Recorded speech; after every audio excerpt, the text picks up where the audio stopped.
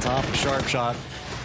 Along that hillside, are we going to see if maybe she can find some to kill? Know exactly where you are. They got back into the circle. Sweet Prince. That's going to be the way it ends. Mime leading the way. He's got to get this knock, and he's got to get damage out early, and he does. The vehicle was going to be coming in. Tiggleton playing on this other side of this, trying to make sure that he provides some type of support. Shrimsy is still back in the other compound, but look at that.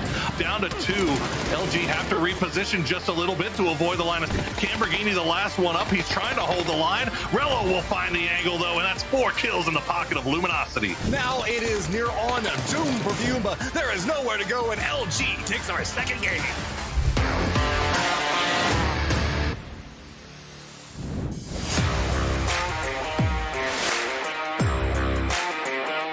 Rat is about to be taken down. A nice attempt.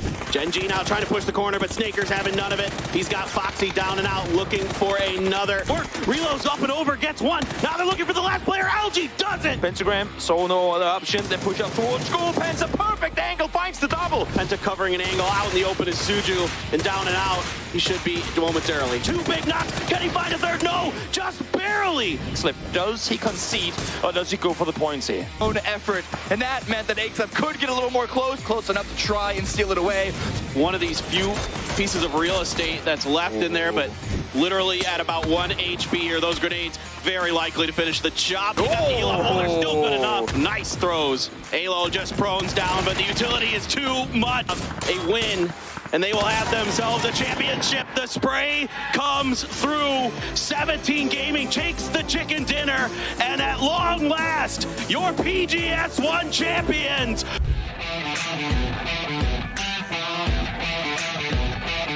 Finals is there now coming in, and they're going to commit to this fight. So it'll be in the first knock coming out from Rob. Nice pull up here, great read from Friendly Fire, seeing 2 vehicles. They will find Mill. Summer trying to make the run on forward, but falls down as well. The sharp shot, second nade comes through. The balls as well, they tried to commit, tried to make sure that there wasn't any issues. Finding the way to get some points in, Kickstart going for the defense, and there you go. LG manages to win a team fight. Yet Selton, though, with that land experience, finally coming in, gets multiple knocks. Them the cover and the way to work with this one. Capitan, though, with that high ground, is going to exploit that. Right up into the thick of the circle. I love the fact that we're getting a nice line, and Logs tries to be sneaky, but gets punished quick for it. Disha doesn't manage to hit the shots, though. Nate's gonna be getting a bouncing through. Mine with a big play to pick up 2. And a beautiful double. He now finds it's it. 17 is out. There's just one member, and Sonics will very quickly deplete that lead that Twisted had.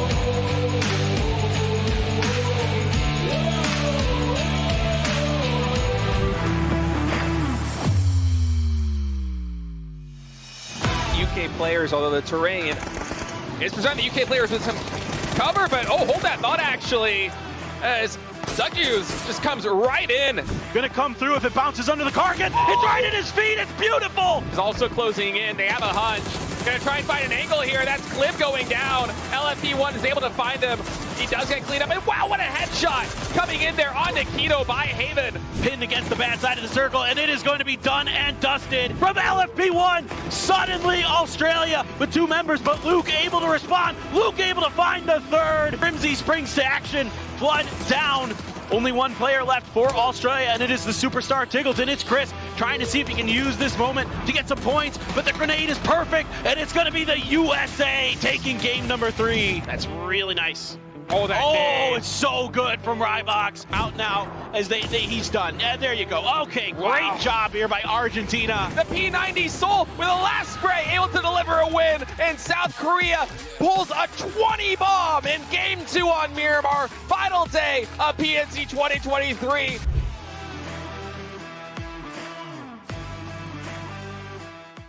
Welcome to the Update 26.1, where you'll experience a rejuvenated Erangel, the return of tactical gear, the launch of a new ranked season, and much more. Let's get straight to it.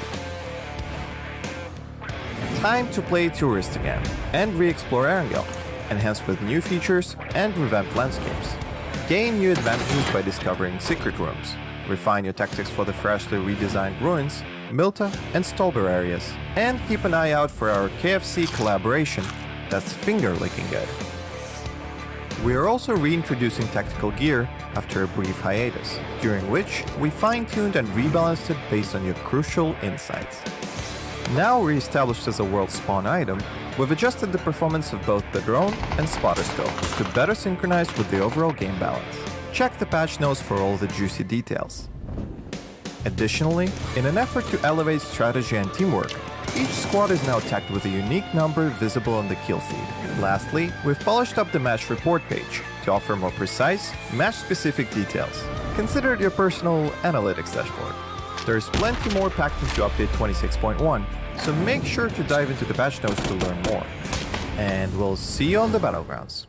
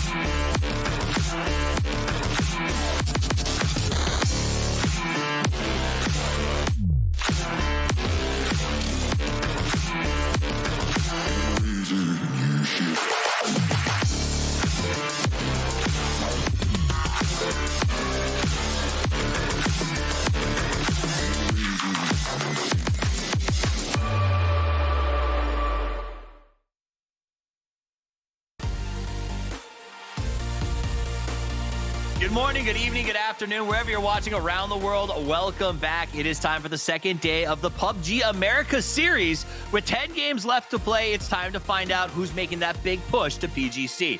My name is Toffees. I'm joined by Cameron, Matcham, and the Mustache Dave. Sorry, Cameron, he's just on that side, so he gets the And I'm glad to have you. It is. It's the cadence. It has to flow that way. Now, something that I didn't expect today was Matcham showing up wearing some gummy worms. I'm loving the hoodie, brother.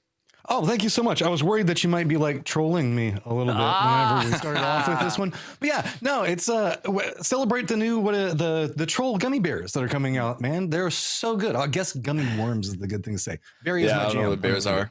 I love that they can give you the wide shot. If they did that for me, you would just see a mess. Okay, so thank goodness for cropping, as well as thank goodness for teams that came out and played incredibly well yesterday. We saw the rise of Legacy. I think a lot of folks expected performance, but not at that level. We're going to talk all about those teams, but first, how do we get here? You know the journey. Open to now, 16 from each region. Bounded out. The top 8 are here today to make it the big 16. 5 of those teams will punch their ticket to PGC, as well as play for a very large prize. But how do you get that? You got to earn points. Those of you who've watched this for a year, this is familiar to you. It's the super point system. If you haven't, it's simple. If you get first, you get 10 points. If you get 9th or below, you get 0 points. If you get a kill, you get 1 point. Whoever has the most points at the end of the event is the winner. Could not be easier than that. 5 matches per day. Now, what are they doing it for? They're doing it for the money. $25,000 is first place, 15 for second. It goes on down to the consolation prize of $1,000 if you're in 16th. But hey, it's nice to say thanks for trying and being here in the first place. Now, let's get everybody else in here because I want to talk about what isn't just a prize pool. It's about the road to PGC, and that is our biggest story because we need to get there. So let's jump right into it. The values, before we talk about this, second place 270, third place 210, first place golden ticket to go to PGC. Cameron talked about the race as it stands now. There are a lot of teams because of the sudden uptick in points for PAS2. There were a lot of teams that are in contention for it, and all of them, most of them, are competing right now, at least from the first day with the points. Looking at Falcon, Shoot to Kill, Friendly Fire, Third Eye are not here, so they're going to be out of the race. But Elevate, Aliens, Legacy are currently in first place, but 9th on the road to PGC leaderboard. The reason why I'm not talking about Luminosity or Sonics is because they're both already going. Luminosity mathematically are going to be qualified, and Sonics are already going to PGC because of the PGS points leaderboard elsewhere. But there were a lot of teams that are trying to fight for what the cutoff is going to be, which I think is around 250 is what we kind of weird, like just estimatedly calculated it out to. We will take a look at it, especially over the next 2 days. Here's where everybody stands right now, because that's what's important, right? Legacy, if they get first, they finish in first. Doesn't matter how many points they need because they'll get their golden ticket to go to PGC. That said, I will say Porosaurus has been working on a spreadsheet he shared with me, and it seemed similar to that Always Sunny scene with Charlie trying to do the math. But we will continue to track that and give you guys how close it is as the week does progress. Great days for these teams. Now, I want to talk about what your takeaways are day 1, what we're looking for day 2, which teams to keep our eyes on as sort of movers and shakers. Matcham, I saw you talk a little bit earlier today about Friendly Fire. Can you break them down a little bit more for me? Yeah, okay. Whenever we talk about Friendly Fire, we're usually talking about like a day 2 or 3 team whenever we're looking at this. Day 1 tends to be kind of one of their weaker sections when we look at this. I mean, going back historically, whenever we look at PGS2, they made the qualifications for that, made it over to Riyadh. Their day 1, they got an 8th, 12th, 15th, 15th, and 6th with a grand total of 8 kills. That's an average of 11th with a 1.6 kill average. Meanwhile, the day that they qualified, they got almost 50 kills and their average placement was a 4.8. Yesterday, they held down an average of 4.8 with an average of 5 kills. If we're seeing Friendly Fire finally start to find some consistency across the entirety of the event instead of just like the last 2 to 3 day push, we could be seeing a whole new contender that's constantly competing at the top of these leaderboards. I would be fascinated to see. I do worry about their kill counts yesterday and where those end up going, but we'll get to that. I want to talk, Cameron, you had a team that you were watching who's, I think, a little bit opposite of Friendly Fire in some ways. Tell me about Legacy. Legacy, they're in first place right now. We can't not talk about them. Got to. They are, 68 points total, 27 placement points, which is pretty on par for the other teams up in their section, but 41 kills. They had 1 first place, 2 seconds, 1 third, and then a 14th place. We can ignore that one, right? Because the amount of kills that they've gotten from most of these other rounds are huge. 13, 13, 10, and then 1 second place with 5 kills. They are just constantly fighting from one group to another, which is very risky, but they've been executing their engagement so well. That's what's allowing them to get so many points, have such a lead, and just take control of so much of the area. If you eliminate your opponents, that's control right there. You don't need to worry about getting the circle in your area because now you suddenly have a lot more room to play around with. They've been taking some pretty impressive fights and winning them. We'll see if that continues today. They have, I think, had 3 players in the top, so I'm looking forward to it. Now, Mustache Dave, another team you've been watching from yesterday even a little bit. It's SDK, and their journey's been a little bit wild. Talk to me about it. Yeah, I mean, couldn't agree more with Cam. Legacy just dominating, and that's kind of what we saw from Shoot to Kill in the playoffs. This squad had 88 kills. Where were the homies yesterday? That's my question. So after day number 1, I had to chat with Wooly, the coach. TLDR, day 1, according to Wooly, was just chaos. That's the word he gave me. It was chaotic. They found themselves in a lot of chaotic situations. And according to Wooly, they just need to tighten it up here today. So we're only 5 games deep. It's not over yet, but I really feel like today is the turning point for Shoot to Kill. And honestly, I hope they have a better read on the lobby. But I think they have what it takes here, Togs. I'm not going to lie. I think they got it. Okay, so you think they've got it. I'm going to put everybody on the spot because we've been watching STK play for as long as I can remember. Yeah. I want Matt and Cameron's opinion, too. Do you guys think they turn it around and they end up in that sort of top, let's say, 5 at the end of the day today, Matt? It's a weird situation, and I'll put this with an ampersand, because often we find that when Friendly Fire does well, STK doesn't. And it's almost like they're on 2 sides of the pendulum. So you say that, but they tend to rotate in similar fashions, and it's kind of peculiar to see how often they bump against each other. I just wanted a yes or no answer. I'm going to say that they're going to make it, but I don't think it's going to be as clean as we were expecting it. All right, dirty progression. Cameron, what do you think? No, only because they have no placement points off of the first 5 games, which is a really big warning sign for me. I can always count on Cameron to be the uncomfortable realist. I love that about you. Thank you for being honest. Let's go to the next. We're going to talk about the top performers. These are the teams that if you were playing fantasy, you wish they were on your team yesterday. Come right back to it. Legacy dominating, Mustache Dave. Yeah, for sure. I mean, we're just missing one more player. Honestly, the big surprise for me is Paige. Underrated, in my opinion, so I wasn't looking at him for day number 1, but I do got to give props to VHS here. Finally, Toffees, I picked the player that was popping off here for fantasy. I love the VHC. Gonna put out. It's like, nice to see him showing up on the tape. All right, let's talk about the teams as they stand right now. Poro looking good yesterday at the start in first place, but he's casting, so I can't come to him. So Matt, I gotta ask you, what's the secret to success? Well, actually, having any member from Legacy helps a significant amount. I mean, you can see Gizera over there on Poro's side. I had VHE yesterday. With the changes that we have seen to Fantasy, remember that you can change out 1 player on your squad per day. So we did see a little bit of a change up on my squad. I brought in Snakers instead of Tiggleton, but that's just more because of the fact that I'm hoping to see LG pop. Very nice. All right, let's slide over to the LG other one. in second over Sonics in 7th. Come on, just say it. Pretty good. They're still pretty close. All right, now Cameron, I know you snuck in a little change, I think, as well today. Is that true? Yeah, I also dropped Tiggleton because Sonics in 7th makes me really, really uncomfortable, and I popped in Gizera. You can only move 1 player, so it's not like you have a lot of wiggle room. You basically got to stay with whatever dollar amount the player is. But hey, that works out for me. I just hope that Legacy don't just drop the ball once they're finally on my roster. Mustache Dave, did you stand your ground or did you switch it up? Ah, man, I jump ship the first time in my life, bro. Jumping ship, the conductor of the Kickstart hype train. Listen, I had to get off at this stop because yesterday, bro, was falling like a domino. So you know what that means. Today's going to pop off, but I did swap him out here today. You did it to help him. That's what I believe, Mustache Dave. Exactly. Now, you have been helping people all along. I know that you've got a new segment, Chat and Chicken. I don't know who I'm looking for. I want to be surprised who you're talking to. So don't tell me. Let's just do it now. This is Mustache Dave and Chat and Chicken. What's up, everybody? Chat and Chicken with Mustache Dave. I got Seju with me here today. Hello. Thanks for taking the time, man, to tune in before the big games here today. So let me ask you real quick, Seju. A lot of people didn't expect Mercy to be top 5. I want to ask you, what do you have to say to those non-believers? Hello. If they didn't know, now they know. I mean, we've been grinding and putting in the work, so we are looking to make an impression in an A scene. Yeah, I mean, yesterday you made a big impression. I think you had a really nice grenade that was beautiful. So let me ask you, how do you plan to kind of carry on that momentum from day 1 to day 2?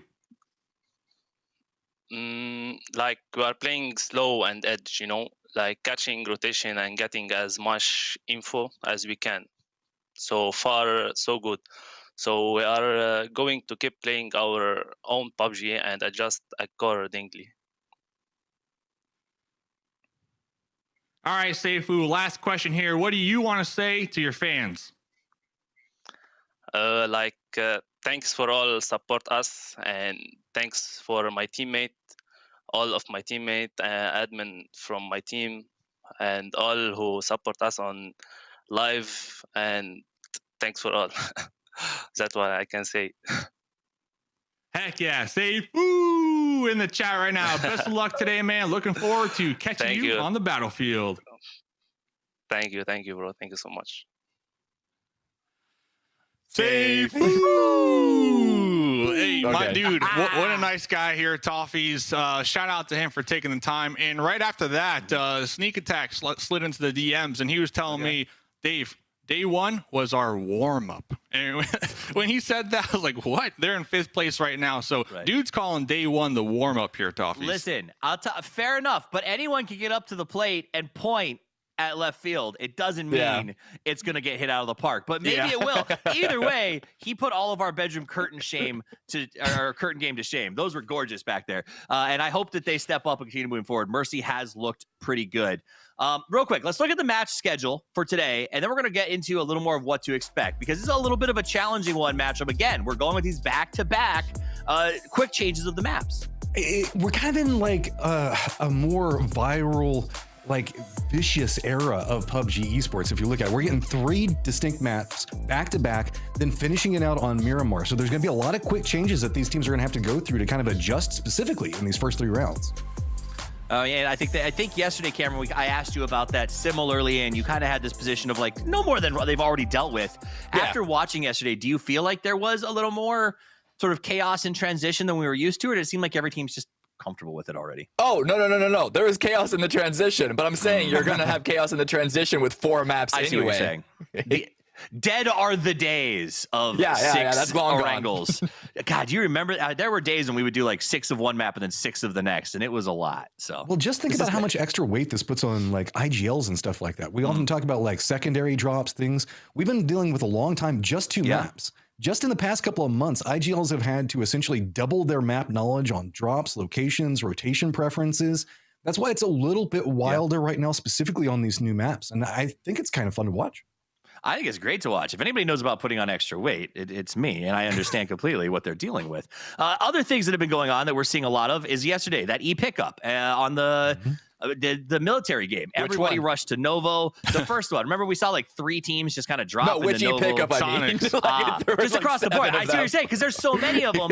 We even saw gliders yesterday, gentlemen, and that hasn't been something we see very often. I mean, that's got to be like a top 5 play of the day or something, Mustache Dave. Yeah, Hello Senpai was trying to drop some grenades, doing the seat swap up in the sky. I was trying to get the dude on for an interview, but he's too busy practicing his glider skills here today.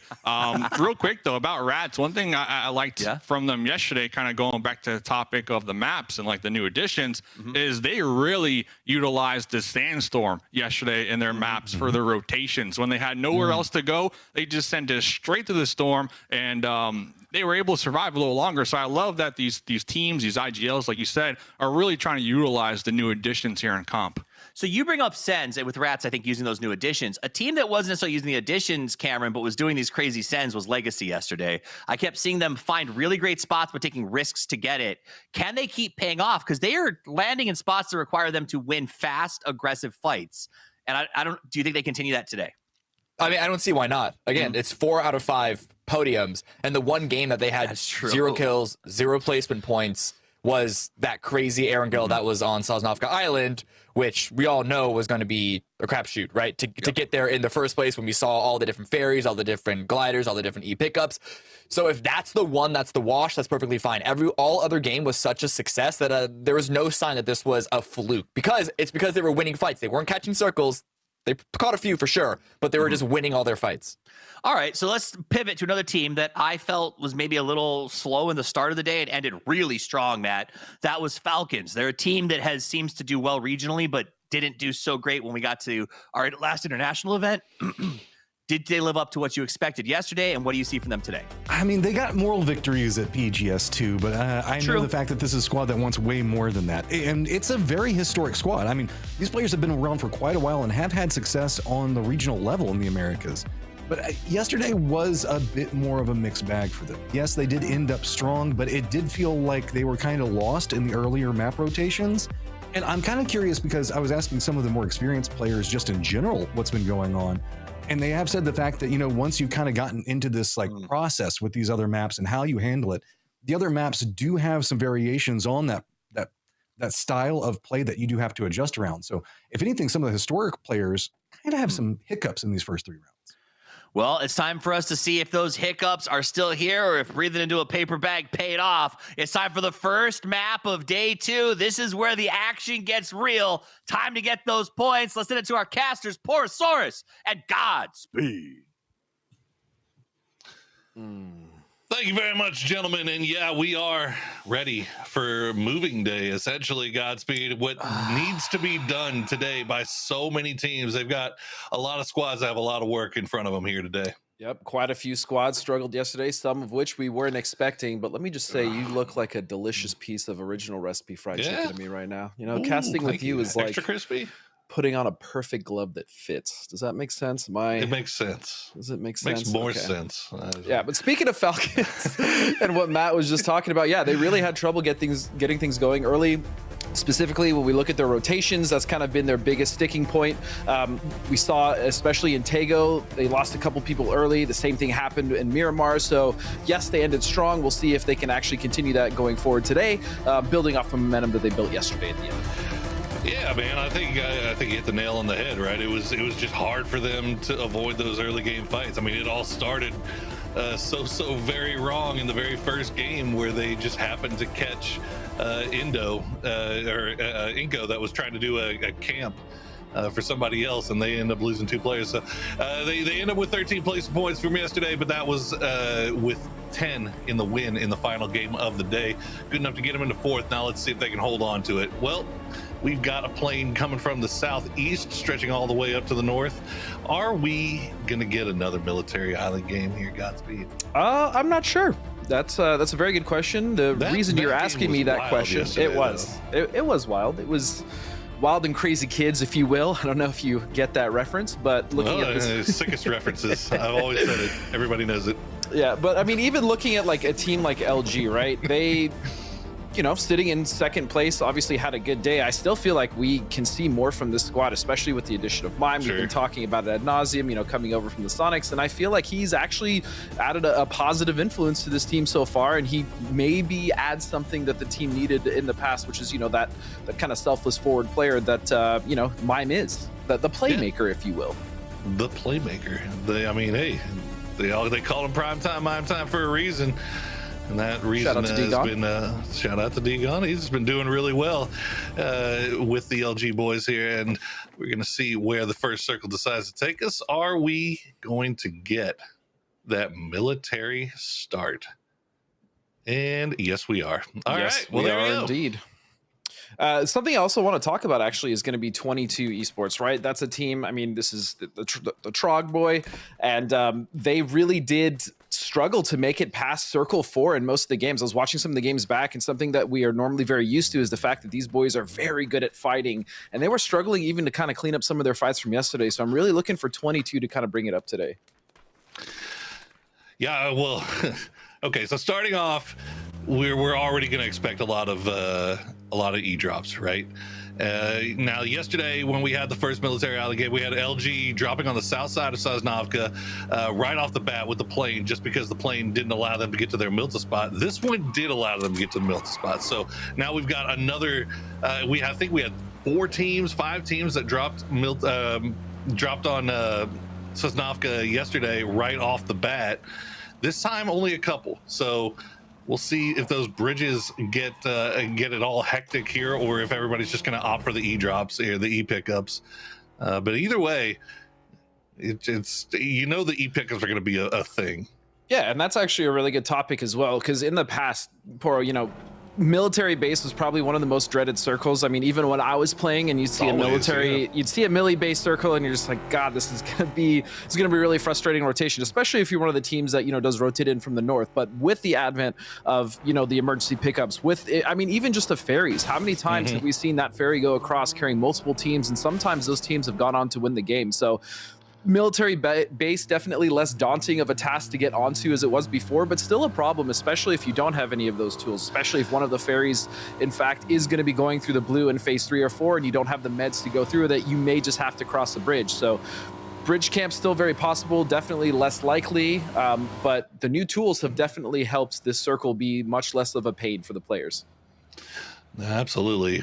The only issue being is, you know, we touched on it, they touched on it a little bit at the desk in the open, but the fact that we're switching maps so many times, and now you've got one Erangel game for the whole day today, and now it's a Millie Island game, and then you're sending it over to Vikendi, you're sending it over to Tego, ending on Miramar, so you don't really have the time to, you know, like you said, in the past, military island games were kind of seen, I don't want to say as a wash, but they were kind of seen as like, you know, we'll get what we can out of this. Exactly. You don't have that option. You know, especially if you're a team like Shoot to Kill, you know, or a team that's any team that's in the chase for those PGC points, you need to get as much as you can off of every single game you play today. And right now, Legacy is pulling right up onto Elevate. They're going to find RBN right off the bat. Big spray from Vegas will do some damage, but won't get another knock. Legacy will get out of there, only losing one. And any and all damage that is done to Legacy here is going to be a massive boon for the rest of the teams in the lobby because of the day that they had yesterday, because of how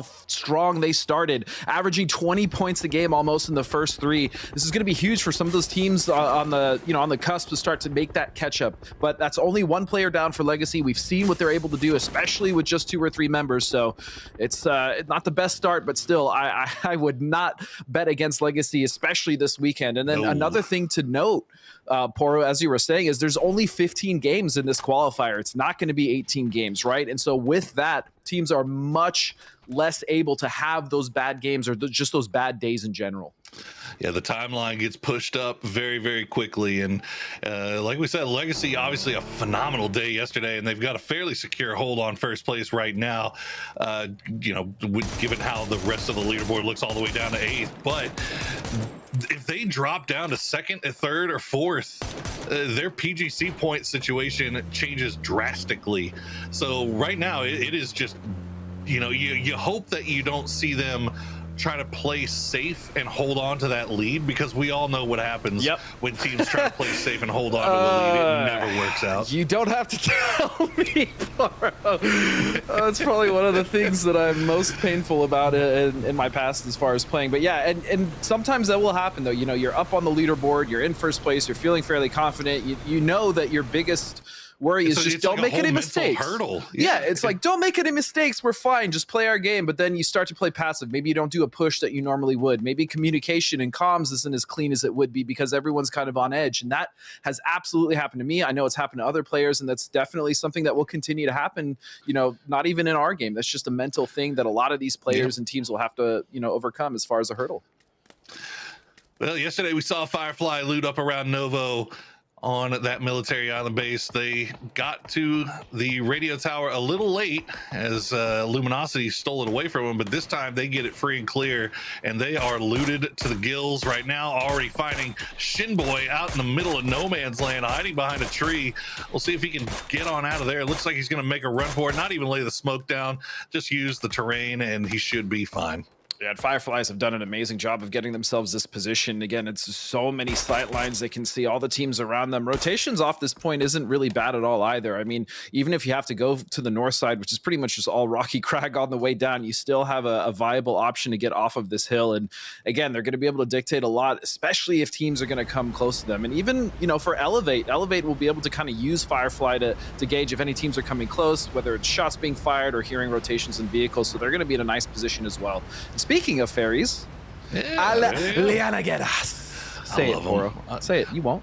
Alienígenas. That's like, you've gotten better since yesterday. You've been practicing in the mirror. I can tell. I want to say it. I want to say it correctly because I love the fact that it's an alien riding a skateboard, and it's just amazing. I love it. It's a hoverboard, first of all. Hoverboard. I'm sorry. I don't want to. Never mind. I'm glad you apologize.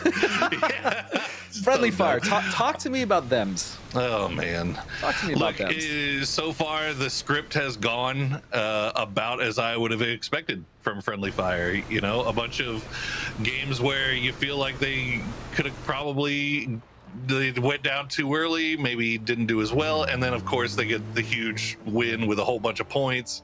Yeah. You know, that's just, you know, standard Friendly Fire at this point. It feels like, let me see them put two good games together and I might have a heart attack. Well, I mean, don't do that.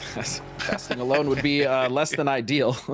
That being said, just too easy now. Rotating a little close to Revo there from Zvire, but they're going to be just fine. And talking about Friendly Fire, I will say I agree. They did have some games where, you know, they're very scrappy. It's pretty much been their MO.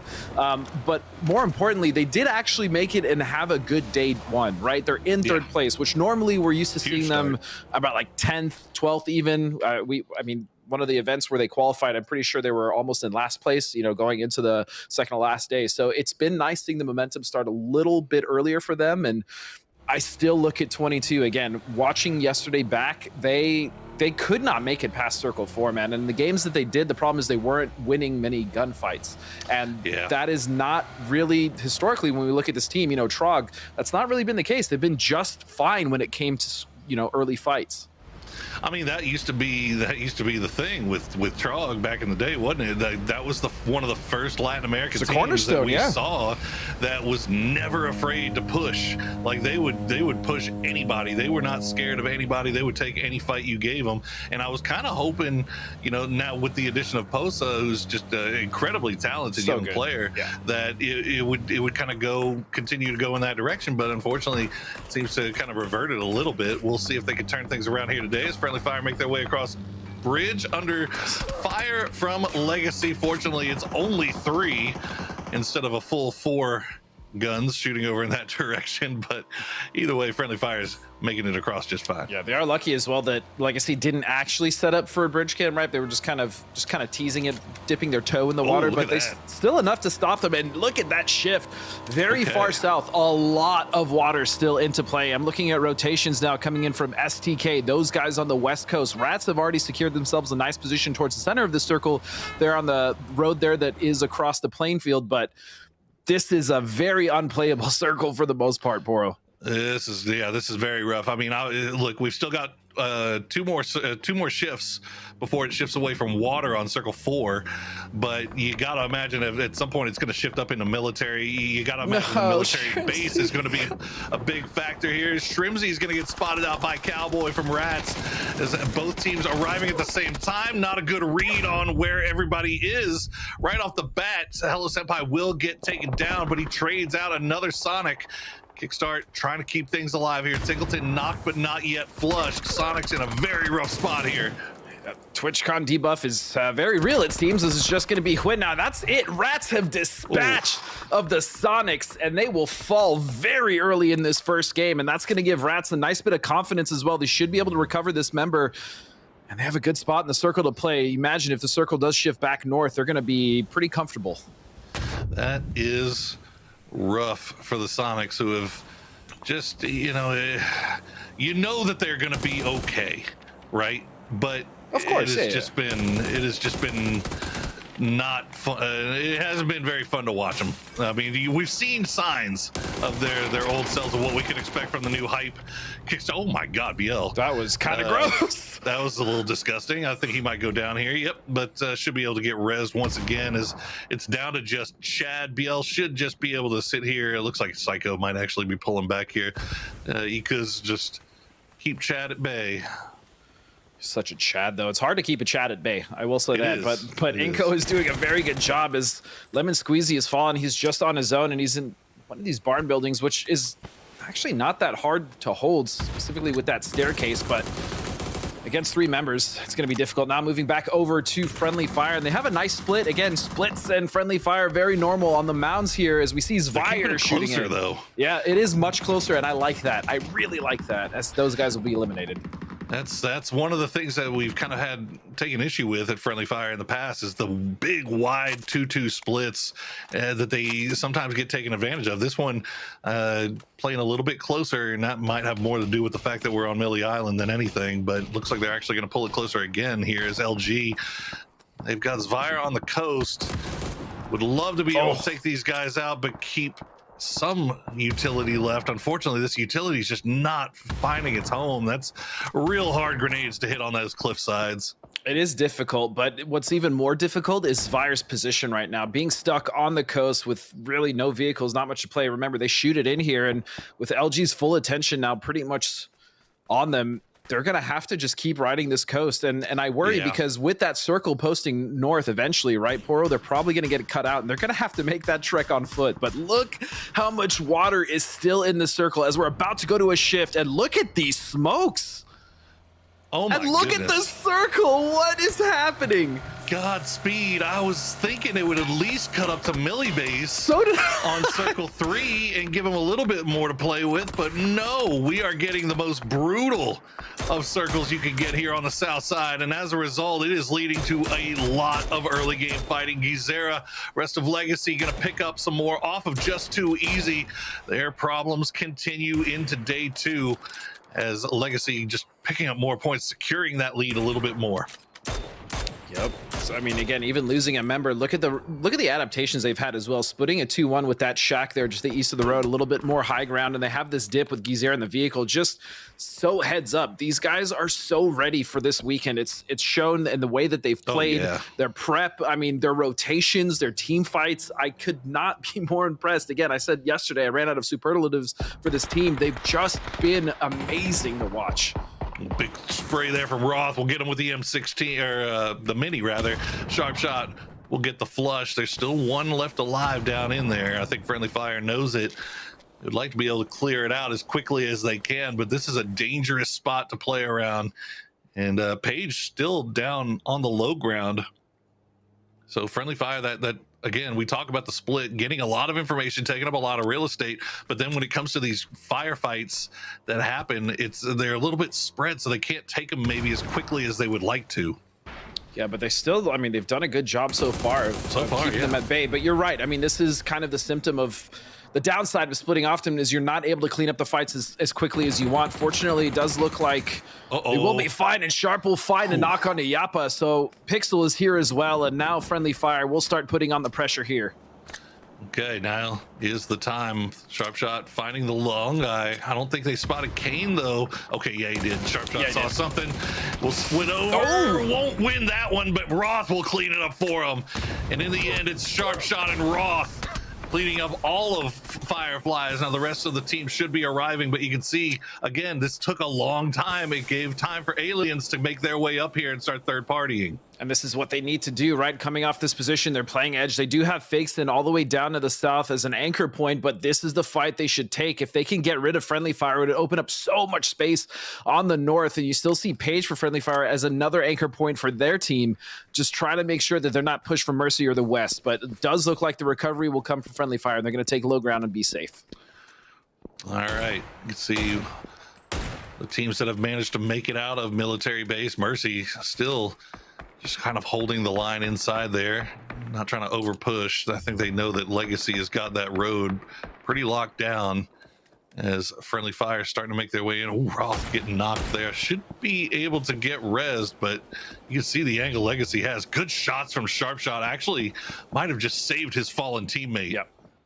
Legacy, though, they're putting the screws to all the teams on the north. This position is, I mean, it's fairly open, right? They just have a dip on the side of that hill, but because of LFP1 and the fact that he has that anchor shack, it's hard for the teams to make an approach on the north, and no one really is cresting them on the south side because those teams aren't even in a position to, plus they'd be in the open. So again, Legacy just continues to control as LFP will find Page, and that's a big knock. He is the anchor. Everything is hitting for Legacy right now. If you were concerned about the day 1 to day 2 transition, so far so good for these boys. Grenades being sent over, not finding the mark. But they're at least putting a pause. That one will. Roth gonna go down, and a lot of damage done to Sharpshot. Pixel pushing with that M249 in hand, and Legacy already pulled away though, and they're gonna take 2 down. I think it's 1 left alive now for Friendly Fire. And Legacy getting pulled by Mercy. Just everybody sending it over in that direction. I think VHZ the only one left alive. Yeah, and Mercy was in the north side. Remember, there were planes quite early and taking shots at multiple teams. They do find a lot of damage on Legacy. I am most impressed with LFP, though. We talk a lot about Gizera, but every one of that team came to bat yesterday. But LFP has just, I feel like he has leveled up so much since the last time we saw him play. How did they get all these revives off? I was just about to say, to Friendly Fire's credit, they were even going to get Page up. I was not expecting that at all, especially with the distance he was knocked, that he was away from his team playing in that anchor position. But again, impressive from Friendly Fire. This is the start they need to have. 5 kills as well. Man, I cannot believe that they were able to get this. Aliens, it looks like, I thought Aliens were going to continue doing their wrap down, but maybe it was Mercy that prevented them from going any further down. So Mercy inadvertently kind of protecting Friendly Fire here, letting them get back up to full strength. As you said, 5 kills already in the bag, Roth with 3, but their position has not gotten any less precarious right now. They are full strength, but it's still a rough spot. A big part of Aliens as well, not pushing down, is if you look at the position now, they've actually taken a little bit of high ground and they have more room to work with. Yes, they could have pushed down. Yeah, they could have maybe gotten a few kills. But as you said, Mercy was a big factor in that fight, making sure that if they did make that open trek, they were going to get punished for it. So I actually really think that Lianagenas has done a great job of kind of being a little bit more restrained and taking a better position rather than just thirsting for some kills. No, absolutely. I mean, they came over to the side. They saw Friendly Fire. They wanted it. Right. You had to imagine that they were willing to risk it all to get those kills. They were looking real spicy, but as you said, playing it smart, playing it slow, and as a result, they're left with a pretty nice high ground spot here to work with. Friendly Fire again, still in trouble. We did check in briefly there with STK, still grouped up on that south coast. They've spotted out Zvire, who's managed to stay 3 strong after what looked to be sure. I mean, LG was putting the screws on him, but Zvire managing to fight through it and stay up. But it's about to get rough. And here's the thing now, Aliens with that position, they know that Friendly Fire is going to have to push into them, so they have the advantage. The problem is they do have Haven so far down to the south, so if that fight does break off sooner rather than later, it might be an issue. And yeah, finally VHZ will fall, but Friendly Fire still needs to move in. They can play the base of this hill where they did see Legacy earlier, but then they're going to have to worry about Mercy. Knock on to AliRV will signal the push here for STK. And Fisher actually going to go down as well. A grenade from Mime. So Zvire, we were saying they were staying alive there, but they have been dealt with since. Falcon's kind of doing the same thing that they did in the last military island game, where they have a high ground position, but they just don't have angles on anybody. And meanwhile, Aliens still, you got to feel confident about Aliens where they're at right now. They know where everybody else is. They know exactly where Friendly Fire is. They know exactly where Mercy is. They're not overextending, as you said. So they're still kind of in the driver's seat as far as the north is concerned. Yeah, I mean, Mercy is in a decent spot now, but again, if any of the teams on that hill, on that plateau would crest over, they'd be in a lot more trouble. I'm talking about 22, potentially Inco. I mean, even Aliens would be able to see angles onto Mercy and take some shots into them, but they're not. I mean, all the teams on the plateau are actually sitting back, and so Mercy is going to be fine to play here for now. Aliens realize that they have a lot of control, and now they're starting to put some damage out there, specifically looking at Friendly Fire right below them as Haven goes for a spray. Yeah, the shot's down on a Friendly Fire, looking a little bit more free now that Mercy is pinned and they can't shoot back. So Aliens focusing their attention down on here, leaving Kaishen to keep an eye on the LG as well. Santa trying to take the shots from range with the AUG on single tap. Nice stuff there, Friendly Fire. Yeah, you kind of knew it was inevitable. It was always going to be a rough spot to fight out of here for them. And Aliens making sure they secure those two. Super methodical play here from Aliens as we now move back over to the duo left from the Falcons. 2 kills on a Draft King. He's gonna find a knock on a Purdy, who thought he was safe behind that UAZ, but he is in fact not. It's now just down to Adam. A rough position, back to the blue here. Oh, there it is, through the bush. He's gonna find him, but Iku's will trade it back, and just like that, shoot to kill will go down, but Falcons will be avenged as Inko coming alive here in the late game on that western side of the circle. New shift actually helping Mercy out a lot here. Somehow Mercy, Aliens took care of friendly fire, which opened up the door for Mercy to make their way across the road. And now they have this whole cliffside to work with. Aliens don't really have an angle on any of this. And now they have to start focusing their attention off to the south. And Aliens have two options here, right? They can go for a more aggressive play on the top of this plateau. They can continue to push towards 22, or, I mean, if they want to, they have the option as well to try to make a push towards Mercy. The problem is Mercy's actually already kind of set up for that. They realize that the team above them is probably going to have to make a play there, and they're ready for that. Meanwhile, Snakers will find nobody. In 22, although they've gotten themselves in this position, they have done almost nothing as far as damage or kills. Yeah, it's just the way the angles worked, and Falcons was kind of in the same boat. 22 now dashed down to kill Demo and Posa, and I think Aliens maybe just hoping that LG and 22 keep themselves occupied for long enough to where they can come down here and maybe take this fight with Mercy, clean this up. But Inko, they have to have their ears on. They have to be aggressive. If they start seeing knocks over here, they got to get involved and try to clean this up if they're going to have any hope of winning this game. And they have to know that Mercy is here, right? They have to know that there's going to be a team down there. Nades are going to come out. That's going to be a rotation here coming in to distract on the north side. Look at that. Kai Shed is trying to get a different angle, but he will get found. And a beautiful spray from Roggy as he will find another member of Aliens. Oh, big trades coming through, though. A sneak attack Seju, we're going to go down to Haven and Fakesin. So it's now 2v2. I believe the grenade, just so close. Haven and Fakesin. And just as we were thinking, Inko starting to come over here. 22 starting to come over here. They've got to clean these fights up. Raji and Lucid staying alive in the smoke, gonna go for the revive. Should be able to get, that's a good blue grenade. That's gonna be, Haven's done. Fakes in now the last one up for Aliens, who've had a fantastic game, but not a lot to show for it. Only 2 kills. And look, 22 finally coming alive. 2 kills now, the way of Kildema. Posa finding a knock as well. If they can clean this up, they could almost secure themselves a 2nd place potentially. And so that's going to be big. And 22 need these points desperately. Another nade will find sneak attack, and that's going to be from Beal Inko. Finally coming alive for kills. 12 kills for Inko. And all the while, LG is just sitting back here laughing because all this fighting going off on the north side, they have not had to get involved in any of it.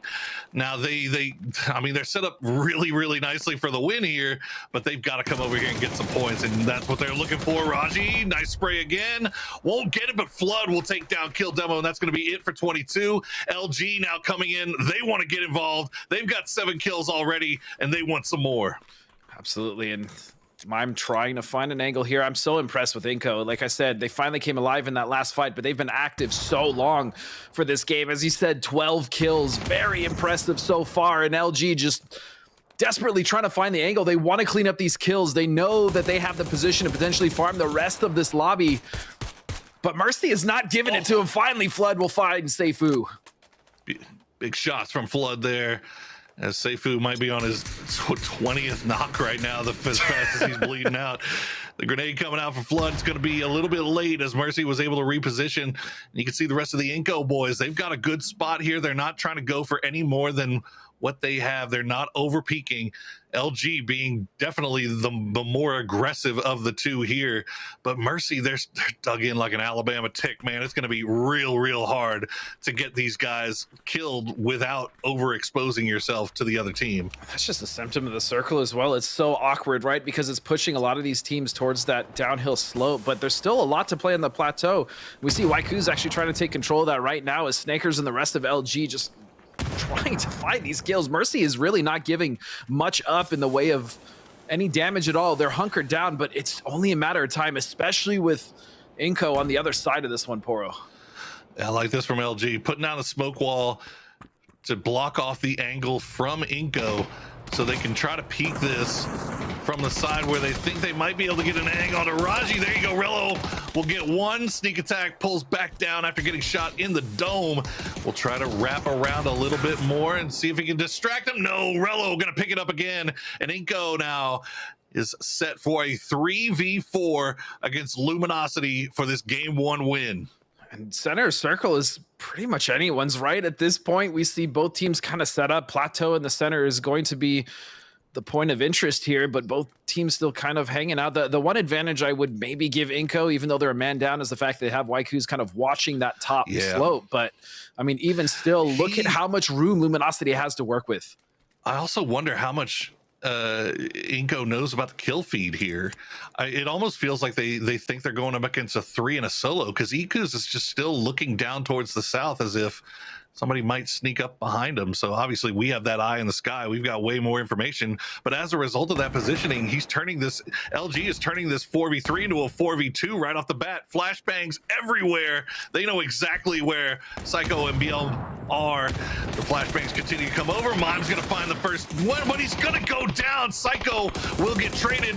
He'll find Rello. BL's down now as well. 2 up, Flood and Snakers, and it's just down to Ikus. And as you said, if Ikus was just a little closer, he might have had a little bit more of an impact, but even still, as a 3v4, bringing it to a 1v2, impressive. Inco is still fighting. They're getting the recovery. He's trying to spray. Maybe he can get this flush. He will find at least one more point as he is all on his own, and that is it. LG will clinically clean that game up.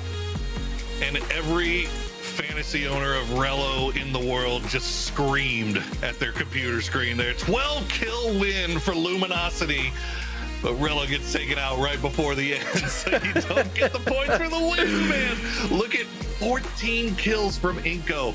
They were so active so early on there. Yeah, Godspeed. Inco was super active there on the west side of the circle, going through multiple teams. We saw a very early fight between them and those guys, and then I mean, even Mercy, right? They sat early in the plains. They moved to the mounds. They took shots at both Legacy. They took shots at Friendly Fire. They were able to move their way up on that hill. They utilized the circle the way that they could, and they managed to get themselves pretty close there in that top 5. A lot of kills, at least 10 their way. That was a hell of a first game to start. And what was that circle? That circle was vicious, man. That was what that was. You got to give credit to LG also, because I think, you know, you look at this lobby, 16 teams, maybe 2 of them would do what LG did at the end there, where they had complete control over that south side. Nobody was pressuring them. They knew they had the win, but they still wrapped up there. They still went up to the north side. They were the aggressors trying to go and get those final kills on the Mercy, get some more points to try to secure that first place spot. There's not a lot of teams that have the confidence to kind of try to do that in this final round of play, essentially. Oh, I agree 100%. And also just to kind of point out again, Friendly Fire with another game, right? They were very scrappy. They still managed to make it out of there. But you know what? It was overall a very good experience for Friendly Fire. It was a really good start. And I just want to make sure that you guys are still just playing out there, because I don't know if you know this, Poro, but Erangel has just had a little bit of a change up, a nice little refresh. Make sure you guys are dropping in, checking out the new Erangel. That's it for the first game. We're going to go to a quick break, but when we come back, more PUBG action.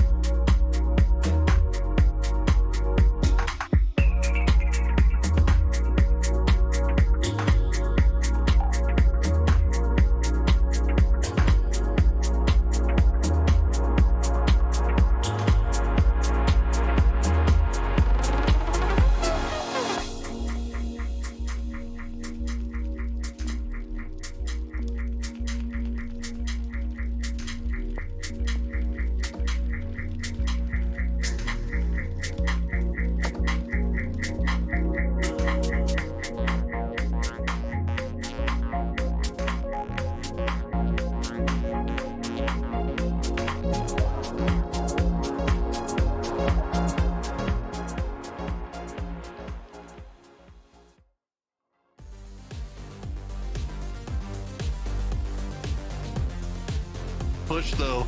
They need to be quick about this because they don't want to take a knock. They don't want to open up a door here for Falcon's camp. Both got their ones. Now VHC is down as well. MVP the last one up for Legacy. I thought they had it under the Sonics. There's so many distractions. They're going to be coming in, landing right on top of this STK compound, it looks like. They are jumping in fast. 22 on one angle from them. Are they going to be able to read what's going to be happening? I think that they've spotted out a bit of the vehicles. They're going to make the commitment to land all up on top of Alo. The other three members from STK on the opposing side, they can't even step over. Alo's already down. Hurdy-curdy's already out. Sonics just land with full-on gusto. Finally, Kick goes down inside of this exchange. Go, Cowboy. You picked here. Can you survive? There goes for the shots onto one of them, but there are just so many people outside trying to go for the flush, at least get 1 point out of it. He's still alive. Goes for the spray and gets a second one. He's trying to hold it together. Finally, Rats go down. Mercy's making a commitment into that Sonics line, though, and that's opening up Legacy. This is what I wanted. Yes. Legacy is creeping into the west and using that. And yes! Mercy Seju, though. He buys that back. He has an idea on where they're going to. He knows that car is going to be on the outside. Go ahead and throw in the Molotovs. Legacy's making a commitment into this one, but not with very many players. Nice outside defense. And oh my. He going absolutely hog wild. Circle's going to pop. It stays inside.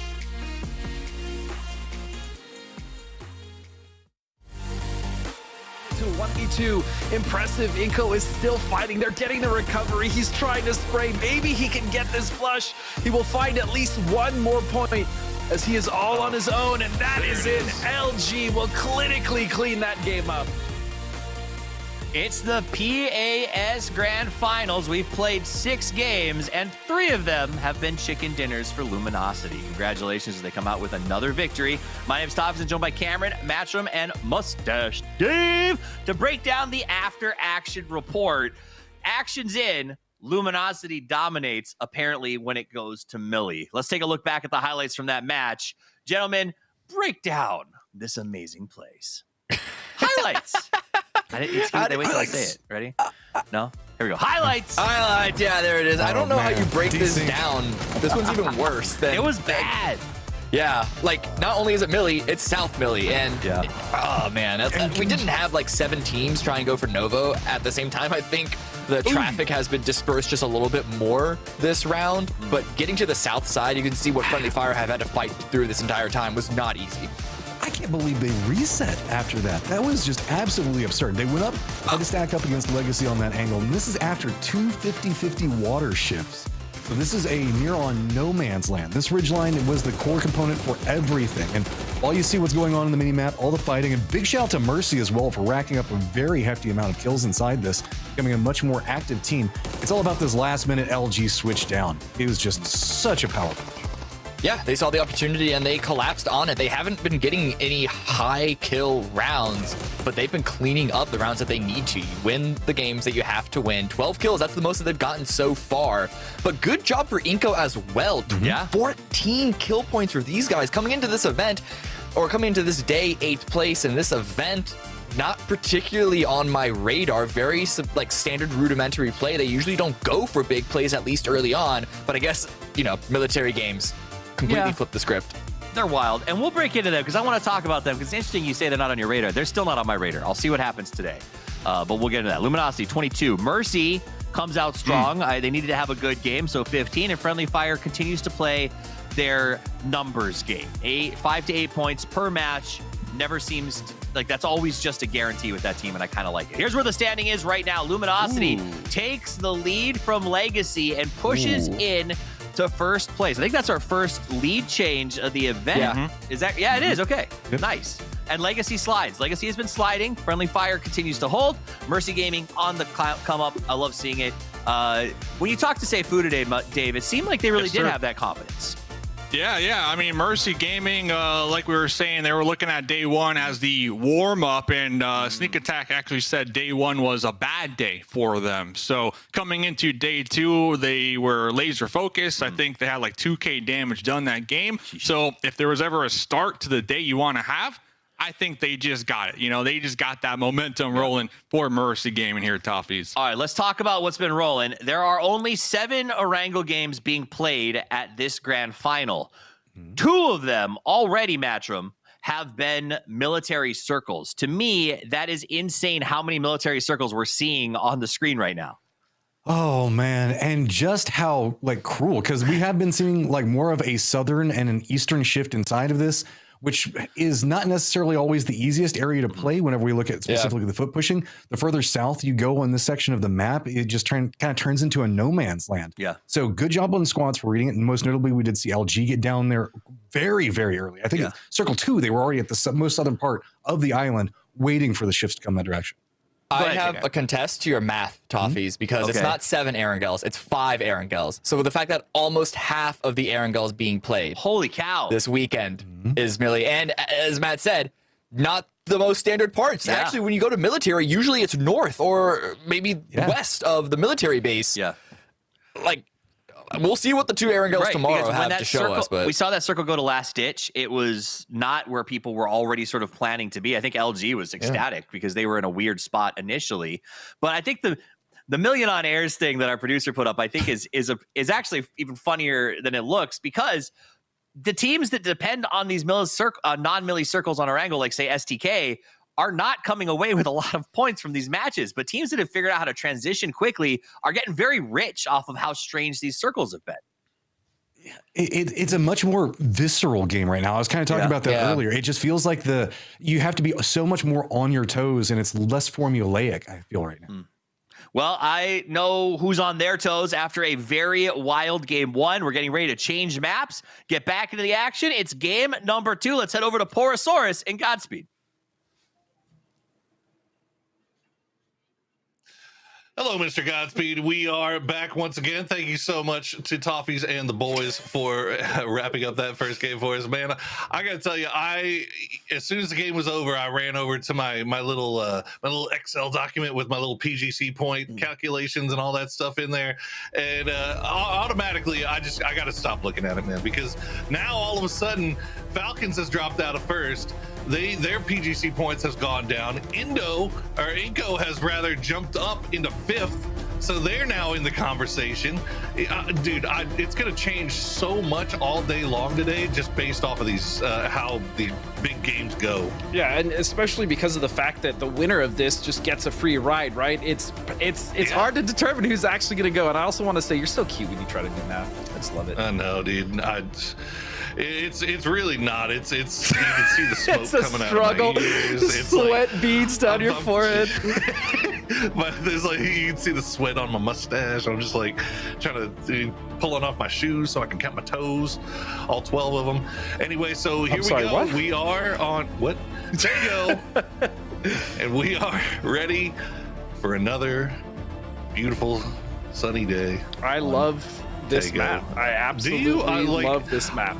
I've started to come around on it a lot, honestly. Like, I was back whenever I first started watching it, and it seemed like the circles always seemed to go into the same place. I wasn't as much of a fan. That's fair. Now that we've kind of seen them spread out a little bit more and go different places, I'm starting to enjoy it. I've been a little bit more fortunate. I've actually seen kind of the gamut of a lot of different circles in my casting. I've seen north circles, I've seen east circles, I've seen southern circles. Actually, I will say the only circle I have not seen on this map yet in competitive play is Hop Ho. I have not seen a circle go that far west. However, I've pretty much seen every other region of this map, and it's been a blast to watch. There's so many different elements. Again, we talk about that river in the middle being very different from what we're used to as far as, water in circles like Erangel. It's very shallow. The banks on either side are difficult to traverse. They're very vertical, not a lot of cover, and there's just a lot on this map to love. And the cities are very different from what we're used to as well. Not as densely packed. Buildings are very diverse. And speaking of which, we have, look at this, 22, and it's going to be Falcons actually dropping dangerously close to each other. Right off of Hosan. Now, this city is obviously more immense. Than big enough to handle 2 teams looting up here. So I doubt we'll see anything. There we go. Circle's going to pop, and we are going to go up to the north. And so that river will be in play. But yeah, yesterday ending over there in the swamps just off to the east of Hosan Prison. That's the first time I've seen one end over there. Yeah. That was a lot of fun. Got to see friendly fire comms. Good stuff. Fairly clean comms. Again, I love the evolution of Roth, being able to trust Paige and his players to make those plays and those calls, follow through with it, kind of slow everything down when they really needed to, and then still just talking about utility, talking about the kill feed. Again, I think Sharp and Roth do an amazing job, especially after getting some time with those boys. And what's happening with that team is they're coming together despite whatever issues they may have. That is a solid squad, Poro. Yeah, look, mechanically, obviously all of those guys are cracked. It just comes down to comms and confidence at the end of the day. So, yeah, you can see their comms are getting a little bit better. They're starting to, there's not as much, useless information going out there. There's not as much repeating the same thing over and over and over again like that. That just, drowns out other people's calls. You just want to be patient and calm with it, right? And I definitely think a year ago these comms were a lot different from those boys. So definitely a lot of improvement in that area as we check in with Inko over there by Hapo.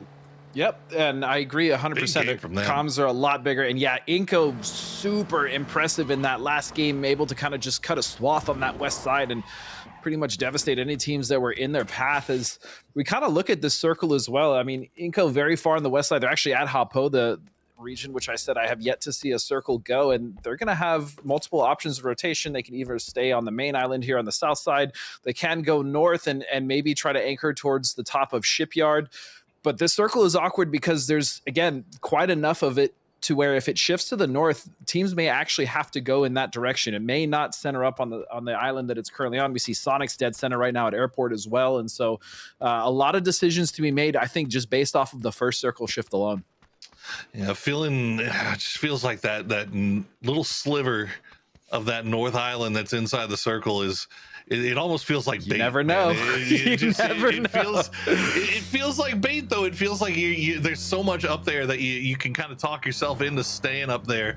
But this river is a lot. It just feels like it's so much more difficult to cross. But it is. Anyway, here we go. Sonic's having a little bit of a rough start this weekend. Not that it really matters. It matters, but it doesn't. Yeah. But it's I guess it matters for the fans who were excited to see what Sonics was going to look like with their new edition of Kickstart. I mean, this is something that it's a really good point. I think a lot of people in the past have, I know we have as casters wondered what a Sonics team with Kickstart would look like. And, it's definitely been a slow start. It's been a slow start, but they've done all the things that they've needed to do. They haven't lost anything that it was any real consequence. So, they still have a lot of time left to kind of get themselves set for PGC. And that's when we'll finally know what that new Sonic squad is going to look like. Sorry. And no, you're fine. And I agree with your point 100%. It's not necessarily been the start. I'm sure a lot of people are like, oh, kickstart on Sonics, but it's going to take a little bit of time as well. And I know you're not worried about them. I'm not worried about them at all. No, they're obviously going to be just fine. And they still have 9 games, right? Like they still have plenty of games to try to get their footing under them. Not that they've even really had travesty games. That last one wasn't great, but you know what? They're going to be just fine. Looking at the circle, though, I want to talk about this real quick. One of my favorite things that I saw a team do in this specific circle was actually LG at PGS2. They took that north tip that's kind of bisecting in between all the little islands there, and they stayed there waiting for the play so that no matter where it went, the rotation was going to be clean regardless. I'm curious to see if we're going to see another team, try to implement that game plan, because I thought that was a beautiful call from Relo. Yeah, we'll see how they played out. We saw Legacy getting themselves a little bit of a loot come up. What are your thoughts on the FAMAS? At first, I really wasn't a fan. After using it a little more, especially recently, I had a pretty decent game the other day with it. It reminds me of a weaker, less exciting Groza, a 5.56 weaker, lesser Groza. This is kind of the best way I can describe it. That being said, I mean it's definitely a solid gun, but it's not my favorite crate gun. I'll say that right now. That's fair enough. I think kicks like a mule for me. I can't control it. Anyway, Martin gonna find the opening knock onto aliens here. We'll see if Haven can maybe get over to Santa, get that res off, but he's got to do something about Coda Kid before he can, and that's a couple of nice shots right in the dome. Should open up a little bit of a door here, and actually it's going to be Kaishin that gets over there. And you can see still more shots coming in from Just Too Easy as they're just going to continue to spread out and surround aliens like a fist before they end up closing in. Oh, look who it is. LG and Sonics right on top of each other. H-Win Trinity. Oh my God, LG just gets deleted. Remember all that talk we were having about the Sonics? They seem just fine as they are going to take care of. You came into the wrong neighborhood, my friend. I think there's only, what, one member left now of LG.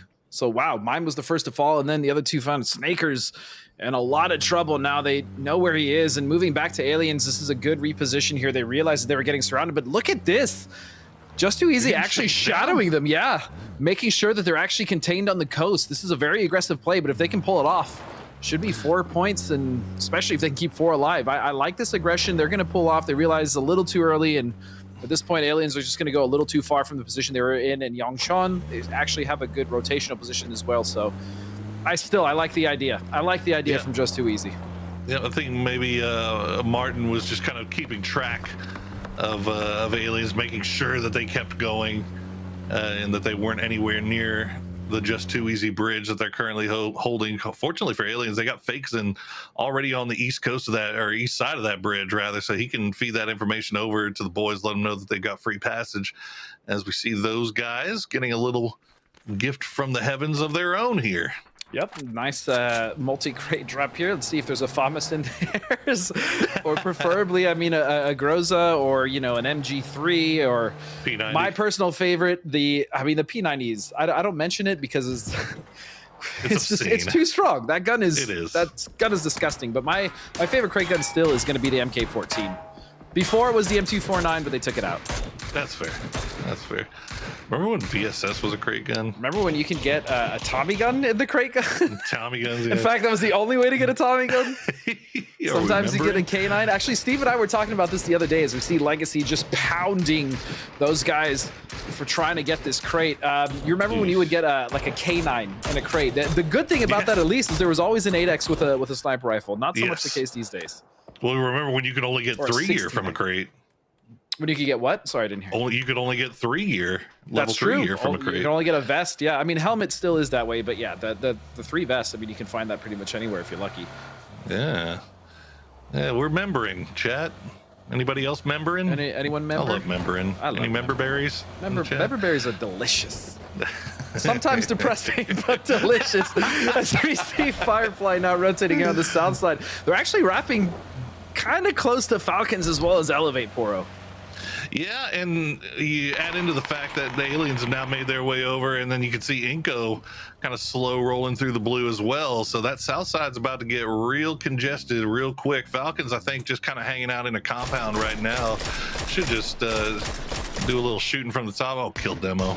See, that's me with the SKS. I have no idea where the bullets go, but they damn sure don't go into the person I'm shooting at. There's a little bit of a lob going, and actually look at those guys in the circle. This is what I was talking about when I referenced LG and PGS2. That spot, it's strong, and now look at them. They pretty much can stay there, or they can even choose to rotate a little more to the east if they want to. So a great heads-up decision there made by those guys. I just like that team a lot, Poro. They've shown so much as far as a new team, like so much promise already.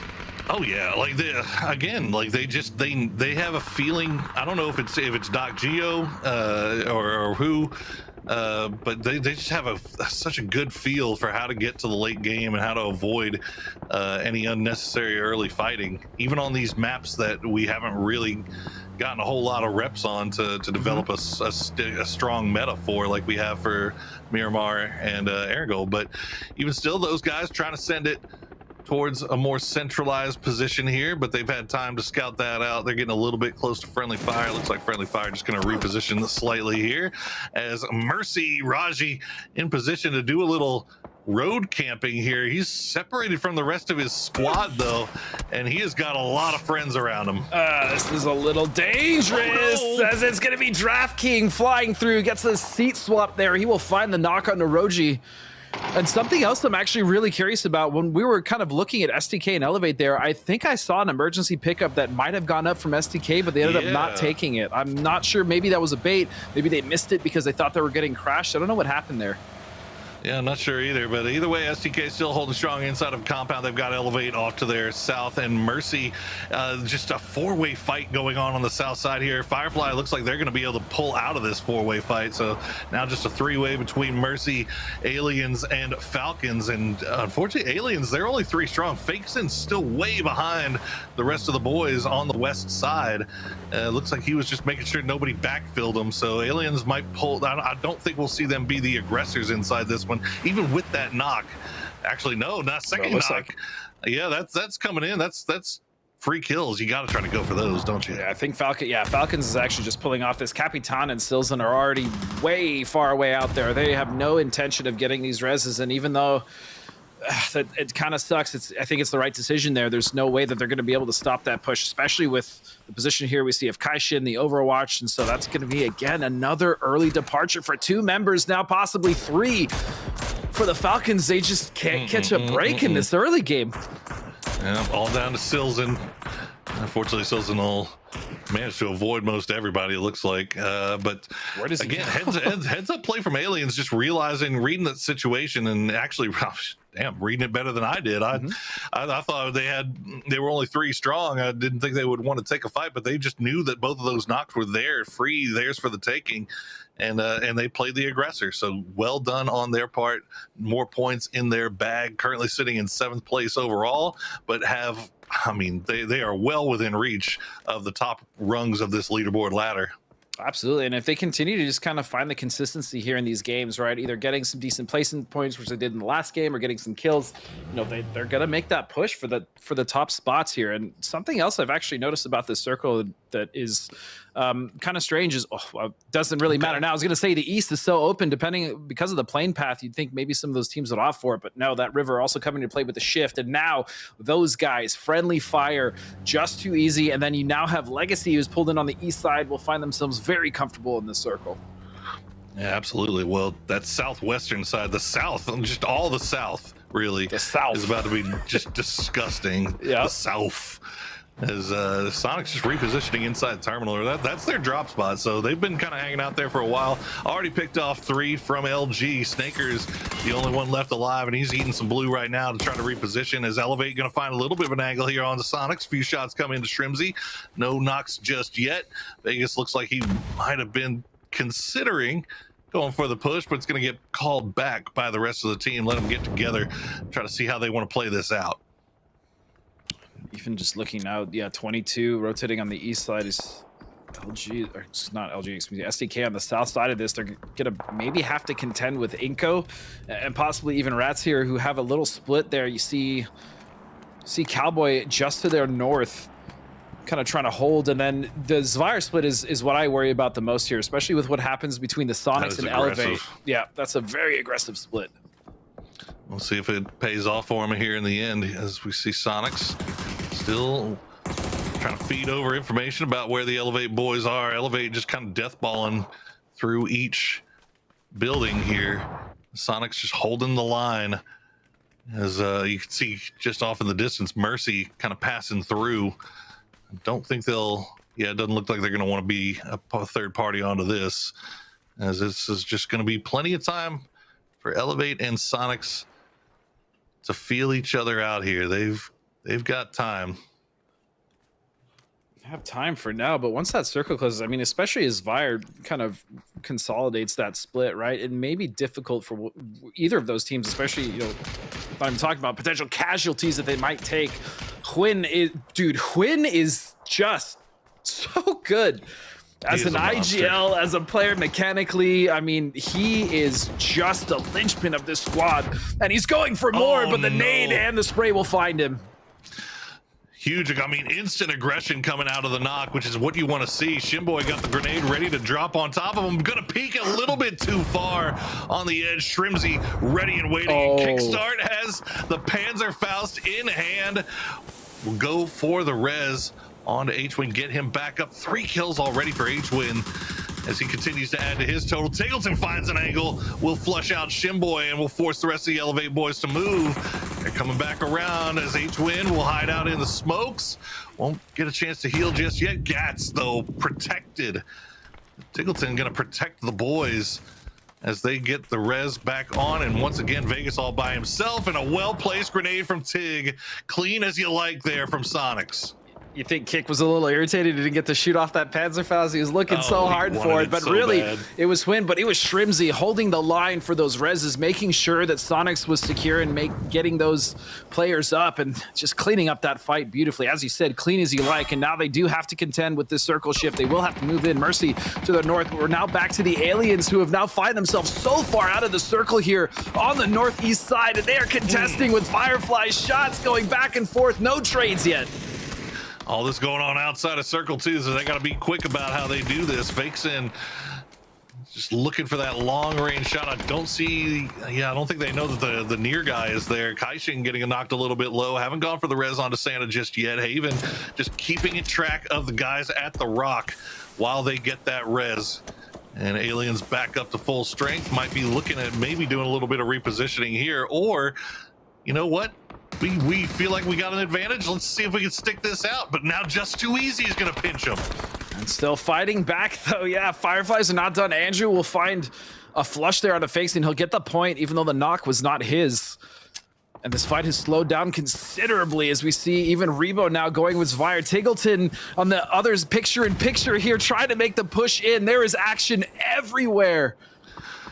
Fights going on all over the place as Haven looks like Kaishin gonna try to go for the res in that smoke cloud. Just Too Easy. Martin serving as that forward anchor for the boys, but just like that, there you go. Aliens will get finished off by Fireflies, but the blue has arrived. Xavier bleeding out, getting shot at from range. I think that's Legacy actually with an angle on that. So even though they win the war, Fireflies might still end up going down as Sonics, they get the res on a Shrimzy. 8 kills now for the boys, but H-Win gonna go down. LERV has 4 HP. Kickstart will do the honors, and Zvire gets eliminated. And fight after fight, Sonics just, again, showing why they are the Sonics, one of the best teams in the world, hands down. Will clean up both fights, multiple knocks going through, and they will still recover that. And I just want to give a massive shout out to our incredible observer team, bar none, the best in the business. God, so clean. Every fight, almost every time, they barely miss anything. Big shout out to our observers. NA team, goated team. Not even close, really. I'm just going to say it. It's not even close. That is a damn truth. Mercy sending Sneak Attack over here. I think they heard that Sonics fight popping off, but Sneak not being able to find any angles on anything. So now the rest of Legacy and the boys trying to see if they can maybe steal these kills off of Firefly. Not going to find it. They do get him knocked a little bit low, and they might be coming out. Oh, he's not even going to make it out. Kane Posa just turns around. Oh, that's the freest kill ever. Yeah, that's a free point. Easy peasy. Sweet Make sure Prince. you get him with the arm so he doesn't die to the blue, you know? Yeah, that's a safe That would be way the of worst doing feeling it. ever. Take the shot, there's a sliver. That's actually happened to me, and it feels, it feels awful. There's really no other way to say it. As Posta still going for shots, 22 in a struggle, though. Yet another game. They find themselves, I mean, this time at least in phase 5, but only one member up, 1 kill. This is just, this is not, the 22 that I thought we'd see early on, especially coming into day 2 so far in the second game. Yeah, it's been rough sledding for sure. But again, as with all of the teams in this lobby, you can never tell when that next game is going to be the one that just everything clicks and it starts the snowball rolling in the right direction, right? Yeah, but how long is that going to take, Poro?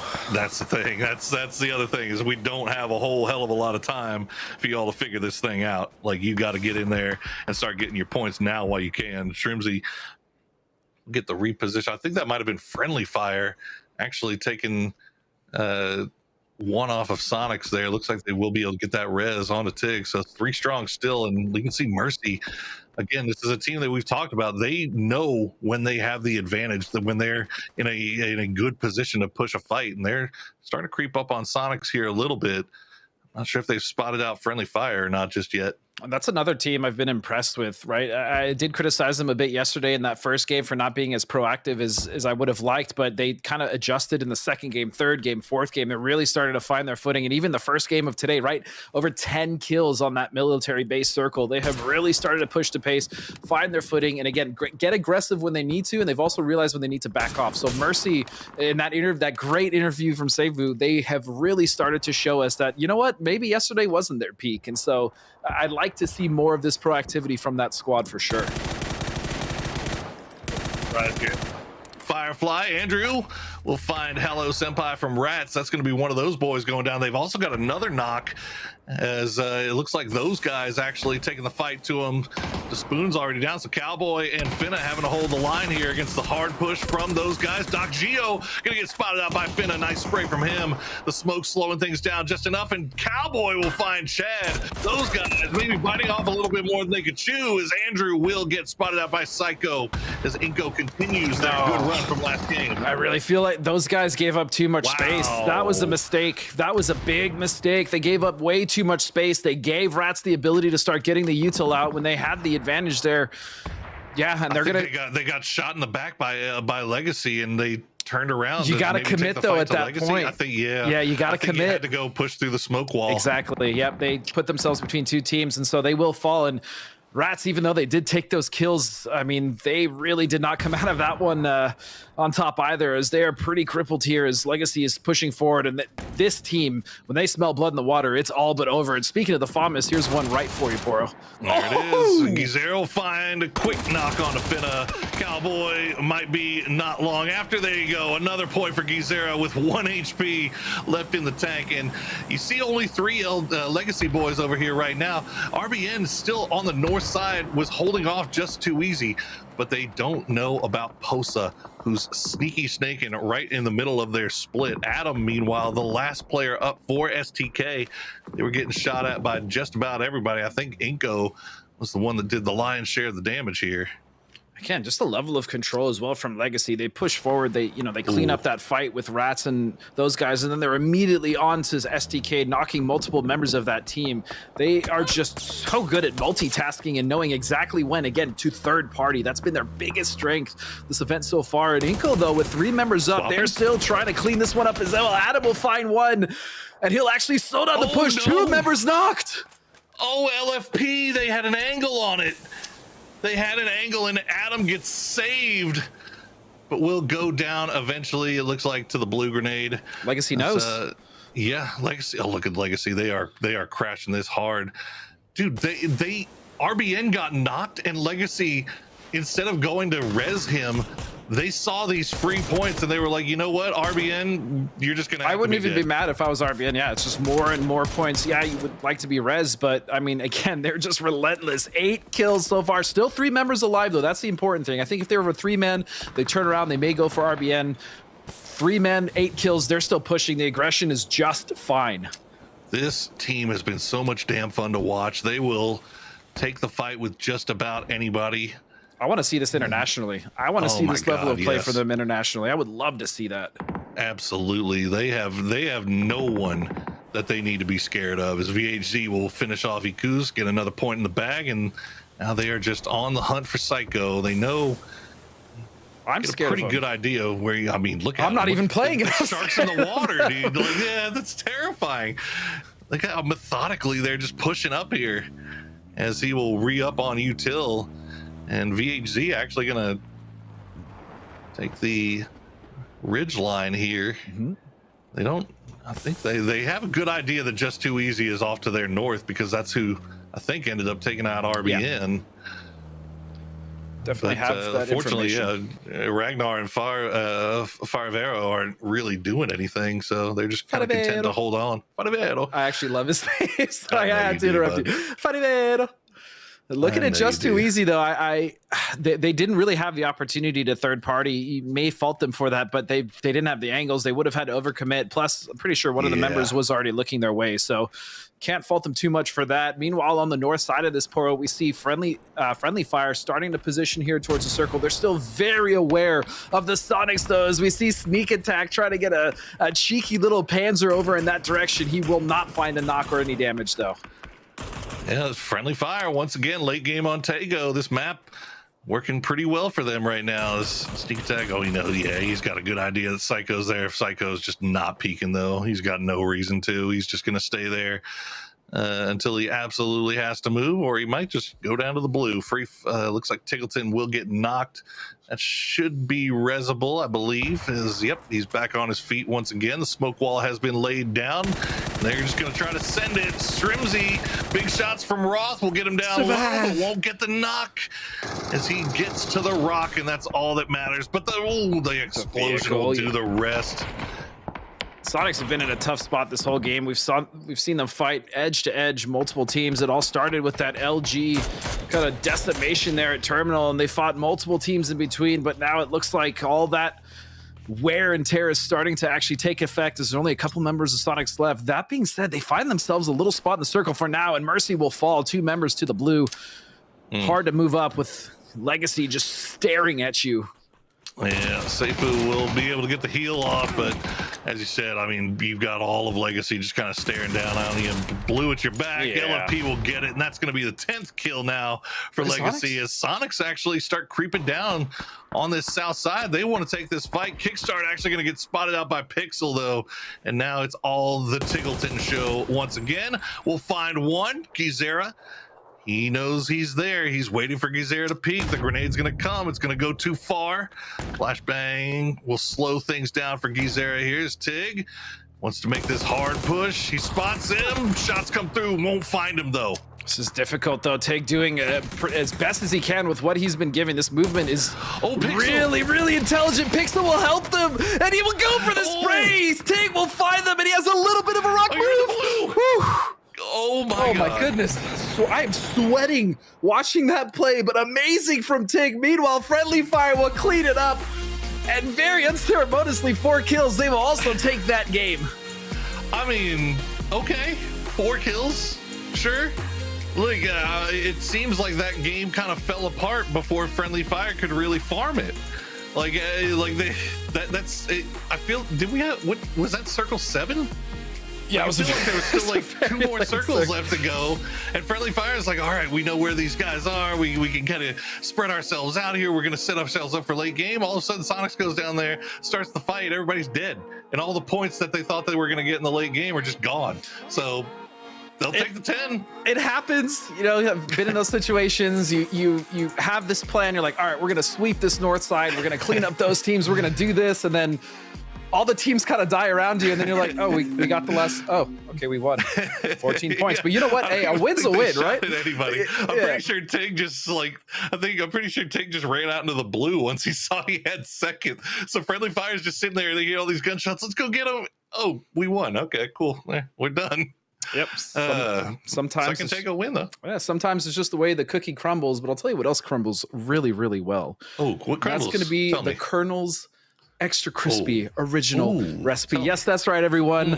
KFC is collaborating with PUBG to feature the new KFC locations in Erangel, as well as KFC in-game rewards. You know, make sure you're using the in-game map, ordering online to get those KFC swags in-game, as well as getting some damn good chicken and maybe even some cheat coins. So stay tuned. We got a little bit from KFC right here before we get into it with our desk.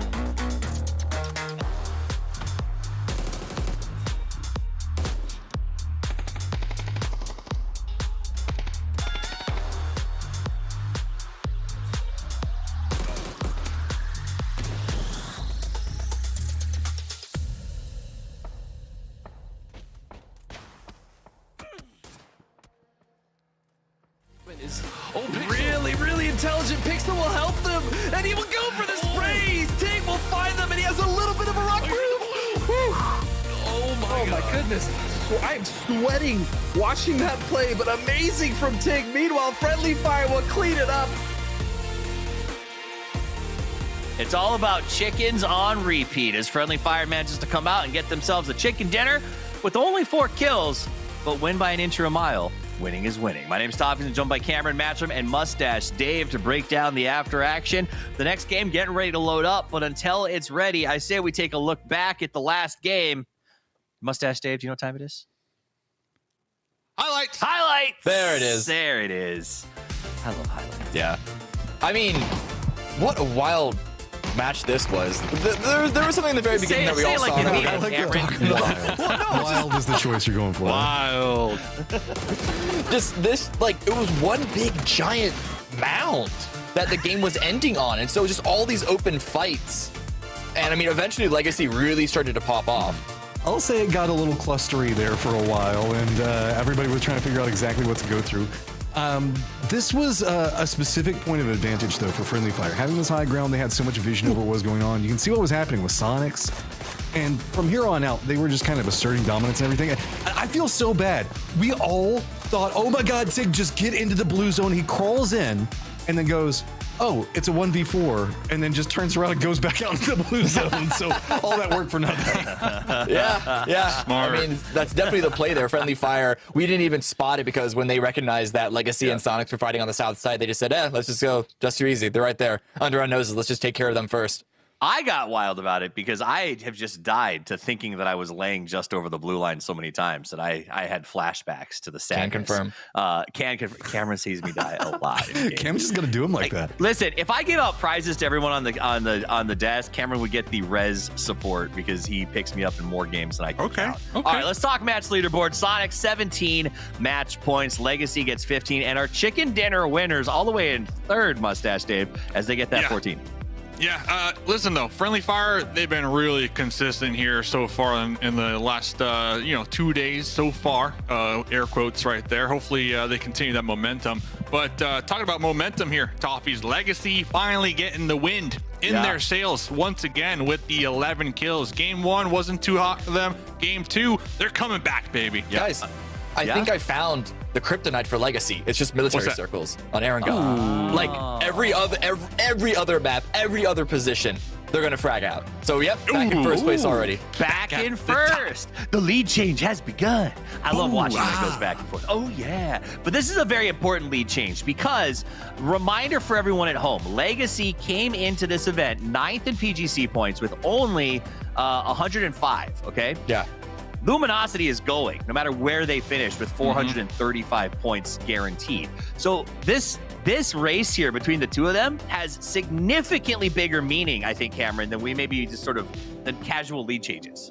Yeah, it's got a lot of meaning for everyone else because if Luminosity pulls out of first place, they're going to be soaking up the 270 for second or the 210 for third, etc. Whereas if they got first place, that would have a lot less of an impact on the teams that aren't directly contesting them for that golden ticket. So the teams that are in like 4th place, 5th place, 6th place on the overall road to PGC leaderboard here, those are the ones that are going to it's going to drastically reduce where that cutoff point is going to be. It's also honestly in like the Falcons and SDK's best interest if Luminosity finishes in first instead of someone like Legacy. All right, let's get into the topics. I want to talk about some fun stuff we saw. LG, a team that we just mentioned, they want to be in first, but they also don't want to visit the wrong neighborhood. I don't know if Mime said, I know these guys, it's cool or what, but they showed up in Terminal and it went bad, man. Ooh, yeah, that was, I don't know. It felt like maybe they were just trying to buy an extra building or whatever, but they just rounded and chose to just go into the worst angle they could possibly find there. And specifically, right after they step into such a good position on the leaderboard, they're like, oh, we're finally here. We've got some confidence.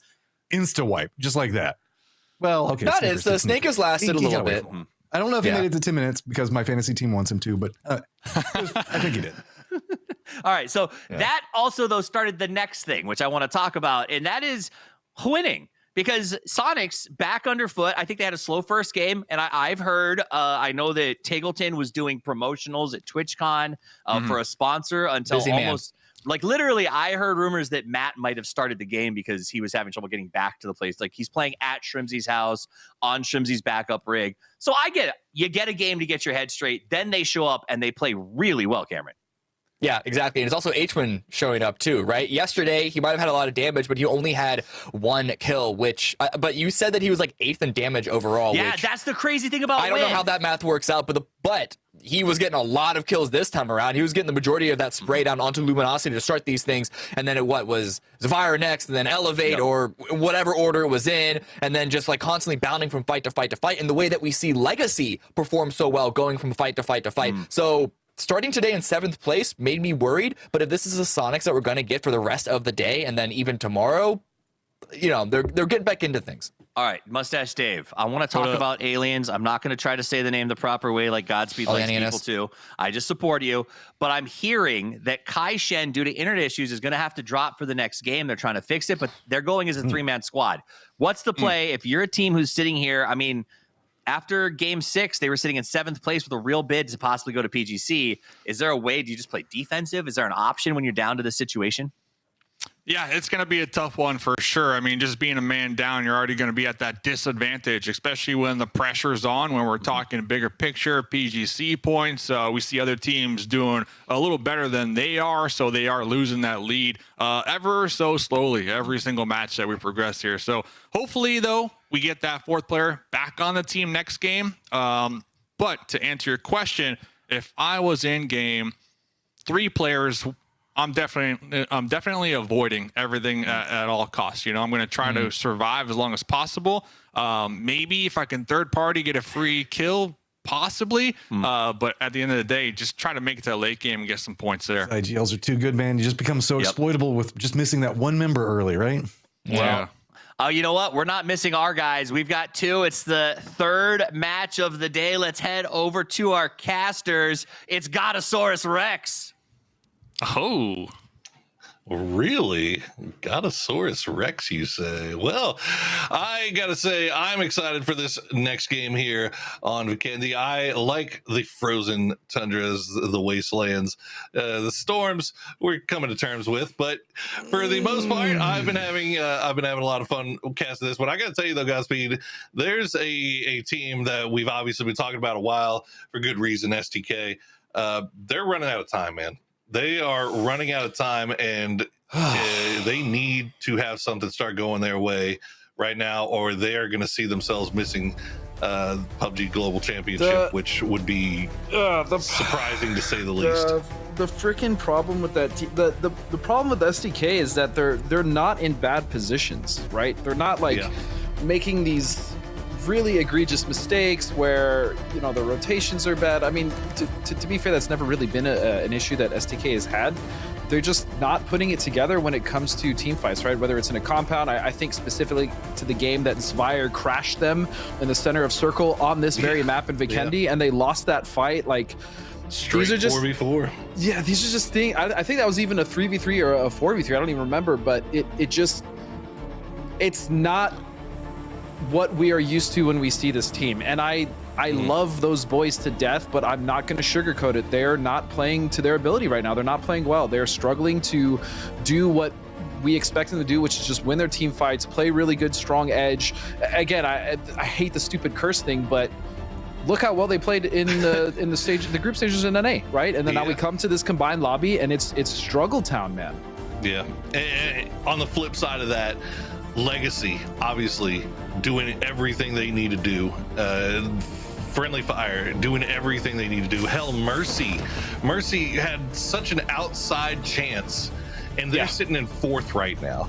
Like, I mean, they'd have to finish a little bit higher just to get the PGC points to make it. But damn, they are putting on a show here, and you've got one of the traditionally best teams in North America that just absolutely dominated the lobby in regional qualifiers. It wasn't even close. You can't convince me that this lobby here is that much more difficult than the regional qualifiers. I mean, it's more difficult, but it's not that much more. But I agree. It's not like when you look at Legacy, you would think it is that much more, difficult. But, there are other teams, as we look towards the other 8 qualifiers that yeah, it shouldn't have been this unreachable level that makes it so much more difficult, and that's just not the case. And Mercy have stepped up, as you said, just phenomenally from their rotations, their decision making, their team fights, or just kind of the patience that they've had to kind of control, the southern side of the zone that we've seen them play in game 1 of Miramar the other day, or even when we saw them on a wrangle on the north side and military base, right? And Sneak Attack, I think, has been also a great addition to this team. I really like the way that they have kind of gelled together and played well together. And Mercy, I mean, if they win this event somehow, let's say Legacy slips up, they absolutely deserved it.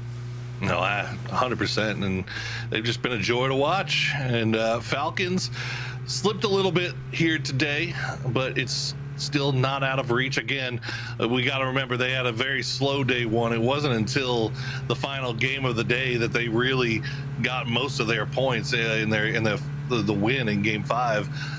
So this might be them regressing back to what they are. But you look at that roster again. You said it earlier. That, I mean, traditionally these are some of the most just storied players from the Latin American region, and I was definitely expecting a lot more out of them, but we'll see if they pick it up here. They're still at least they've done enough to be in striking distance.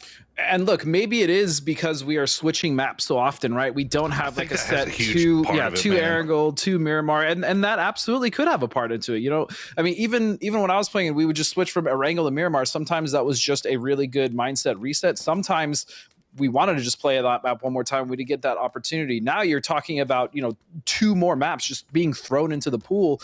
And again, I think it was Matt that said it, just having the IGLs try to kind of come to terms with, okay, we have these rotations now. We have these drop spots. We have to worry about these teams. Yes, they've been playing this map in pubs for a long time, but it's a completely different beast when you talk about going into a competitive environment as well. So there's a lot of factors that can cause these teams that we, as we watch Shoot to Kills, we look at Falcons that would normally play very well and consistent, are causing these inconsistencies and these problems for the teams moving forward. I think Just Too Easy starting to hover around here. I think they may have realized that it's just a solo in here, as Coda Kid kind of still driving around. The rest of STK is arriving, but Just Too Easy, look at them. They are full on crashing here. Coda Kid pulling up. Adam already going to make the spray. Purdy Curdy's already there. He's going to find the first knock on the Ragnar. Second knock comes through. Coda Kid will go down, and now it's Just Too Easy on the other side. Martin trying to take shots over towards Purdy Curdy. He's going to go down to Farivaro, and he's going to get flushed as well. So STK will eventually win the fight, but not before they lose Kurt. They did lose Kurt, but at least they won that fight. As you said, 4 kills and a team wipe at the cost of 1 is never the worst thing. But man, that was a very awkward fight to start. Just Too Easy realizing that there was a potential solo there. I like the aggression. Again, STK responded nicely, making sure that they sent in all the members to not lose members early. As you said, they can't afford a bad game. And so that, although losing 1 will be a much better start for them. No, we could look back and say that was the moment. That was scrappy as hell. That we could look back and say that this is the moment that STK turned things around, as they've just been having struggle after struggle. Well, this time they managed to clean up a straight up 4v4 crash, and we'll see if they can make something of it from here. Checking in with those guys. Again, in a compound inside the circle towards the center, right where we would expect them to be. Very on brand. Extremely on brand here. As, Sonics. They don't need this. They don't need this. But they will get it, and they'll enjoy it. Ooh, Shrimsy this time, stepping up to the plate. Let's see what he's going to get. And you know what? It sucks that Kurt is dead, but he's still going to be able to feed a lot of information. He's going to be able to keep track of that kill feed out for his team and kind of go through the different perspectives. I've talked about this before. It's very important. Even when you're dead, you're still very much an important part of the team. You can start to take over duties so that players can focus more on their mechanics. They don't have to worry about as much. You can call kill feed. You can switch through different angles. Maybe 2 people are on the same angle. You can call that out. So Kurt's still very much going to be a big factor here for his team. Absolutely huge. As you see, those guys actually getting a little bit of an angle there onto Aliens. Again, reminder that Aliens play with just 3 this time, as Kaishin, I'm going to get his internet situation squared away. But it looks like Aliens, I mean, they're content with playing center circle as 3. You know, Not it's the worst idea.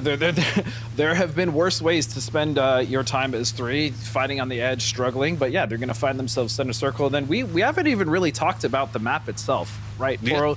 I initially wasn't a big Vikendi enjoyer. When they did when they redid the map, I definitely started to enjoy it more. Yeah. I actually am starting to really fall for some of the areas in this map that can be very fun, very conducive for foot pushing and fighting in that regard. The storm doesn't bother me. The concept, again, my biggest gripe and my biggest complaint is that it just lasts too long. Other than that, I'm actually really starting to enjoy Vikendi. Hopefully the players are starting to feel that way as well, because they are which is more important. Sure. Yeah, they have to play on it, so I would imagine Sonic's getting a wrap onto those guys. Actually, not even getting a wrap, just a fight knocks from the woods there. 2 knocks immediately. And I think I don't know if they know that Elevate's behind them or if they're looking in that direction. Either way, Kickstart, this just seems to be the problem that Sonics just keep running into, isn't it? I mean, they start a fight, they want to try to take something, they want to see what they can get off of it, and all of a sudden they're getting third party and they had no idea that somebody was even there. So Vegas, I think, may have spotted H-Win. Was looking over in that direction. H-Win on the move. Gonna be real close. He's gonna spot out somebody else. Gonna spot out Vegas. The trade comes through. Oh, 1 HP on Vegas as he wins that 1v1. And now Sonic's fully aware that they are pinched.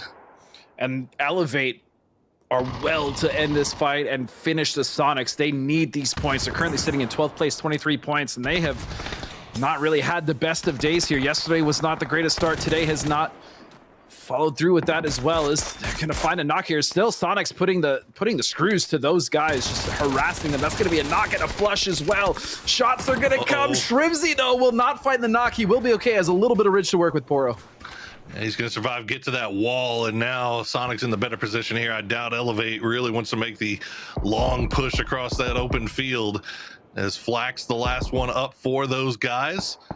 Let's see if Sonics can clean him up without taking any knocks. If they take a knock here, if you're Elevate, you push, don't you? You do. I mean, you need to. You've already realized that you've killed one. You know that those guys are also weak. You've seen the kill feed. Sonics have been taking out member after member of that team. So if you see a knock, it's an opportunity. Yeah, and it looks like Flax is just, he's out of there. Yeah. He's a boosh. Oh, no. Oh, he's not long for this world. Good night. Actually, Aliens. Sweet Prince.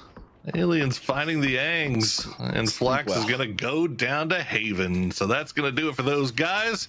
Sonic should realize that they have the compound to themselves. Guess they don't, as the Molotov's coming through. But still good practice. Make sure you clear everything. You know, go for trades, clear buildings. I still like this, even if they don't realize that the team has been play disciplined. Yep. Yep. Elevate has since pulled off. They're just going to kind of hold on to their high ground. I think they may. We'll see if they've spotted out from anybody from 22. You can just barely see 22 in that light gray, just off to the west of Elevate's dark gray, as we wait and see where the next circle decides to take us. And we're going north. Okay, do the drops. Oh my. Do the drops. I know this used to be a huge Froz thing. He used to be you could not convince him if the, I know what you're going to say. That's where the circle was going to go. And now you've got the special drop went up to the north, and we're going up to the coal mine of all places. But what about the drops to the east? Shouldn't it technically have shifted there? I mean, or I don't know. I've seen drops so far. That I'm looking at the things that confirm my suspicions. Falcons, meanwhile, will take some shots at the Aliens. 22 on the outskirts, just kind of eyeballing it, seeing if it's even worth, but no. Falcons getting some desperately needed points there. They're still in the top 8. You know, the 43 points, very much still in it, as you said, but they need to start getting things going. They cannot be losing members early. And what happened to... Did he just fall off the train? He just got hit by a train? Is Elevate on the train? I don't know if that's something I ever thought I'd say during a competitive PUBG match. But... yeah. Okay, we're gonna have to check the recordings on that one, see if we can find that and see what happened. But either way, I was gonna say that's a dirty little 2-2 split from Falcons in that cracked ice. It's almost like they nobody could see them or scout them out before you drive right on top of them. And Coal Mine is such a fun area to fight in and around, right? It's basically surrounded by ridges. It's in a bowl, and there is so many different angles of approach. There's so many ridges, as well as little defilades for teams to hide in, for teams to fight in. It also can be very claustrophobic, though, especially if you start having a lot of teams on that north ridge, which is actually where we see Legacy going, which makes me worry about a lot of the teams that would potentially share the ridge with them, as there is just a lot of room here to be very tactical, but also very unorthodox. That's why Coal Mine is actually such a fun area to fight in and around. Yeah, as Vire, the only one really committing to the actual coal mine itself. Although you can see Fakes in the last player alive from Aliens has snuck his way in there. If you're a solo and you're the last one alive and you're trying to survive late and get some points, just find the nearest big city and go and hide. That is your best play available, and that's what Fake Zin's going to do here. Rats trying to make their way around this terrain. Looks like they're going to avoid the eyes of friendly fire, and they may actually pull up on 22 here. 22 in that building just on the outside of the coal mine. Will try to spray down, but not going to find any joy. There's not a lot of joy to be found here. Maybe a knock. Oh, Spoon. Oh, the vehicle. Oh, the vehicle explosion. Oh, you hate to see it. Rat's now trying to send it closer in, but yeah, that's a rough rotation, man. It felt like Cowboy was trying to block those shots with his vehicle, and yet somehow, like, they were still going around, or they managed to hit the Spoon's vehicle anyway. That feels bad. Yeah, it's a feels bad, man. Especially dying in a vehicle in comp just is probably one of the worst feelings because you didn't really get to play. Yeah, you couldn't really do anything. Like, yeah, you didn't get to shoot back. That being said, though, here's the problem with Coal Mine. I did say it's super fun to fight in and around, but if you're dead center, especially if the circle shifts off, as we're looking at it right now, fortunately, it will go center. Getting out of Coal Mine, especially with how many teams can be sat encroached around on the ridges surrounding it, can be absolute hell. And so, fortunately, with that shift, Rats will be fine for now, as well as the one member there of Aliens. It's going to be Fakes in, but it's still going to be difficult to really get anything going as far as kills, right? You can't really peek out as much. You're going to be hunkered down. There's going to be multiple angles on you, and so we'll see how that affects the Rats. We'll see Luminosity still 4 up on that south side, trying to do a little gatekeeping onto Inko. Mercy off to the south as well, but it looks like they may have seen that situation or had an idea that maybe something was going on here. They're going to try to avoid it. Look at Flood, actually. Flood going way further south to try to get a different angle onto this, and Luminosity playing this very aggressively on the edge. Yeah, LG is definitely going for more of an edge hold here. They have a good position to hold from as well. Look at this kind of little hill there. There's a lot of trees, lots of different cover. Mercy, though, coming on that south side, realize that they need to move in. They can't really stay and harass LG, and so they're going to continue to go east. Something else I just realized, Poro, if those storms subside, there's a very good chance that the center of Coal Mine, or even the areas in this circle, will be completely engulfed by a tundra storm. Yeah. Oh boy, we'll have to see. We'll check in with the weatherman as we proceed here. Kickstart will find Poonage on the pass. Tries to get Vegas as well, but has to go for the reload. We'll spot out RBN. Big shots onto RBN. It looks like he might be able to avoid it for right now. Kickstart, as every game passes, starting to get more and more comfortable playing in this Sonic squad. Get more comfortable with his role. 4 kills now for the boys, even though they have lost H-Win early. The fight with Elevate just continues. Elevate here in the position in front, kind of gatekeeping here, but I'm now looking at actually Zvire. They've heard this fight. They realize that there's 2 teams on their east side, and if they get a third party, that's going to be pretty big for Elevate as well. They could come in and just kind of finish the fight, even sweep some of those points from Zvire, but it looks like this fight is going to slow down considerably here as, yeah, they've realized it. Tig looking back in Zvire's way. Good eyes from Meanwhile, Tig. Legacy actually Legacy. taking 2 of Elevate. Where did they get them from? Where even is Legacy? I can't even see them on the map. Okay, they are. Yeah, they're off to the north. Okay, full 4 strong. They'll get the double knock. So only 1 left up now for Elevate. I think Sonic's playing it real careful, though, because they see Elevate going down. They don't maybe have a great read on exactly where Legacy is, but they know that Zvire is creeping down their backs. So it might be more just area defense mode for Sonics here.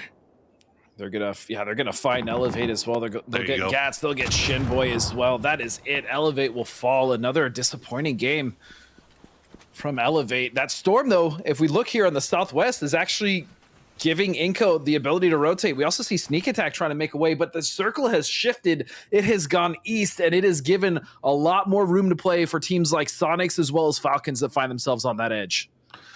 And LG, meanwhile, getting themselves a nice big loot infusion on the south side. See Friendly Fire kind of looking down there, but no angles to be found as Flood starting to creep forward, see where the next place to go for the team is going to be. STK, very wide split, as looks like Rats maybe have an angle onto Adam, taking a few shots down there. And now Falcons giving themselves up. Sonic's still holding strong, holding those ridge lines that they have. There's no point in pushing out over. You don't know what you're going to be pushing into. So Legacy, we'll see if they get any more aggressive here. It's the double-edged sword of these ridges around Coal Mine. There's a lot of pockets to play in, a lot of safety, but there can also be teams hiding very close, waiting to spring a trap. And they know it's Legacy. They know that team is above them, and they know that team is very dangerous right now. And so they do have a little bit of a corner there to play on the northeast side of this, but I'm still waiting for a Storm to come in and basically shake this whole circle up, because we have not seen a Storm in the center of this circle, and I feel like one is coming. I feel it. I'm telling you. He feels it in his bones, man. He's getting the arthritis. Telling you exactly where that's. I actually think I am starting to get arthritis. Getting old socks. Oh, no. Yeah, we're getting old. It's okay. Everybody, all of them are getting old. Rello used to be like 16. Now he's like still like early 20s. Now he's like, 40 something, I think. If I'm not mistaken. That's you, brother. I could be wrong. I think that's you. I think Snakers was still in high school when we first started. He's about to graduate college now. Snakers wasn't even allowed to play when I was playing. I know. He was one of the cadets boys. Yep. He was indeed. Looks like LG, they're just on the foot of Friendly Fire's mountain, and we'll see how aggressively they want to keep climbing that thing, because they're gonna have Friendly Fire up there and they're gonna have STK kind of low. Look at this, Fakes in immediately dropping Kane. Those big shots from the boy. He's the last one alive for his squad, though. As we said, sending it into this coal mine area, just trying to survive and get some more points for the squad. It's a big spray coming through. Even if he gets just one more point, right, it's going to be worth it. Now, granted that it's not worth it if he dies, but if he can just get a flush, survive, maybe wait a couple teams falling, it'll be great. We see Alo actually finding Flood there with the MK12. Do love that gun. Great addition to the game, by the way. We'll find the knock. I'm not sure if he's going to get the flush. That and the Dragunov. I've actually been a big fan of both of those guns. You a Draggy fan? Okay. I'm a Draggy fan. Yeah, I like it, man. So what? Do something about it. Hey, look, I agree with you on this one. I'll fight you to the death on the SKS. You don't need to fight me. I'm coming around on the Draggy. But okay, Luminosity. Now that circle has pushed away, they're in a little bit of trouble. STK already spotted them out. It looks like Falcons actually maybe taking some shots over in that direction as well. So they're gonna have to hop in these vehicles, try to find. That's exactly what I was waiting for. I knew it. Let's go. Okay, this is gonna and it's hitting. I mean, it appears right, but it's still got to take some time to form. Yeah, it's not there yet. But it's going to be getting there right as the blue is getting there as well. So this is going to make things even more interesting here. Is Penta going to spot out the LG boys? Smoke laid down. Desperate. Knock a little bit low. Big shots coming through onto Snakers, but immediately traded back. Penta and Alo go down, and STK will be finished off. But Falcons have to see that in the kill feed. They have to know what's up. Emmy is the closest one looking over in that direction, but he's not spotting out anything. The problem is, Friendly Fire too. Yeah, the problem is I don't think Falcons really would like to get those points, but they're not in a position to really. Yeah. Not only are they not in a position to push forward and get those points, but they'd be leaving probably one of the better positions to do so. And right now, with so many teams on the edge, it's just it's not going to happen. But Friendly Fire, they're now going to be in the trajectory here that we saw LG crashing on the south side. They have a little bit of a ridge to play on the southwest, but now we move to the center here of this storm where we have Rats, Spire, and Inco. It does a lot of damage in the center, man. Oh no, and it was just right in the middle of the fight here, and now Andrew just listening around. Fakeston. See, He finds a Fakeston flush. got an actual grenade with it. Big stuff from Fakeston is friendly fire. They're actually using this opportunity to push into the actual coal mine. I thought that Very they wise. might have gone and tried to third party onto that LG fight, but they're using this opportunity. But look at this, nobody has perfect angle onto both of them. Oh, that's brutal. Nobody's gonna take down two, and unfortunately for Zvire, they had him dead to rights and they can't get the knock. Speaking of the Dragnov, two very clean knocks coming out from nobody from 22. And as you said, the idea to use the Storm to get in from friendly fire was used well, but not expecting that angle and a Dragnov to take two of their members down. It's going to be Pixel and Page that fall. They managed to pick. It looks like Sharpshot ran back and picked up one of them. I think he got Page. I think Pixel's dead. Yeah. So he'll be able to they'll get back up to 3 strong at least. But look how many people are inside this coal mine right now.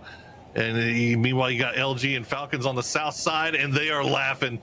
All these people inside the coal mine are going to have to come out now. Godspeed. And this is, remember what I said earlier. Are we getting another storm? Come on, let's see what happens. Well, 33 players alive, man.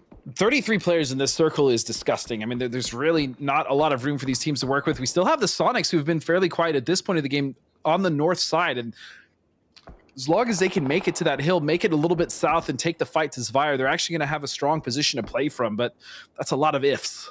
Yeah, it is, and it's a lot of timing too, isn't it? Like, yes, you don't want to go too early because then you're kind of leaving yourself exposed to Falcons. But if you go too late, somebody's going to take it before you do and be able to pin you up against the wall. So it's tough. Andrew still alive here, 4 Fireflies. But you got to imagine it's just a matter of time. Rats kind of surrounding them. Friendly fire actually creeping out in that direction as well. See if they can find something. Andrew will find Finna, though.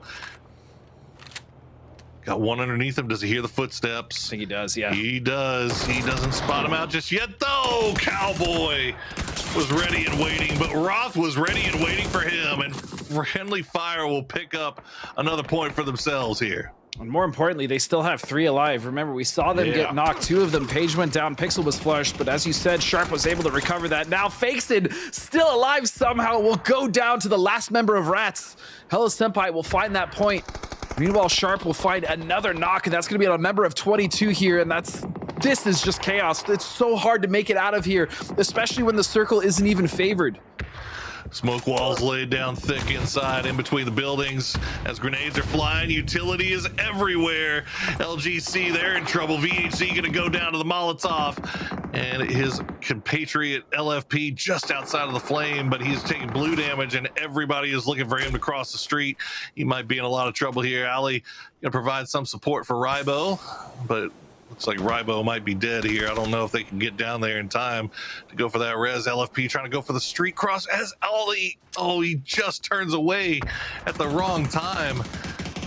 And I really like what Falcons is doing here on the north side. Meanwhile, while all this fighting is going on and Sonics has got a knock, they sent 2 members in Draft King and Capitan to try to eliminate that north side threat of the Sonics and take more space, but the recovery is there. Hello Senpai will fall. LFP will find 2. He is a madman. He has been so impressive this event so far. Oh man, get those points on the way out. Page gonna go down to the Finna Panzerfaust. Roth, the last one alive here, but it looks like the 22 is starting to wrap on this. Vire is getting wrapped on by Sonics. There's so much going on here. Meanwhile, off on the east, LG is just sitting here watching their kill feed go bananas. Falcons trying to make their way over here to see if they can get involved, get some points off of this. 22, perfect timing, as nobody will get taken down by Roth. Roth not going down without a fight just yet. At 22, we're trying to go third party this for so long, but they were initially being held down by LG. They finally got away from those angles. But Roth, as he said, he finds another knock. He's causing so many issues and delaying 22. And here comes the Sonics now to clean things up. And it is done for 22 Esports. Perfect timing from Sonics, and they've been managing to keep Falcons at bay while also continuing to push into the fight in front of them. Somehow have managed to pick up 10 kills, 3 strong, coming out of the coal mine. Looks like we are down to our top 4. Biel from Inco, the last solo alive. You gotta worry though about Sonics. Look at Shrimzy. His helmet is all but destroyed. His vest is destroyed. They've been fighting tooth and nail just to get to this position. They now know the next fight to take is going to be on their north side, and that's going to be against the Falcons. They have no real way to get to the south. Not only do they have to deal with Inco, but as well as LG, who have just been sitting patient here, watching everything transpire. Yeah, Falcons got to be careful here. They're very split. And there you go. Snaker's actually going to find the knock on the Emmy, their tail guy. And now Falcons trying to turn around, but that might be Sonics coming up over the ridgeline just at the right time. Capitan gets knocked a little bit low. Silzen taking a little damage as well. DraftKings going to try to keep the smoke wall going, but Silzen going to get spotted out by Shrimzy with the FAMAS. Capitan going to go down as well. And just like that, DraftKings is all by himself. Sonics just continuing to fight through this as they wipe team after team somehow. With their backs against the wall, against the blue, against the storm, it doesn't really matter. One member left. DraftKings will find one, but Kick will finish it off. Oh, Sonic's going to try to see if they can maybe slow things down enough to get this res, but Luminosity ain't having it. 9 kills in the bag already. They know what the situation is. They are pushing strong onto this. Shrimzy will not be revived. He's going to go down to the zone as now Tingleton will find a Snaker's grenade as well, and that's just it for Sonics. But what a performance from them as they collected, oh man, how many was it? At least 12, 13, kills? yeah. Good God. A lot of kills there. And even LG, who sat on the south side, it seemed like it was a little quiet for them, but now 11 kills, cleaning up so fast. The LG way, Mime will lead with that P90, and it's just down to the last member of Inco. Beal, what can you realistically do? Snakers had the crowbar out. I'm not gonna also mention the fact that LG has gotten about 7 crates, 27 crates to this game. I mean, they have landed on it seems like every single drop has come near them as BL just kind of hanging out. I'll tell you what, if he wins this, he deserves to go to PGC based off that alone. If he wins this one fight 1v4, just send the whole team. Why not? It's probably not going to happen though. I'm a realist. He has got 260 rounds of ammo in a dream. It's going to be a nightmare soon, honestly. Depending how fast. Oh, he's been spotted. Mime. Of course, it's going to be Mime. And there you go. Cleaned up by LG. Second win of the day for them. What a game from LG. What a game from Sonics. What a game in general. This has been the best Vikendi I've had the pleasure of casting or even watching. This is so exciting. That storm, I knew it. I knew in my bones as soon as the circle shifted, there was going to be at least 2, 3, 4 teams in that storm. And sure enough, Rats were caught in the center of it. Oh my gosh. I mean, there was so many teams right in the center. Everybody that was trying to make their move out of the coal mine at the time while the blue was coming in, the storm just happens to fall on right at the same time. Absolutely nuts. I mean, you knew it was always going to be a struggle for any of those teams to make their way out of that coal mine once that circle shifted away. But man, Falcons, I feel like Falcons probably could have done more with their position. They had 4 up in the late game. They were holding on to that western side, but they just as soon as they took that knock on their anchor in the backside, it's almost like if they would have committed all 4 to kind of pushing and backfilling Sonics and taking that fight, then maybe they would have come out on top. I don't know. It's tough to say. Yeah, it is tough to say. I think they wanted to do that, but unfortunately, with LG in the position they were in, they just didn't get the chance, bro. They just did not get the chance. They sure didn't. Well, let me tell you a little bit about Lagna. Are you a fan of Miramar? We'll get on New State Mobile and try out the Miramar style map, Lagna, or is it Lanya? Is it the silent G? Real G's do move in silence, I have been told. But we're going to take a quick break. We come back. We'll get you ready for game number 4.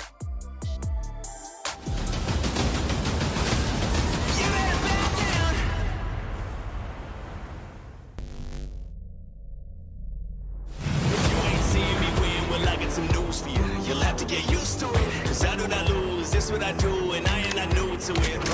I'm on a roll now, showing no signs that I slow down. This is the moment it goes down. Yeah, this is the battle, the showdown. So who really want it? Yeah, who really want it? I'm feeling good.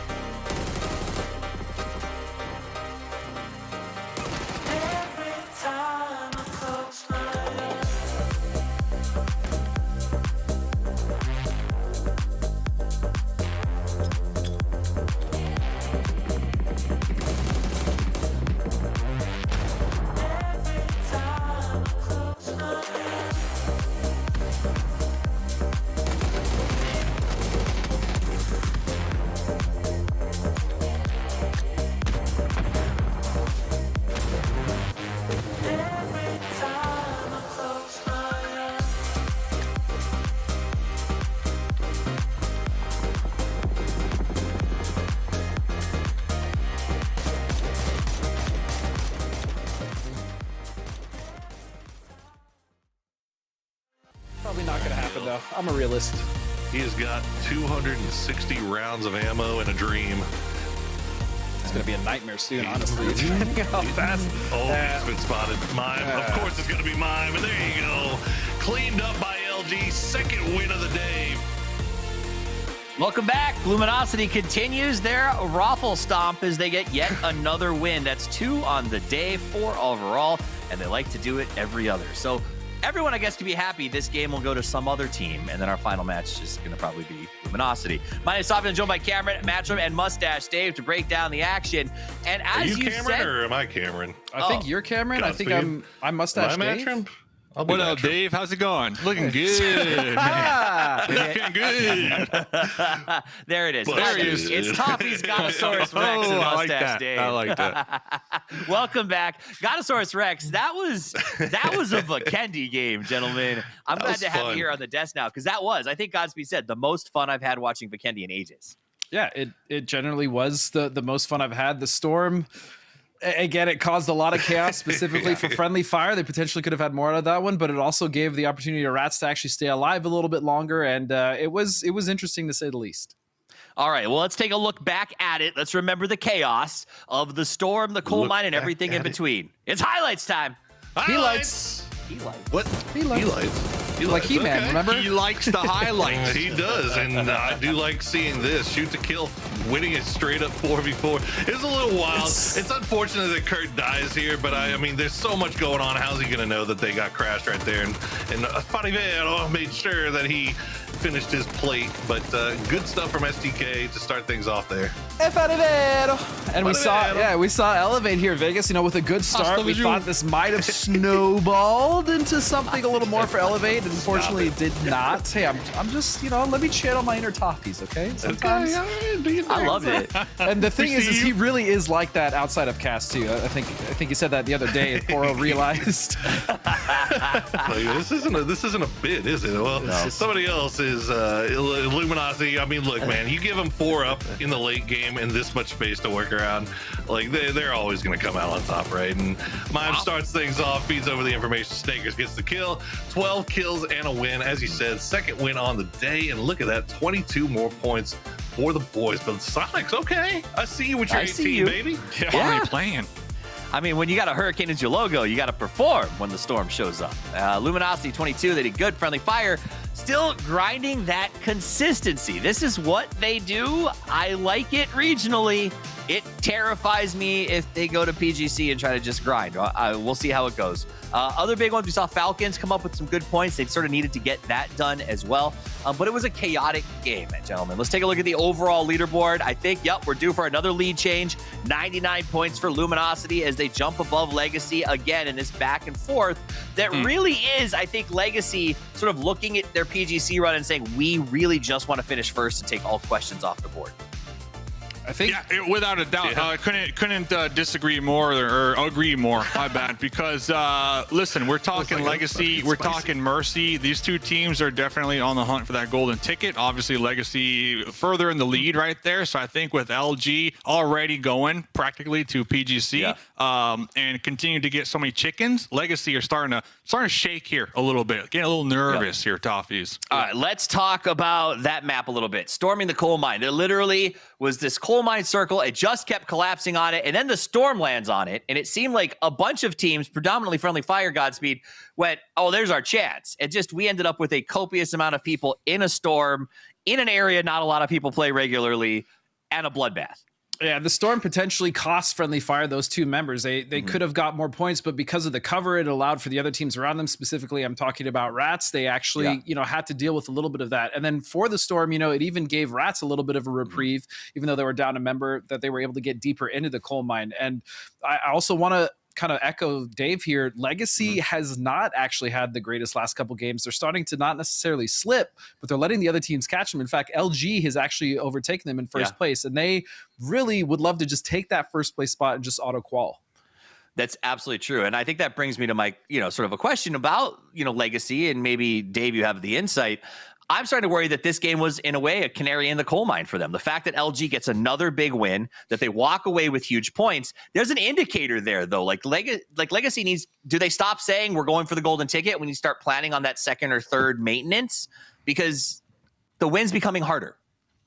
Yeah, definitely becoming harder as other teams start to ramp up, especially now we got Sonics finally gaming here, Tickleton on that toaster, popping off, winning those fights. But I think Legacy, the bigger picture here, focus on getting first. You know, that's what you want to do here. PGC points aside, that's a lot of stress here to tally up. I mean, we saw Poro earlier on the whiteboard tallying it. That's stressful, right? So if I'm Legacy, just go for the gold, get that golden ticket. It's still there within their reach, and just keep their eye on the prize here, Toffees. And that's getting them chicken dinners, baby. Nice. All right, I heard the game is about to start, so I just really quickly want to know, Poro. Yep. Falcons, I feel like they should have put Luminosity out and held their spot, but anyway, they just had nowhere to go and they fell apart at the end. Was there a better choice? I actually hate him. Don't answer. Don't even answer. Honestly, it's look, I was kind of thinking that they had a little bit more room to work with, but you know, as Godspeed said, Luminosity had better positions on that south side to where Falcons couldn't really push onto them at all. Okay. They had to keep somebody watching the back, right? They had to make sure that Luminosity didn't kind of backfill them and wrap if they decided to push up. So anything that they were going to be pushing into in the coal mine was going to be 3 strong, and there was just so much smoke, so much violence, so much insanity that there was just no way for Legacy to really. I mean, unless they were just throwing all caution to the wind, they weren't going to get anything off of it. So I dig it. There was no way to get anything out of it. They got completely froze out. Guys, it's time for the next match of the day. You to the mines. Let's go to Miramar. It's the Dusty Dunes with the Cammy D and Matchroom. You snow it. Oh my God, so many snow puns. At least we're going to this desert. We're getting away from those for now before we get some sand jokes that are going to be coming in just one moment. But I also want to talk about the fact that we are moving into game number 9. That means 8 games done. 50% win rate coming up for LG right now. That is a ridiculous performance. And the fact that Legacy is still neck and neck with them, given that, is insane.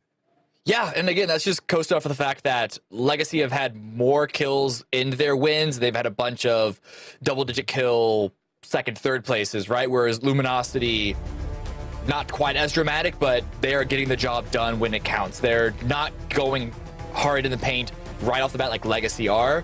And I think that's actually allowed them to stay more healthy into the late game. But we're entering the last 2 rounds of the day, going into Miramar. Maybe Legacy can really pick things back up because they're constantly swapping with Luminosity, just back and forth. And but both of those teams are just clearing a gap between them and everyone else. Friendly Fire hanging on in third, but it's quite a big distance there. Yeah, and there's a lot to look at, all considered in this one. Like, sure, we've got what's going on with Legacy, and we've got the PGC points that are on the table. Let's not forget about the fact that there's also Friendly Fire that's in the mix with that one. Mercy is making this weird backstab play that's regularly being very successful for them in about Circle 6. That's something that we're going to keep an eye on, because now we're moving back into Miramar, where everybody's a bit more comfortable, a bit more rotation option. Yeah, and especially more with the new zip lines added onto the map. Yep. That's certainly got to help with options that we actually haven't seen anyone use it just yet. We'll see if we go down to the prison island. Maybe those extra crossings would be useful then. And I mean, those options aren't really going to be utilized all too much, though, because we all know that just zipping out in the open in a straight line is such an easy thing for other people to lead with their shots. There's not a single rope line that goes to the islands in the east, though. I don't know why that bothers me. I just want to zip line down that so bad. There's even the giant cliff, man. That's true. They should just draw one from the north. That little dead zone. From the Apollo cliff facing down to that. That'd be so fun. Right? Though, apparently, I was told in scrims there was an Eastern Island game that Luminosity ended up winning because they e-picked up there instantly, and a couple of other teams tried, but they were already set up. So it's been a while since we've gotten one of those circles, and obviously it's incredibly rare and hard to happen, but now with all the new toys, it's going to be a completely different beast from when we saw it a few years ago. Oh, very, very northern circle coming out here. We got Terra Bronco, we got Campo, we've got all of the fun over here. I mean, Death Star Trench isn't even in the top 50% of the circle. Dude, that's crazy. Yeah, this is great for those guys. This is great for Mercy. It's okay for Inko and Elevate. Punich is already extended to the north from the rest of his team and easily find an initial spot. In fact, where he is right now, where he's looting up, would be a good starting position for Elevate to try and hold on to. But it's Miramar, so Circle 1 is always going to have a bunch of options. You're going to see a bunch of teams go for a little bit of splits, whether it's 2-2s, maybe 1-2-1. We'll see where teams really put their footsie game down, like where they're going to be sort of engaging other teams, sort of shifting around depending on what pressure they get from where. It really just comes down to the expectations of rotation lines from the opposition. STK continues to not find a circle, as they're going to have to make another long rotation. Leonis nowhere near the circle right now, so they're going to commit into getting vehicles, getting a bit better loot inside of it. But speaking of teams that are a bit more on the quiet side, Falcon's in a halfway decent spot inside the circle and could potentially get themselves a good foothold position. I just feel like I need to see a bit more aggression coming out from both of those squads. I mean, Falcons aren't going to give you aggression. That's just not the way that they play. They had equal amounts placement and kill points. And like they are just going to go for the circle play to get the placements, to go for the wins. And regionally, it looked really interesting because it's almost like they knew. I've heard whispers of teams claiming that they've cracked the code on how the circle moves. Falcons might be one of those teams because they always seem to know once we hit the mid to mid-late, they knew where the circle was going to end. Hasn't really been the case this time around. And even when they do have a strong position like we saw in the previous game, they kind of don't really fight for it. I was yelling at my monitor how Falcons were just backing off, allowing Luminosity to fully reset after their engagement with SDK. And then they ended up winning the whole entire game. So I really don't know what it is about the Falcons. They're too nervous to risk an engagement because it means it'll give up or whatever it is. But like, I'm surprised that they're in 7th. And I mean, they started off, in 4th, and they've been slipping down because, again, the more aggressive plays from Inko, the more aggressive plays from Mercy. Sonics is back online. Frankly, I don't see it happening. That's the whole thing. If you're saying you got the circle under control and you know what's going to be happening with it, you need to be in those top 4 spots. I mean, it's just as easy as that. And elsewise, whatever thing you think got going on, there is no fact behind it. It's just still a theory at that stage. But Inko going to find themselves pretty centered. They're going to have Elevate kind of around them, but not really in an aggressive fashion that they're going to have to worry about. LG already coming into the circle of Zvire, going to be following in back behind that. This is that northern area next to Crude Valle where we do see get a bit more attention, specifically given the fact that we have the church that's going to be up on top of there, get some vision around.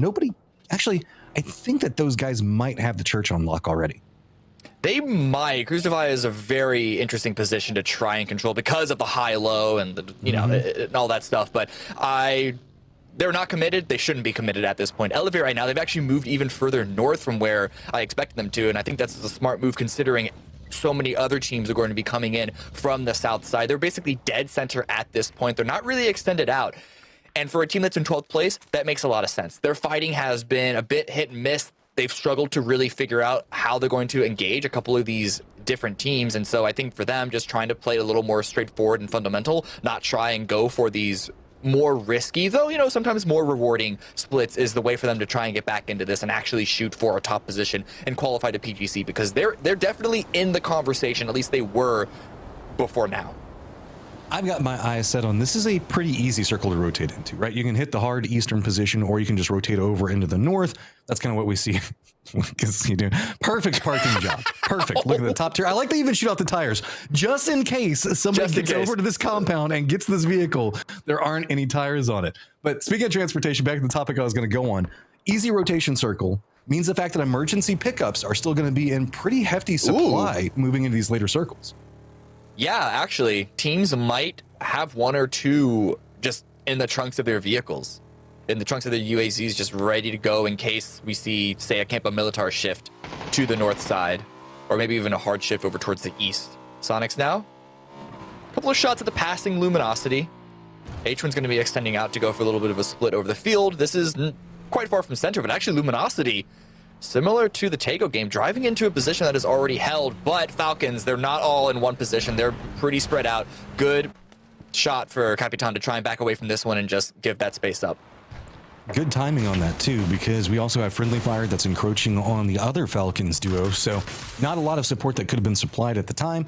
So really just kind of sneaking over here and getting into position. Our teams that are not quite inside the circle are going to be Fireflies, STK, 22, Rats, and Just Too Easy are holding down Impozo, so I'm willing to bet that there's going to be an emergency pickup come out there. Everybody else inside of vehicles, though, but there's no real gatekeeping that's going to be coming in this. A lot of these wraps look like they're going to be coming in from either just, again, that very eastern wall or going to be wrapping into the north. So, I mean, this is going to be where we see Legacy coming in. Nobody's really in this northwestern corridor at all. Yeah, this is the direction on the way to Campo Militar, which, I mean, Mercy looted it up already. So, but there's a lot of loot there. So we'll see if they need to pick anything else up. They can go for a final little pit stop in that position. But more so, I expect to see them turn a hard right and try and make their way into the zone. But no, they're just driving on through. Might actually want to get into the city itself, interestingly enough. Campo's not that bad in the circle. It's still, what, about a quarter of the way in? So halfway decent chance on the circle hitting it in some fashion, as long as it doesn't do a hard shift down to the south. I mean, I kind of like the idea. It's risky, but it's not the riskiest thing ever. Well, but those hills to the south are available. I don't see the point of turtling in a city at this position. They're going to have the first shot of getting inside if it is a hard shift towards the north. So I wouldn't, I wouldn't put all your eggs in that basket just yet when there are other options on the table. Shoot the kill now. Coming in behind Firefly, and yes, as expected, just too easy on an E pickup. Only one in the air so far. Again, we'll see if anyone wants to deploy it in circle number 2, but at least for now, they're just going to be flying over, spotting where they want to drop off. But because they're coming in so late, as usually is the case with an E pickup, all these positions in the center are already taken. But because they didn't come in so late that they're going to be in the air for circle 2 pop, they're going to have to commit right now for something that might not be in the zone much longer. I guess Crudavalle looks like where they've set their sights. Yeah, it looks like they're just going to be nosediving into this. Those guys are running a wide split on the east and west sides of it. So actually Crudavalle itself, free, just too easy. Going to make that look easy as they're just going to kind of coast their way in there. Yeah, a couple of shots are going to come their way, but not to clean the sight lines onto it. So they are going to land and be comfy. Yes, another sandstorm also coming in. Last one was very far to the north, hit Campo Militar. This one's going to do the same. SDK continuing to make their moves. Hard eastern rotation. This field that, I mean, is right next to the eastern border. Yeah. Coming in behind Fireflies through the field, just making sure that they're staying out of harm's way because, as you mentioned, coming in from Los Leones, very far to the south, one of the latest arrivals here. They know they're not going to have priority on finding a positive position, so they need to find a place now that they can get the information and make moves into the mid game. And this is a team that has been struggling to find moves to make into the mid game. 27 points now. Very few, if any, are coming from placements. They did win that 4v4, that just straight up fight last game, but then they lost it later on against Luminosity to go down again before placement points were even a thing. So they got to figure out some way to try and stay alive. Like, I don't like to make excuses for teams, and that's not what I'm trying to do here, but STK has been a very hefty rotation every single time. It feels like the circle is just No. They got zone 1 last game. Don't do their PR for them. On a they got circle basis, 1 last game. It's kind of been the way it's been working for them, but that's not an excuse for what's happening to them inside the mid game. I know they are coming in with way less information, but this is a squad that's known for being ridiculously smart. As the new circle does pop, it shifts over into the northwest, so Sandstorm going to be a big factor to look at, but not too much. Really, Northern Wraps, so Legacy going to be a big beneficiary of the shift. Okay, this circle I can give SDK some grievance on. This is going to be rough because, again, Fireflies is right in front of them. Now, if they use the opportunity to try and take them out, it's not a bad take, but Shrimsy does get the first knock against BL from Inko. And this is a fight for the edge, so it's not exactly one that either of these teams are going to want to commit to, but Sonics has an opportunity for a couple of kill points. Definitely going to want to take it. And Inko wants to get bailed back up. He's just been such a workhorse for them, but this is not looking like that's going to happen anytime soon. You've just got to call this one done, see if maybe you can rotate. But they know the fact that Inko knows that Elevate is going to be to the north of them, so they don't have a lot of good pathing options to work with. And now it's just going to be kind of surrendering out these kills. Sonics finding their footing inside this one, feeling a lot more comfortable in this early game, going for these kills, knowing exactly how they're wanting to execute. And you can see Inko just kind of in tatters around this, trying to figure out how they can even rotate. Yeah. Sonic should know where Psycho is, and they should know at this point there is likely a revive on BL from the beginning, which makes us a 4 versus 3, but they've been able to get themselves in good positions and Tickleton on the roof of that single, not to mention frag grenades all coming in. Mini red zone at the ready. All missing though, all missing, but hey, they were getting shot. They had to bail on it, okay? It was definitely a good attempt, and Panzerfaust at the ready. This is gonna cause some tweets, I can tell you that. Waiting, okay, Molotov's not gonna do big problem, Well, he does end up catching it a bit. Didn't get on the bed in time. Heat rises. Yeah, you know, it's science. That's what we'll end up saying. But as long as he can manage to write this one, which he should still be fine with, Inco's doing a good job of kind of riding this back around. If Psycho can come over here and regroup, they'll have a strong defensive line.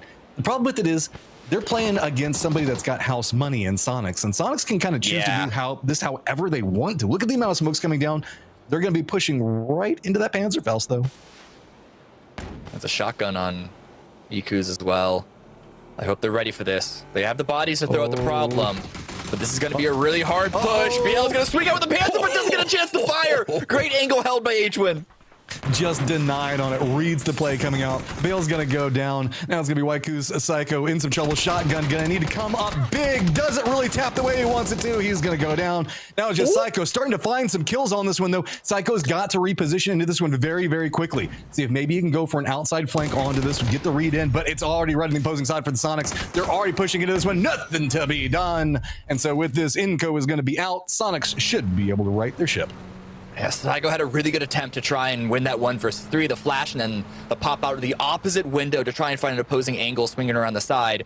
But unfortunately, he was just a few steps away. Sonics were able to figure out his position, double angles holding his peak, and difficult for Psycho to win that one. But nonetheless, Inco have been putting a good enough performance so far, currently 5th place. They can put their legs up and prepare for match number 5. But Rats, Cowboy, not so much, under 1 HP. He is going to finally go down to shots from Kill Demo and the rest of 22. And I don't know if Rats are in position to get the revive. Nah, look, see, they're going for full information right now. They're up on that high ground trying to read it all. And thank you, Cowboy. You provided a ton of useful information by driving directly into 22 for the rest of the squad. 22 are here. Yep, we found him. No big deal. Circle's going to go center. That's going to actually friendly fire in a pretty good spot. 2-2 split. No surprise for them. Curious to see if they're going to regroup or try to hold it. This is really good for Rats. Really good for Rats with this circle shift because they have that high ground overlooking almost everything else. This is a position that we've seen a few times. Might have been some like detailed changes with the new Miramar update, but it still is going to be fairly open, not quite field, but certainly a lot more open, a lot less cover than you would expect from a Miramar sort of terrain position, which means that Rats could just have a shooting gallery here. And again, Hello Senpai hitting shots on a lot of different teams, but Aliens, Elevate, all trying to find one of these small little dips to play around in.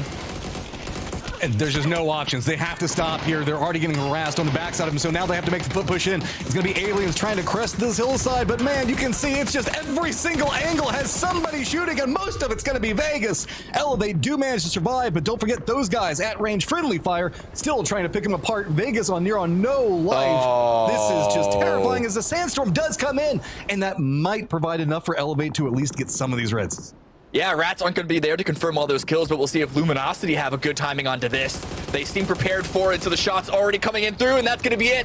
1 kill. Ferrello is going to finish Elevate.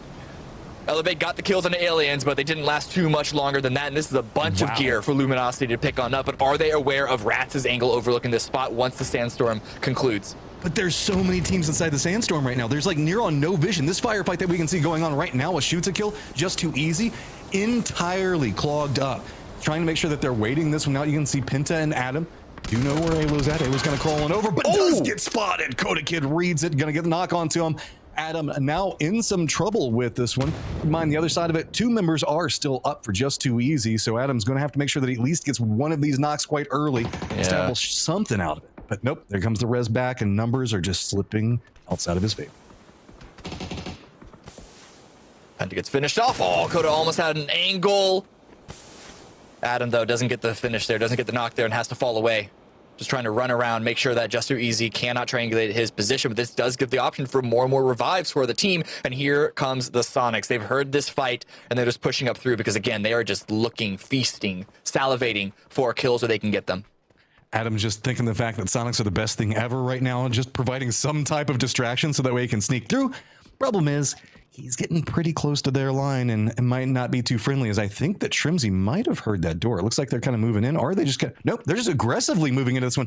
Adam instead going to be the one that's potentially going to be able to surprise and pounce onto this one, but I think he's just going to let Sonics try to defend him up.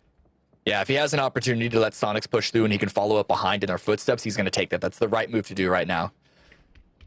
We'll see if he gets spotted, see if someone comes into his kitchen, because, you know, if they're in the same room, he has no choice but to shoot. But with this circle shift, favoring the south, but still relatively center, away from Cruz de Valle, Sonics likely once they're done with Just Too Easy, because they're certainly in an engagement there. Oh boy, Adam. Oh, don't look out that door. Nope, just let them go ahead of you. Look, they're shooting at the people that just killed your friends. Let them go kill your friends. Look at how close these guys are. Adam's just going to have to make the play. He runs forward, saying, okay, at least got to get something. Picks up the point. It's going to be on kickstart. Retreats out of it. And now Sonics are going to spin back around. Full numbers advantage coming right at him. Just Too Easy might have an opportunity just to run out of this one. And Adam, man, there is just nowhere to go. Already on fire. Just going back into it. Yep, gives it over to Shrimzy. And now Sonics, Just Too Easy, where you gonna go? They got revenge. They lost kickstart. Let's see if their run is gonna suffer from it. Mercy right now pushing in on to Legacy on the northeast side. Good wall to utilize. Lucid down very low to 9 HP. And a good angle, but again, Rocky can't do anything with it. Rusty is actually gonna get the first knock on Lucid from a different angle, but Rocky's gonna push forward. Can't get the shots. The bullets just aren't landing.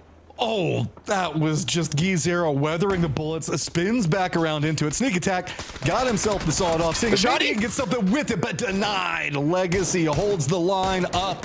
Now they've got themselves a control point to be playing from. Rusty Zero is taking some pot shots in, but the only moving factors needing to make their way into the circle right now are going to be 22's duo that already have a couple of members pretty close to the safe zone, and Sonic's going to have to make a shift. Just Too Easy, going to go with a different strategy, just jump right into the thick of it all. They had a second. They had a second. It seems on Miramar, if you have one, you have two. They took care of SDK. They waited for an opening that Sonics wasn't paying attention, and they emergency picked up into the dead center of the zone. It's a tiny little shack. It's a little bigger than one, but still not much bigger than that. But they look, a portable shield and a shack and an E pickup. What more can you ask for? That's basically living the dream. Poor Spire, last member up, Cluzera just kind of shooting into all of this right now. Just maybe I'll get lucky, maybe I'll hit something. He's got 22 that's going to be coming up back behind him. Rats, like you were talking about though, Cam, man, they just got vision for days up here. They can kind of herd and corral the rest of these teams into each other and then choose their moment to exploit. Like, look at the high ground advantage on everything else going on in the circle. Only 0 kills though. It's been hard for them to find real opportunities. There it is, lining up into nobody, but can't quite get that final knock. At the very least, it's making sure that 22 can't get comfortable. But their hilltop is growing smaller by the second. 20 seconds for phase 4 to close. And admittedly, they've been shooting at quite long ranges, so it's not like they should have 5 kills or anything at this point. But if they leave this position with nothing, it's going to feel a little underwhelming. But Sonic's now right into those guys. Ooh, Sonic's going to have to be careful around this one. They do at least manage to get on the western side of this one to play from. Tickleton's going to get a knock onto Flax to kind of open this one up a bit more. Sonic's going to be navigating through circle shifts yet again into Rat's favor, so it's going to be another compound that Sonic's crash into. They're going to have to clean up this fight quickly. It's going to be also Falcons down to the south of Legacy taking shots into the north, and that's going to be why Sonic's positioning coming in from the west is so vital. Oh, Tickleton's just going to have to slam against that wall, narrowly surviving, but oh, the follow-up shot's going to hit. Really good damage coming out from Tickleton, but not as many knocks as he would have hoped for. Now it's all into Shrimzy to keep his team alive, and I think that's Legacy on the minimap that are pushing in.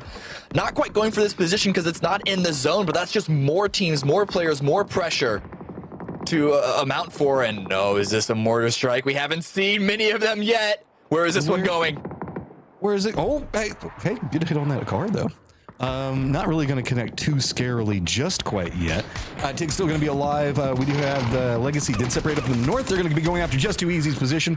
They're coming in with full-on gusto onto that. They're going to go ahead and get control. Keep in mind, Just Too Easy also did separate into a 2-2. So that's why we see another bit of a skirmish going on. That duo just trying to escape right now. But this is going to push them right down into Falcon's approach angle that they're trying to come in from. Yeah, this is where that openness of this area that I was alluding to is going to come into play. There are tiny hills that they can play around, but to go from one to the next just puts them out in the open for teams like Rats, like Friendly Fire, to take a whole bunch of shots at them. Tickleton has been picked up here back in this fight on the east side. I think it's down to, what is this, a 2 versus 2 right now? Chad and Lemon Squeezy trying to hold the line, and Legacy, they hear these shots. You can see them off in the distance just look in this direction. 2 main targets for Legacy, though. They also have 22 that's going to be to the north and a slight distraction, so they can't focus in onto this. Sonics does have the potential to try to wrap in, but Just Too Easy that had to run from Legacy a moment ago, now going to be the gatekeeping duo into whatever happens inside this firefight. Sonic's starting to realize this is taking too long. Now going to start bouncing their way more into that western wall. Going to have to be careful once they try to crest up into it, though, because that's going to be right where Just Too Easy is going to be waiting. Shrimzy is going to go ahead and get Chad. Lemon Squeezy, though, still trying to hold this one out for as long as possible. Maybe he can lure them back, and I think that's what he's trying to do. You can see he's kind of hunkered down, leaning the angle, seeing if maybe Sonics might get a bit thirsty and come after this kill and walk right into it. But nope, never mind. It's going to be Falcons, Draft King, that's going to hit the shot and finish that fight out. Okay. Looking at their positions on the map, unclear how exactly he was able to find that angle. Must have been a really small one, but hey, they land the shot anyway. And now Sonics with the small opening. They have a vehicle, but immediately sprayed down. This is just due to the Rats and this high ground control that they've gotten in so much of this. Everybody is just kind of like forced into this eastern line. Sonics are going to get eliminated. Just too easy now. Reveal their position. That's going to be Falcons just letting the dominoes fall, continuing to harass in. But as Falcons step in, Rats are going to get vision of what's going to be happening. LG trying to navigate into this one. Mime looks like he was trying to crest in, see if he could get a kill, but he is going to get spotted out. He's going to go down from range. It's going to be Friendly Fire holding down the compound as yet again the circle is going to shift into the west. They can't really blame Mime. Looking at the positions that Rats and Friendly Fire have here, they're not going to win this. They know that. They're going to look for opportunities to grab a point here, a point there, and try and make it harder for Legacy to really overtake them on the overall leaderboard. Falcons continuing to win their fights here. Still 4 up. 5 kills so far in this round, but the question is, can they push it even further? Legacy are going to want to close in onto their position, but with those shots from Rats, as long range as it is, it's going to make it a little difficult.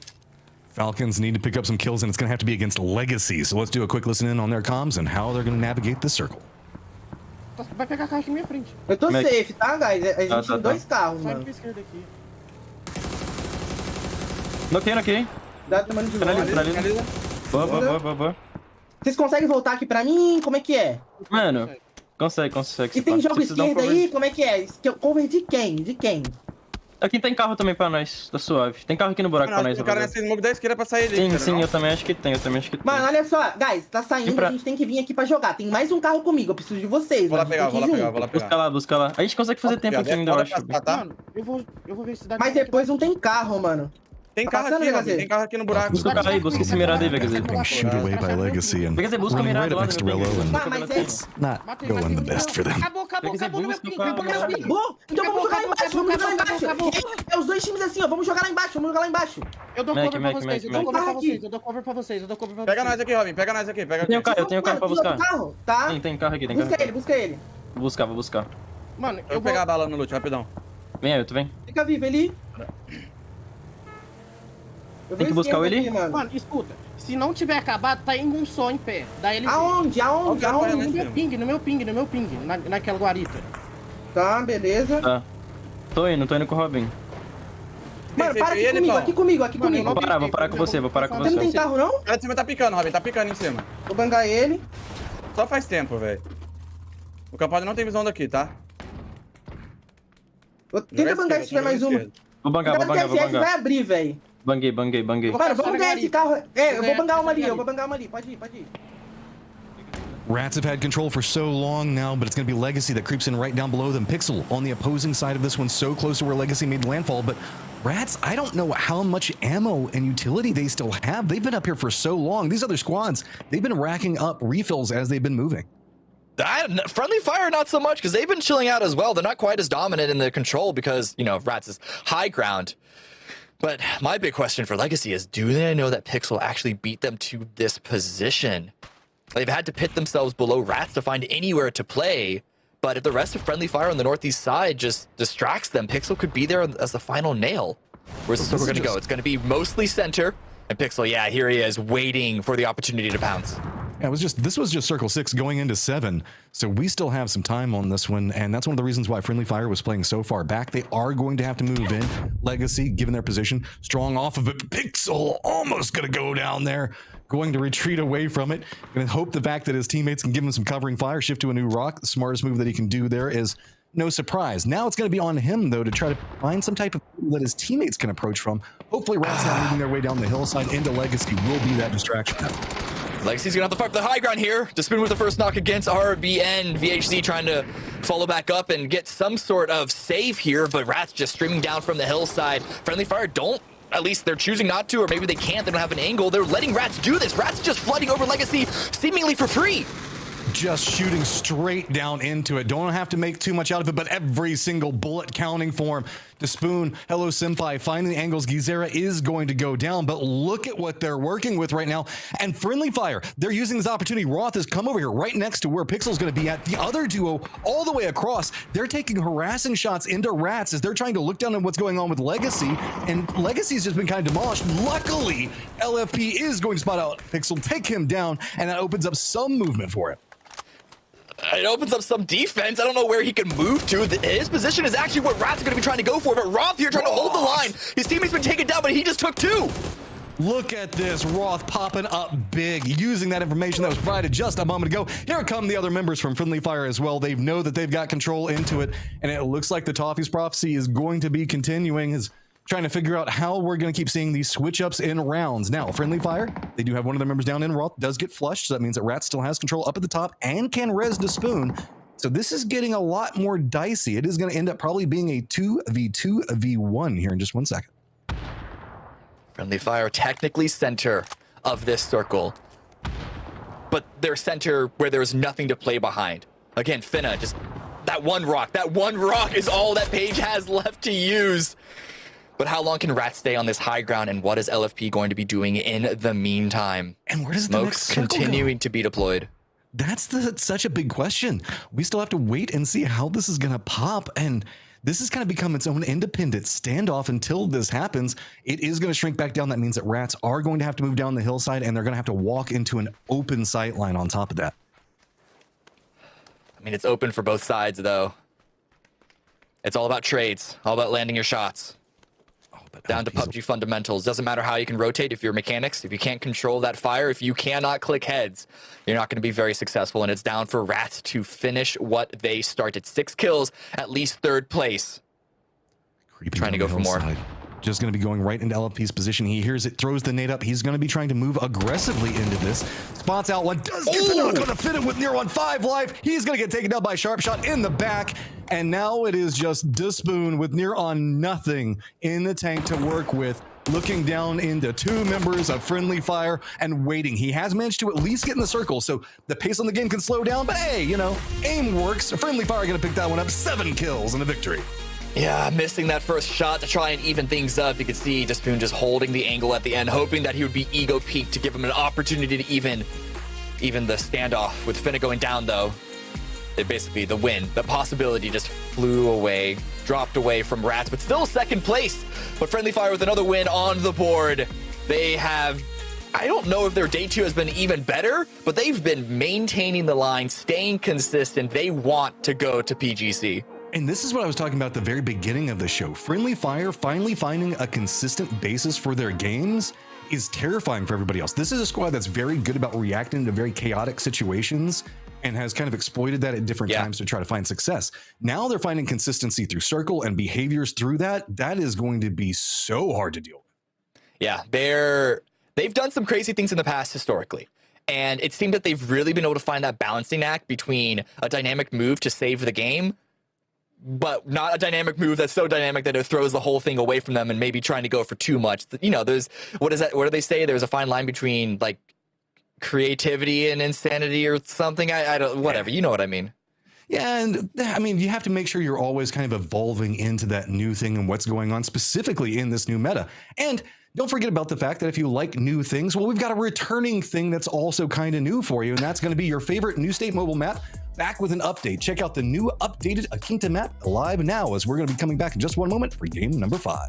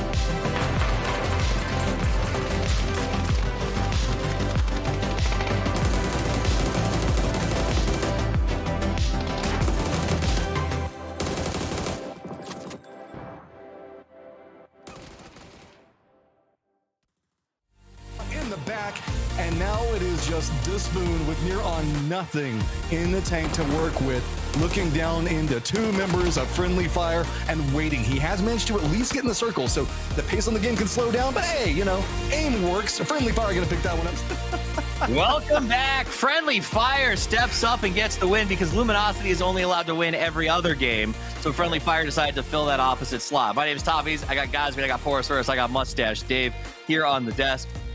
And today has been about those 2 teams, gentlemen. We've played 4 games. Luminosity and Friendly Fire have won all of them. Things are looking good for those teams going to PGC, Dave. Yeah, Friendly Fire, you know, I think they're going. I think they're a shoe-in for sure. I don't think it's too early to confidently say that we should expect them. Luminosity, of course. Teams that I'm looking at, Legacy, I want them to get that golden ticket, Toppies. I really want to see them go because they have been performing really well here this weekend. Yeah. But they're still a toss-up, in my opinion. They are. We need to see if they can get their legs under them. Well, let's take a look back at the last match. It's highlight time. Highlights. Highlights. That's a highlight. Circle 3. Okay. Circle 3 highlights.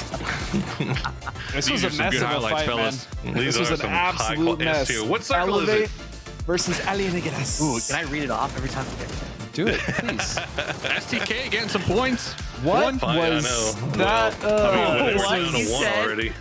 This hurt me to watch. That was a bad Look win, at this. man. Oh, the spray was so bad. Got him. Sneaks Circle like 7. I got you, boo. No, he Sometimes it just be like that. He didn't have him. You know, upside, Purdy doesn't have to worry about the worst spray of the tournament now. There you go. I mean, that is true.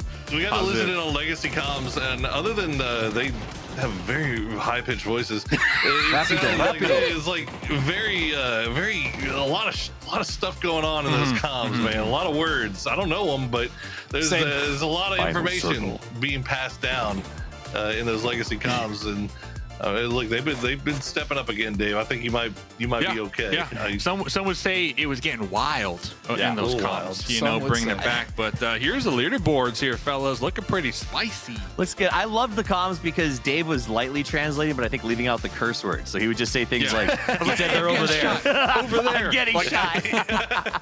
Friendly Fire, 17 points. Legacy shows up again, 14.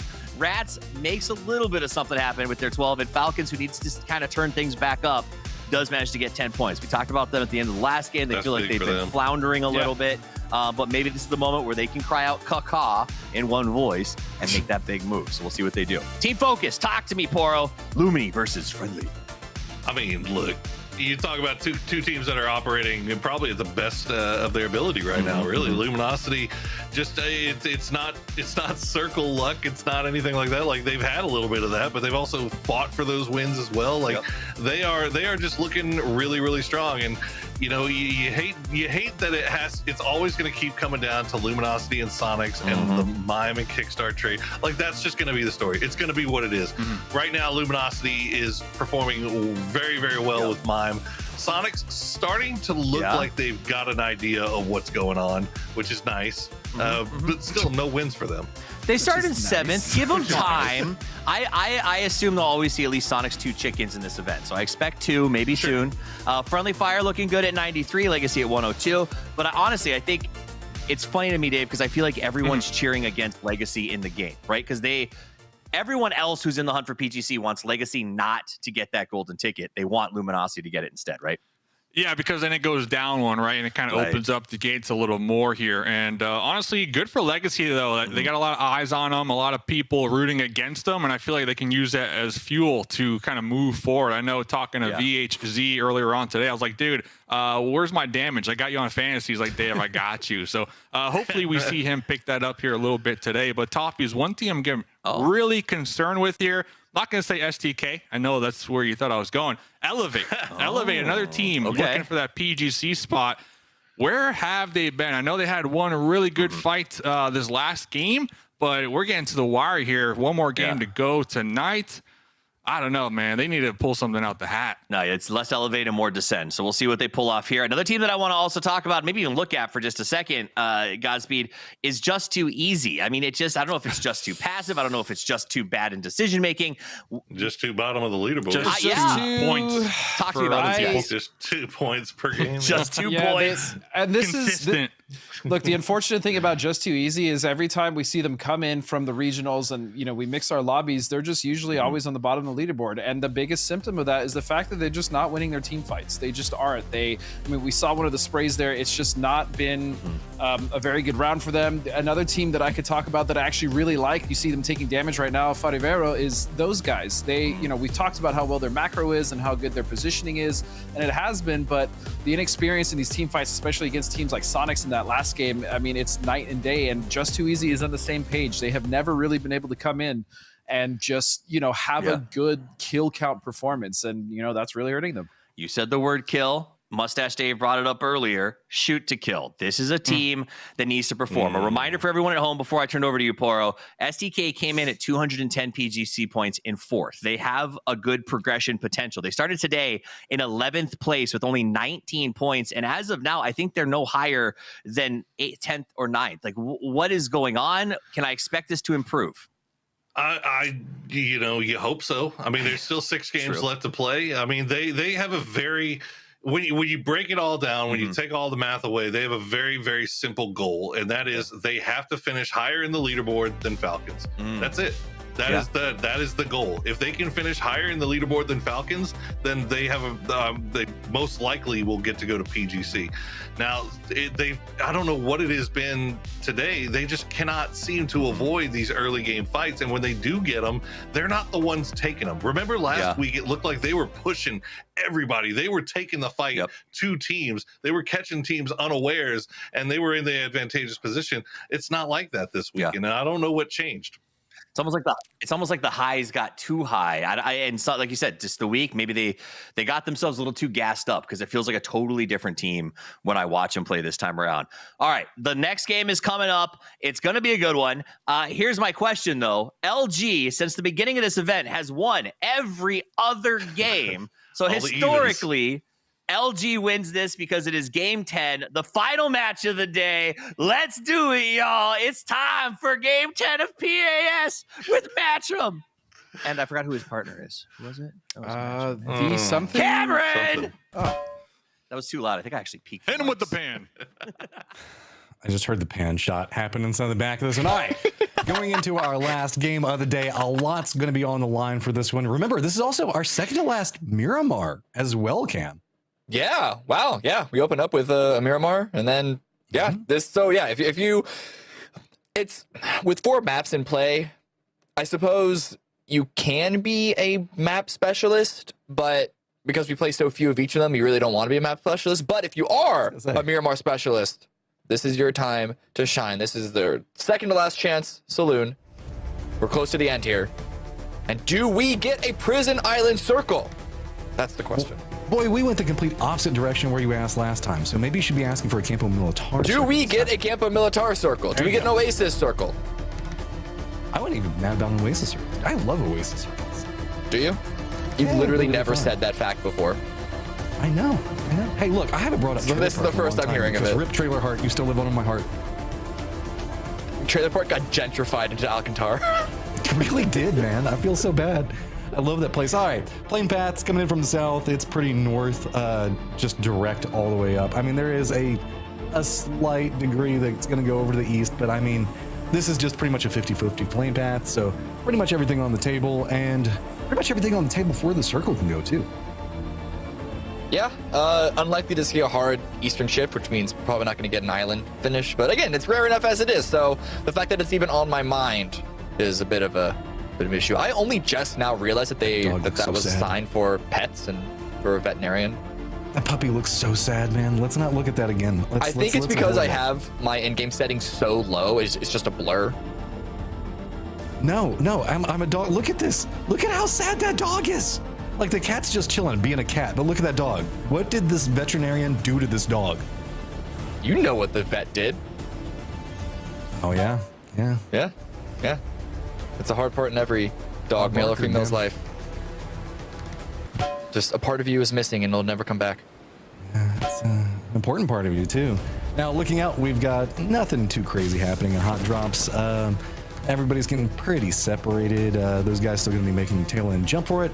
Falcons, man. Falcons. I feel like I've got that meme stuck in my head where it's just the guy with the stick. Be like, do something, man. You have an opportunity here. Do it. They got into the mix. They actually got pretty aggressive at the mid to late game. At the end of last game, they only got what was like 5 called kills? it the opposite direction. What's inside the circle? Oh, Adam, do it. Oh no. Oh god. Oh, Iron Sight bolt action fight. Let's go. Okay. Who's gonna come out on top of this one? Zvire or SDK? Dude, we need Duel of Fates in the background. No, don't run from this, cowards. Deny our fun. Boo. Ban Zvire.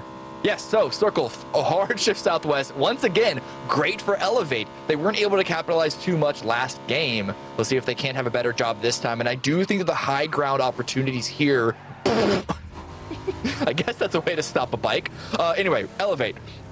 The high ground opportunities here, assuming it doesn't shift to prison, I think will give them more opportunities to leverage opportunities starting here early on in the mid game. Because, again, South of Campo Militar, you kind of just got to prone down until the fight comes to you at sometimes. This is a weird circle to try to read, right? Because you still have all of Drumstick that's going to be in play. You've got the hills that are going to be to the north of that are a very common commodity that most teams know how to play. You even still have Chumacera that's going to be in play from this. And getting the car stuck in laundry. Car stuck. That's embarrassing. That's a stiff shirt. If it could do that. That's a lot of starch. You might want to lower that amount. Put some fabric softener on that one. Yeah, yeah please. Oh, man. Okay, let's see how Mercy's going to be navigating this one. They're the only team that was really far south that decides that, you know what? Let's just go ahead and get a bit of everything. They're running a full 4-man split at the time, and they've got 2 other, well, technically one that's on Drumstick now, one of them's gone over the bridge, and it looks like they're not going to be staying here for too long, but I'm not necessarily opposed to them keeping one player back here, just in case. Oh, no, I mean, they have to be as split as they are for the loot alone. Portona, on the new addition to the actual end of the bone of Drumstick, is fairly good for loot, but with the opportunity that they have, similar to Elevate, to get a good central position with some good high ground, they're going to immediately want to extend out in the way that Rocky and the rest of his teammates are. Still a little scattered, still a little spread. As long as they have their lines prepared to retreat, in the same way that we saw Capitan from Falcons do when LG rolled up beginning of last game, then it should be all good for them. SDK now, coming from Los Leones, immediate shot into the zone. They still have to move a little bit. They're right outside, but they're one of the first teams to come on in, as well as 22 from Chumacera. You have Sonics moving in, you have Legacy moving on in, but they are not nearly as late to the party as they were the last game. So they're going to be looking for a central position to hide out in because they need a good game to get themselves back on track. Or just on track to begin with, much less back. Yeah, this is, I guess, a heartbreaking position for SDK to be playing from for such a historic roster. I mean, I'm not going to try to kick anybody when they're down, but we know the fact that this squad can do this. But right now, it feels like they know exactly where they want to go, but they're kind of lost at the same time. Legacy going to be coming in circle. That means going to open a path for friendly fire. Sonics, you can see, are going to be regrouping along this Chumacera line, so find themselves very good control point to be playing from. I'd say about half of our teams not even inside this circle yet. They still got some time. We got 25 seconds before it closes. We might see a couple of emergency pickups once again. Miramar, I think, is the map that we're going to be seeing it the most on. Did H-Win hit the parking brake? I think I saw his vehicle slide out from under him. This is such a weird situation, though. Like, I almost feel like you want to hold on to an emergency pickup just in case it goes to Drumstick, because you keep getting these baits out, right? You're like, oh, it's never going to do that. But so far, the qualifiers in the Americas region have just been like, nah. We're gonna make several hard shifts in a row just to make sure that this is as spicy as possible. Fisher spotted the vehicles of Luminosity drive by, immediately ducked down. I feel like Zvire are just unsecure with their loot, or maybe just unsecure with their position, currently holding on to 13th place. We haven't seen too much from them. a couple of engagements here and there, but nothing too big and too wild. So it makes sense that they wouldn't necessarily have the confidence or even want to go for an early game engagement, just letting Luminosity and any other team pass them up before they come in and backfill a bit later on. Sorry, we got a sandstorm that's going on down in the south, so waiting for it to cross the drumstick. Nobody really even down there anymore. So not going to be too big of a factor for us to have to contend with. I would be kind of intrigued to see a more northern sandstorm cut across this with the verticality in play and kind of cut out some of this vision. I mean, like, imagine it going right through here right now, because so much of this area of the map hinges on these very, very long sight lines. And yeah, a sandstorm up here of which, is just hellacious. Speaking of which, Shimboy spotted out a member of Legacy. Gas trying to get the line up. They're making sure that they can get some team shooting in to confirm the knock. No point wasting bullets. And there it is. Shots open up, but RBN still alive. And now VHZ has arrived. So there's an opportunity for Legacy to try and fight back. But that's where Vegas's tertiary angle comes on in. Ooh, yeah, and Vegas has been on something today. He's been hitting some really good shots. Gats. He's, you know, sometimes you just gotta check the oil. You know, it looks like that's what he's going for a refill on. Bullets coming out from Xavier gonna make this a bit more complicated for him, but I think that he should. Those are some long-range shots. I thought that was Vegas shooting at his own teammate that was so far away. Friendly Fire weren't even on the board, but hey, bridge crossing. Bridge crossing. Ragnar runs directly into Pixel. I don't know why you would camp this bridge, but Friendly Fire, they're holding out Valdemar. They don't want anyone to try and cross on down. Thanks for the car. I think that's what it was. He was just kind of holding off over here, and he's like, I got a vehicle now. I'm going to go ahead and regroup with the rest of my friends. That was sneaky enough to be established. Just too easy. Can't really take some shots into him. Friendly Fire, the rest of them, as we just saw Pixel a moment ago, is just over here next to Vegas. And again, Vegas has been kind of on one right now. Not necessarily seeing the biggest elevation on the leaderboard coming out from Elevate, but definitely we've seen him hold off a couple of 2v1s. Roth has been putting in some work here for sure. Dude, true. Yeah. See, Friendly Fire looking for another opportunity to finish off the day strong and have 2 solid days in a row. 3rd place. And I was talking about a gap between the top 2 and Friendly Fire. That's pretty much closed. They're 8 points away from 2nd. And it's after that 22-point gap down to 4th. Something I got to point out here. A small thing that happened right there is, as you saw, Roth, he was coming down that hillside. He cut the car over and then backed it down just for that last bit. And that was to avoid making sure the fact that the vehicle would get stuck on that high decline coming down into it, because sometimes you can kind of bump down in the front end. So if you're on Miramar and you're handling some of the verticality and you have time, Falcons, something to make sure you keep an eye on. DraftKings with the instant double knock onto 2 members of Sonics. Curious if we can see what's happening there, as Just Too Easy are arriving on our screen into their position, but there seems to be some fighting around Chuma Sarah, as well, everyone else down here, they're completely ignoring that. That is irrelevant to them right now. Cowboy with the potential angle onto Pixel, trying to drive away with the car that he stole from Just Too Easy, Grand Theft Auto style. Yep. He's going to get away with it. Sandstorm is also appearing over in the north, so it's going to cut out Ali and Hines' vision in a moment. Hello Senpai as well. Everything's about to go dark over there for them. Just Too Easy. Everything over here about to just go on quiet mode for just one moment. And here is that firefight you were talking about a second ago, Cam. Revive on 1 came on up. Tickleton still needs to get picked up. I think Kickstart is doing just that, as H-Win's trying to watch and make sure that Falcons don't push onto them. Falcons do have a 2-2 split.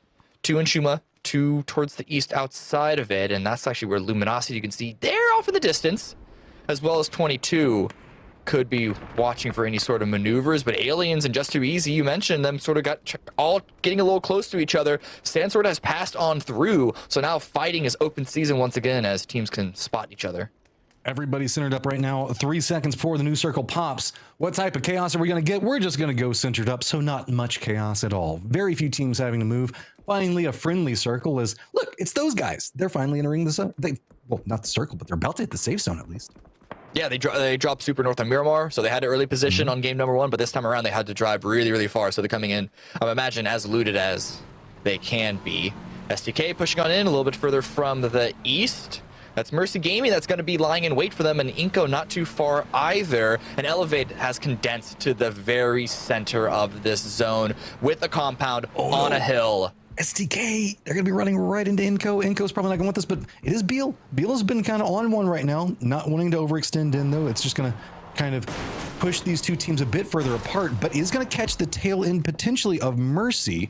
Said they're going to stop over here. Mercy's going to regroup just up the hillside from them, so that shouldn't be too much of a firefight. And oddly enough, just due to the fact that this is kind of centered in that southwestern Chumacera hillside, this is kind of like 4 different firefight locations that we're going to see break out. One of those positions, Valdemar, Rats, it gotten into the city. Friendly Fire trying to hold them out. And remember, there is just too easy that could overlook onto this position if they can find those angles with the high ground. But Alien's not too far from them, so I think just too easy going to be a little busy. Zvire, E-pick up and play coming in from Los Leones, east to west, getting shot at. No damage just yet, but that's always a fear in the back of your mind when you're floating through the air, because you're not a sitting duck, but you're a flying one. Where are you going to choose to stop? And it looks like they're going for Elevate's compound. No, they're going to go for a dip just on the outside of it. Yeah, I like this. Just going to go ahead and deny some of the vision out, jump early. You can see Elevate does spot it out, but just don't have the cleanest angle into that position because usually not defended up over there just quite yet. Going to take a couple more pot shots now, but not really going to hit too much. And this is going to put Zvire in a potential foot push to maybe go after this location if they want it, but it looks like Elevate's got it on lock. There's the distance. This hillside is wide enough that LA weren't immediately able to capitalize on Zvire landing and having to scramble to find a spot. But it looks like STK have been putting enough pressure as well to keep Zvire from trying to push onto Elevate's position. So I don't know what intentions Zvire had for that drop, but they're going to have to stand still for now. They're still alive, still 4 up, and they're spread out enough. I just worry about what hiding out in that valley is going to do for them later on in the game. This is, I mean, Zvire's got a defendable position for now. They can be harassed, yes. It's also pretty centered, so I can understand their mindset into it.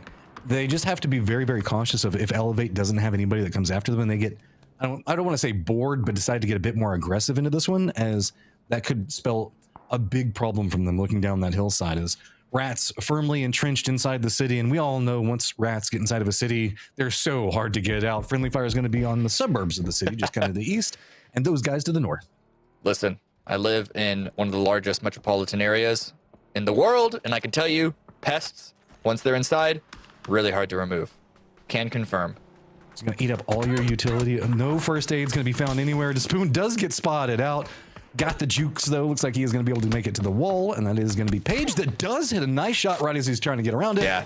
I don't know if he'll be able to get the entirety of the flush onto it, as the circle does keep a bit of Valdemar and keeps the hillside, as well as that, I guess, channel in play as well. Yeah, Friendly Fire. They have a weird decision to make right now. They could just bail and try and take one of those compounds onto the coast side, but that is low ground, and we know it's going to shift away from water on the next shift. So on the other hand, they might just want to sit here, try and clean up this fight, get those kills, working from the edge, and try and go for a high kill round. It really depends on how confident they're going to be. A lot of other teams are going to be on the move, though. Aliens, Legacy, all driving around each other. Just too easy, not too far from this. Elevate have the high gun overlooking all this as well. It is chaos. Everyone is just trying to send it past these sightlines, these camps, to make it to the coast. And man, this sandstorm is going to make things complicated. Vehicle flip at the worst possible time. Here come Falcons now with this one, just like you were talking about. You can see Fakeson prepping up the nade, but it is just too much. The sandstorm also now going to be coming in, denying out all vision. Rotations galore, just all up on top of each other. We had a friendly centered circle into a hard shifted southern circle, and now it is just full on Mad Max over here. We're about to have those guys cresting it around this angle as well. On the outside of this one, you can see that Shoot to Kill is trying to control what's going to be happening over into the east. LG just groups in right down below them, cutting a path in between them and Inco, as somehow it has gotten more calm over here in the west, even though everybody is just right up on top of each other, Cam. It's because they can't see because of the sandstorm. It's given an opportunity, a brief one as it is, but an opportunity nonetheless for Falcons to get in position. Those guys sending it past to try and find the high ground. Pixel getting some kills in the meantime onto Rats. So that fight is also going to break out because Rats trying to push on in while the remainder of them are in the sky, in the air, having to pull because Cowboy is down to 1 HP. But given all of the other options, I understand why they went for this last-ditch effort. It just hurts a lot. Boy, that was as scary as you could get coming into this one. They just narrowly managed to make it into position. And it's just like, I don't know, it's that Shaq barely manages to be in a position that is, I guess, beneficial. But that being said, Rats can't even regroup. LG's now got themselves high ground position looking into this one. Sonics are going to be confident to contend with 22. And if they can crest up, they might be moving into Elevate's high ground approach. But let's not forget Zvire's also kind of hunkered down in the same similar position, as everything has now just become a cacophony of chaos up into the north. The compression just, it's got to break soon. There's just not enough space for all these teams. Yeah, 22 already got 2 kills on Devire just recently. But with the pressure from Sonics, unable to really follow up on that and try and eliminate that team fully. A great grenade from Tiggleton landing right in Kill Demo's mouth. More shots coming on through, and they're going to try and send it down. The blue is knocking on their door, so they need to make a move. But as you can see, the angles from Elevate make all of this fighting very, very complicated. Very, very tight lines they have to work with. They might need to soak up a little bit of blue. Oh, man, but it's going to start to hurt a little bit more. Phase 5 is really where the switch to lethal happens, but it's not comfortable. Just sitting it down, the circle does shift in, but it's still pretty far down to the south. That means Elevate's finally going to have to leave their high ground position. Sonics needs to finish up this fight quite quickly with 22. Friendly Fire is also going to regroup, but they're going to be in Falcon sightline. Tig going to go down to Posa, and now just trying to sweep in from the south. I mean, you got the knock, but I mean, how much more can you try to make this happen? Not the cleanest of sightlines even to step out. Just 2 members up. The rest of Sonic's going to be looking down, fish in a barrel in a moment. Rusty Zera is going to go down. Posa, do you have it in you? But at the same time, the longer Posa manages to survive here, the more complex this is going to become for Sonics, who have to really navigate a crazy circle and get into it somehow. Yeah, they got to move. Zvire just went down. They tried to push through Mercy, and that's the exact same line that Sonic's going to have to go through. So, as you say, the longer it takes for them to eliminate Posa, the harder it's going to be. The circle is about to close in just a few more seconds. Sonics just can't quite get the circle off of their back, though they do finally get 22 off of it. And now they can try and make that move, but where can they go? It's going to be problematic because they've got STK also kind of gate kept out by Mercy. Can't make too many big moves. Falcon's just too easy, making their own mini red zone. The vehicle! That got kind of close to Sills, and even before it exploded and flipped over. But notice just too easy. They're moving into this aggressively with their throws, trying to see if maybe they can crest into that hillside. Speaking of making an aggressive play, looks like Shinboy's got eyes on a prize. He's just going to go ahead and Panzer Mouse open this one up. Xavier couldn't even do anything off of it. Talk about entry fragging, making their way into the building. Knock, knock, knock, FBI with the Panzer Faust. Does get traded, but Elevator taking over this building, and it's a little piece of hardcover. And considering the failures that we've seen for a bunch of different teams trying to find some place to survive in this zone, they will take it. Question is, close that door. LFB is looking. Okay. Oh, and a blue zone grenade. That's going to do a lot of damage. This is about to get so wild up here. Elevate still looking into it from distance with Poonage back behind it. It is kind of an isolated fight for now, but Poonage is going to get taken out because Legacy is coming up back behind this. But let's not forget Sonic's also pathing into this position. So Sonic's, Legacy about to bump into each other. All Eyes going to be down in this lower position. Vegas now having to contend in with what's going to be going on with Fireflies as they're doing a great job of using this distraction, trying to make sure that they can exploit it. He's going to go down, so Elevate can't make landfall after their reposition. H-Win, though, up on top, looking down into all of this. He's going to be able to take down LFP. And now Legacy has to move into the position where they were just harassing, and it's not going to go well. 4 kills for Sonics. Looking for more. They found a bit of high ground. They actually went a little bit more towards the west, directly north side of the zone, avoiding the field that Mercy are holding out in. And this just gives them a nice cliffside, but they're looking for the angle onto Legacy. They're looking for that final spot to throw the grenades. A flash does come out. Kickstart does get traded. Tiggleton drops very, very low. H-Win and Trimsy need to swing in from the north. Just looking down from up on top of this, trying to hit the angles into it. H1 Tiggleton both very, very low, just trying to run ahead of this one. Outside in the blue zone, just clinging on to life. Sonics is going to go down. Legacy just barely on this one. Gizera, the only one that's walking into the safe zone. Just barely at that. Super close when the final fight, and H-Win had no choice but to jump off the rock side to get away from that blue, because phase 5 is where the damage really comes on in. Gizeri grabbing some last bits of loot from his fallen teammates outside the zone, but he's going to have to try and salvage something from this point. Only 3 kills for them. It's going to be another low-scoring round for Legacy, but still, at the top where they are, shouldn't be too upset with the way that the day has gone for them. Toffee's been talking about it every other game. LG do center inside the circle. Good control point to play from. Everybody else having to scrap on the outside of it. You can see Friendly Fire now having to make a move into those guys. And maybe they can pick up a couple more kills already, sitting at 3 right now. Does get a nice peek in. Both Roth and Sharp Shot do some work into it. Lemon Squeezy seeing if maybe he can make a sneaky angle onto Roth, but already spotted out. Doesn't feel like this is going to go on for too much longer, but this has drawn the attention of a couple of the other teams that are going to be rotating near here. So the information coming out from this firefight could spell Friendly Fire's doom if they don't finish it fast and clean, which they do. Spot of the barrel, I think, allowed Roth to get the drop on Lemon Squeezy's attempted swing there, but those guys just got eliminated piece by piece. Friendly Fire coming in just with a whole bunch of aggression right now. How many kills? 6 for them on the board? 2 from Rats? A couple more from those guys, and they are on fire, as is their namesake. Capitan, overlooking all this, certainly heard the fight. Should know more or less about all these teams surrounding him, and Aliens with a nice spread to the south of it. All these teams need to make their way into the zone.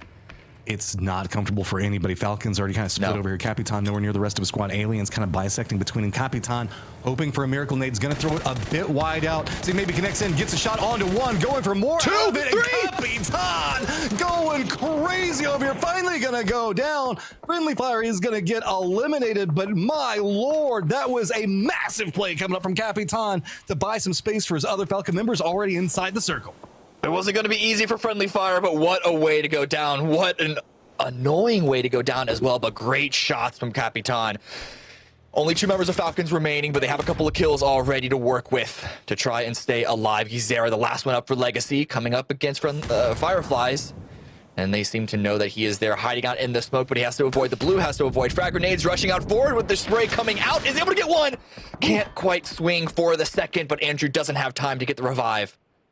Miracle doesn't happen for the second time, and it's getting a bit feistier as LG getting more and more control. Aliens, STK, both managed to sneak into the circle, be a bit more comfortable. Coda Kid has been spotted out. Whenever I say comfy for Aliens, I wouldn't say it's the best position. They've managed to make it into the circle, but you can see them are just too easy, or just all the tracer lines coming in at them is no surprise. Circle's going to go pretty centered on this one. LG maintaining a massive amount of control. LG have really gone back to their older playstyle of find a high ground position in the mid game, wait for circle 5, circle 6, and then just let it loose. Right now, like, they have the highest position in the circle. They don't have the cleanest sight lines on every single angle that they have, but we know how much damage these guys can do with DMRs especially. We want to keep an eye on strong squads coming into this one. We have Inco that's down into the southeast. Falcons trying to navigate in, but they're going to have Aliens that are back behind them. The last member for Firefly also putting in some work, and just too easy, getting a bit cooked. I don't think that this is going to get off, and I thought it wasn't going to happen, but I got it wrong just too easy. I'm sorry. Clinging to life by a narrow thread. Gets a kill. Gets 1 kill, 1 point so far, despite all of the trials and tribulations. Going for a 3x spray, trying to go for even more. Swaps to the Mini 14, but isn't able to get a lot out of it. Andrew does finally go down to Aliens, who are cleaning up this west side. A couple of solos left for them to deal with. There's Halo Senpai. There's Silzen, there's Ferrivero, and then, of course, on the east, there are the healthy squads going to be coming on in from Mercy from the north, Luminosity, as we saw, in the center, and then STK still on the east and Inco below them. A bit quiet run for the eastern teams because of how just dramatic the west has been.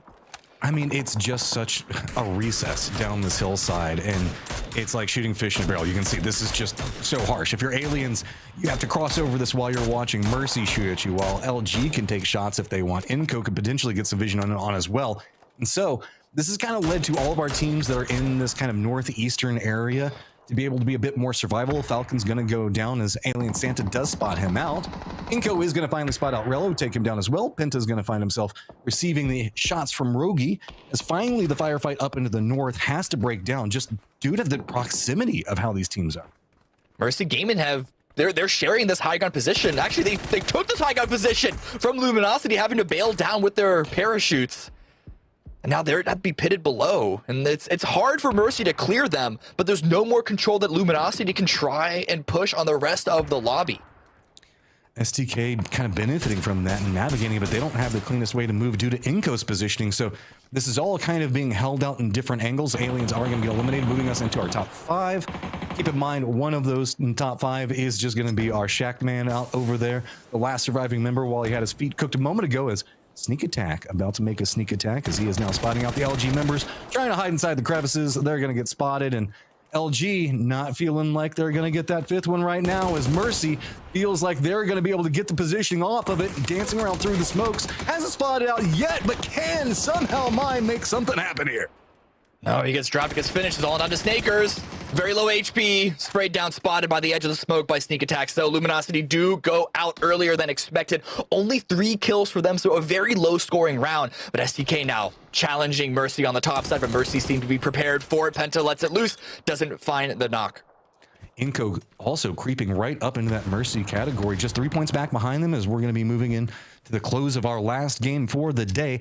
STK did wrap pretty far up into the north, and they're kind of repositioned into where we saw Mercy playing from just one moment ago.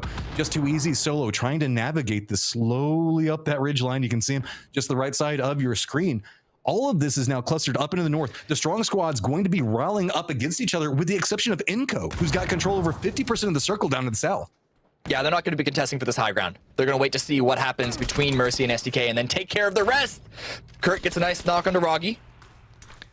And again, Mercy on the low ground. This is the same position that they took care of Luminosity in, so they know how difficult it will be for them to defend this position. Man, Inco is just taking control the whole time this is going on. Sneak attack wants to get a knock out of this one. Just can't quite control the spray, but Penta can. Gonna hit the headshot. Mercy now down to 1 in Lucid. Clinging to life right now is Inco just tightening the noose on this position. STK now having nades landing right up on top of him. Adam already down. Looks like Purdy might be trying to move down that hillside to deny some of this, make sure that they can get at least the kills onto what's going on with Mercy. And let's not forget, Just Too Easy Solo is still on the outside of this. Might be able to spot something with it, and finally we're going to see Mercy go down, but the cost to STK was massive. Great timing for Inco. They were waiting, they had their position, they had the control, they saw the eliminations, they saw the kills in the kill feed, and they pounced. And now they have the control of the high ground, with Waiku's still anchoring the south side. Farivero does get spotted by Psycho, so he's going to go down in 3rd place, a lot further into the game than I think anyone expected a solo to try and sneak on through. Penta tries to hold it out and save this one, but it is going to be Inco in the end. Only 6 kills, but a 6-kill chicken dinner is a chicken dinner nonetheless. Man, I don't know. Everybody that went to that rock was like, okay, this is the position that we're going to win the game from. And then just they didn't slip through their fingers, man. It was just a constant rotation, same idea, same reposition. The aliens, though, look at that damage, man. Those guys were alive and kicking for so long down in the southwest. Yeah, man. All those teams on that west side, they had to put in a bunch of work to try and survive and make it in there. Just the sight lines from a bunch of these different teams, the field area, and then not to mention how many solos that we saw. Just Farivero especially dealing a whole bunch of damage. I don't think he went away with too many kills, but he made those other teams really work for it. He's going to be nice. He went out swinging at the very least. STK, I know, probably going to be a bit bitter about that one, but a little bit, yeah. Let's be honest. Better than any other game they've had. Yeah, they needed the points. Take the victory off of that, try to use that to propel you into the next day. But Inco, man, I love the patience that comes out from Inco and how long that they waited on that. Like you were talking about, Cam. They just kind of let everything go through and then choose to pounce on. Yeah, well, that is it for us. That was game number 5. We have 5 more tomorrow, but before we go to the desk, we do want to remind you once again the KFC collaboration with PUBG, featuring new KFC locations in Erangel as well as in-game rewards. Buy a meal online or in the KFC app to snag your in-game PUBG reward. Don't go anywhere. We will be right back with the desk to close the day out.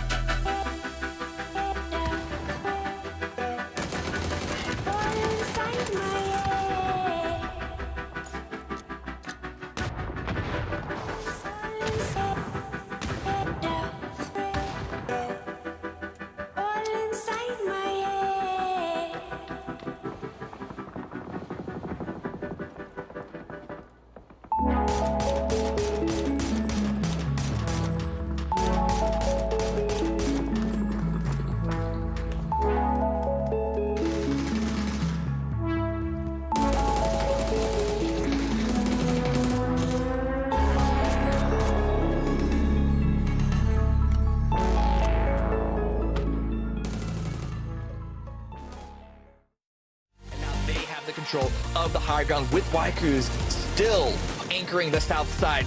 Barbaro does get spotted by Psycho, so he's going to go down in third place, a lot further into the game than I think anyone expected a solo to try and sneak on through. Penta tries to hold it out and save this one, but it is going to be Inko in the end.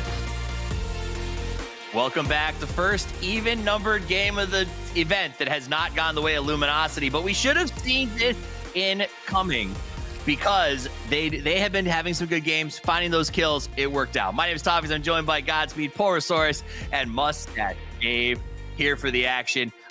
It was a fun game. Inko needed it, but not so much as I think STK really needed to finish strong here. Godspeed.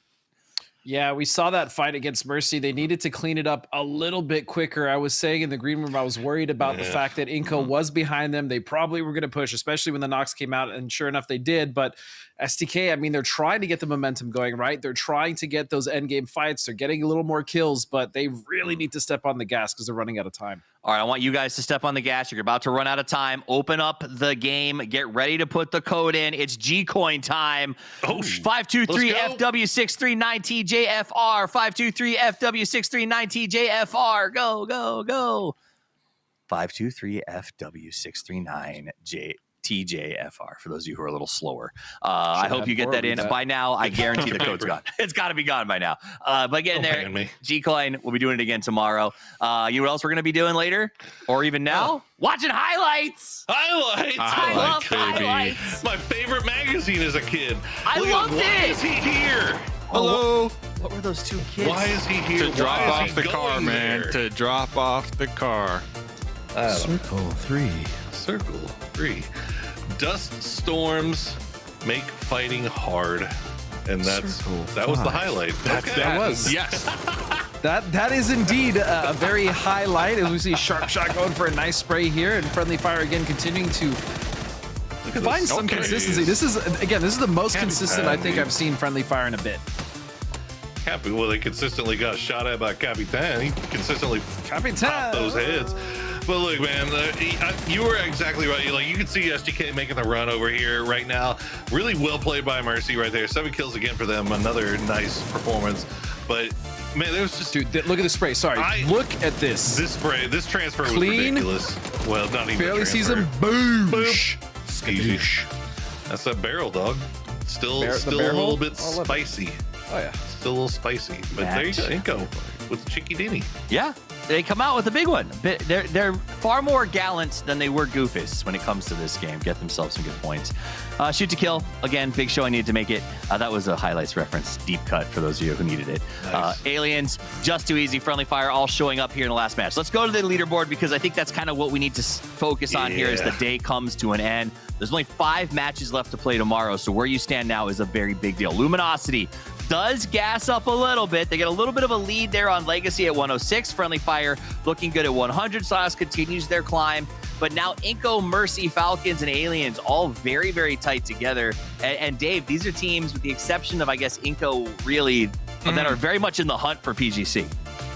Yeah, I mean, Inko definitely like that sleeper pick here today. I didn't expect them to perform as they did. That one chicken definitely helping out. But I'm looking at teams when we're talking PGC, Elevate, Shoot to Kill, even the Aliens. Like tomorrow, they're going to need some massive games, in my opinion, to really feel comfortable after game number 5 here at Toffees. 8 placement points for STK out of 10 games. 8. That's it? That's That's brutal. Yeah, that's hard. Really brutal. Well, they had none yesterday, right? So, Well, let's pivot from the bad to the good. Team focus here for the grand final. Luminosity versus Legacy. It's been a solid 1-2 back and forth. And again, a lot of people who are fighting on the cutoff would love to see Legacy not finish in first place so that 420 gets knocked off the board.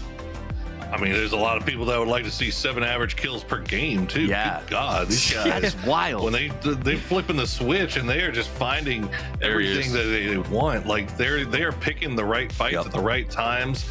And obviously a little bit slower day to day, but they still climbed. I mean, it was just we would still be talking about Legacy in the front if it weren't for Luminosity just popping on all cylinders. All right, so Gazera has been solid. We saw Cameron sort of build up his fantasy team today based on that Gazera change. Snakers, though, has been on fire. And I'm going to drop this because Trevor was talking to me during that game. And this is a quote from him. I got permission to say, I understand why Tig is so confident and good. He had Mime in his ear. Snakers is playing like that now. He says that the Mime, sort of the way that he hypes him, the way that he builds him and supports him on the pushes, has made Snakers a significantly stronger player. Now, I don't know the inner workings of the Sonics, so I can't say that that's true, but I do love this idea that this bringing Mime on has been a really good pickup for LG, Godspeed. Yeah, I think they've utilized him to the not even to the best of their ability. And I still think there's quite a bit that they can pull out of Mime, that LG roster. And I think, again, he has been a big boon for the team. I think he's I don't want to really call him like a support player, but he definitely is there to support the team. As Trevor said, hype up Snakers, who we always knew was a very good fragger. And I like this addition more than I liked Kick going to Sonics. I'm just going to say it. Yeah, you said it. But I'm on board with that too. I think Godspeed and I had similar minds when it happened, and so far it's playing out the way that we thought it might. But then again, Sonics are in a weird place. They qualified. Who knows? We're going to find out at PGC. That's for gosh darn sure. Let's pivot now, because I want to find out more about some of the teams in the mid-pack. And to do that, we sent Mustache Dave for some chat and chicken to get the scoop with the spoon.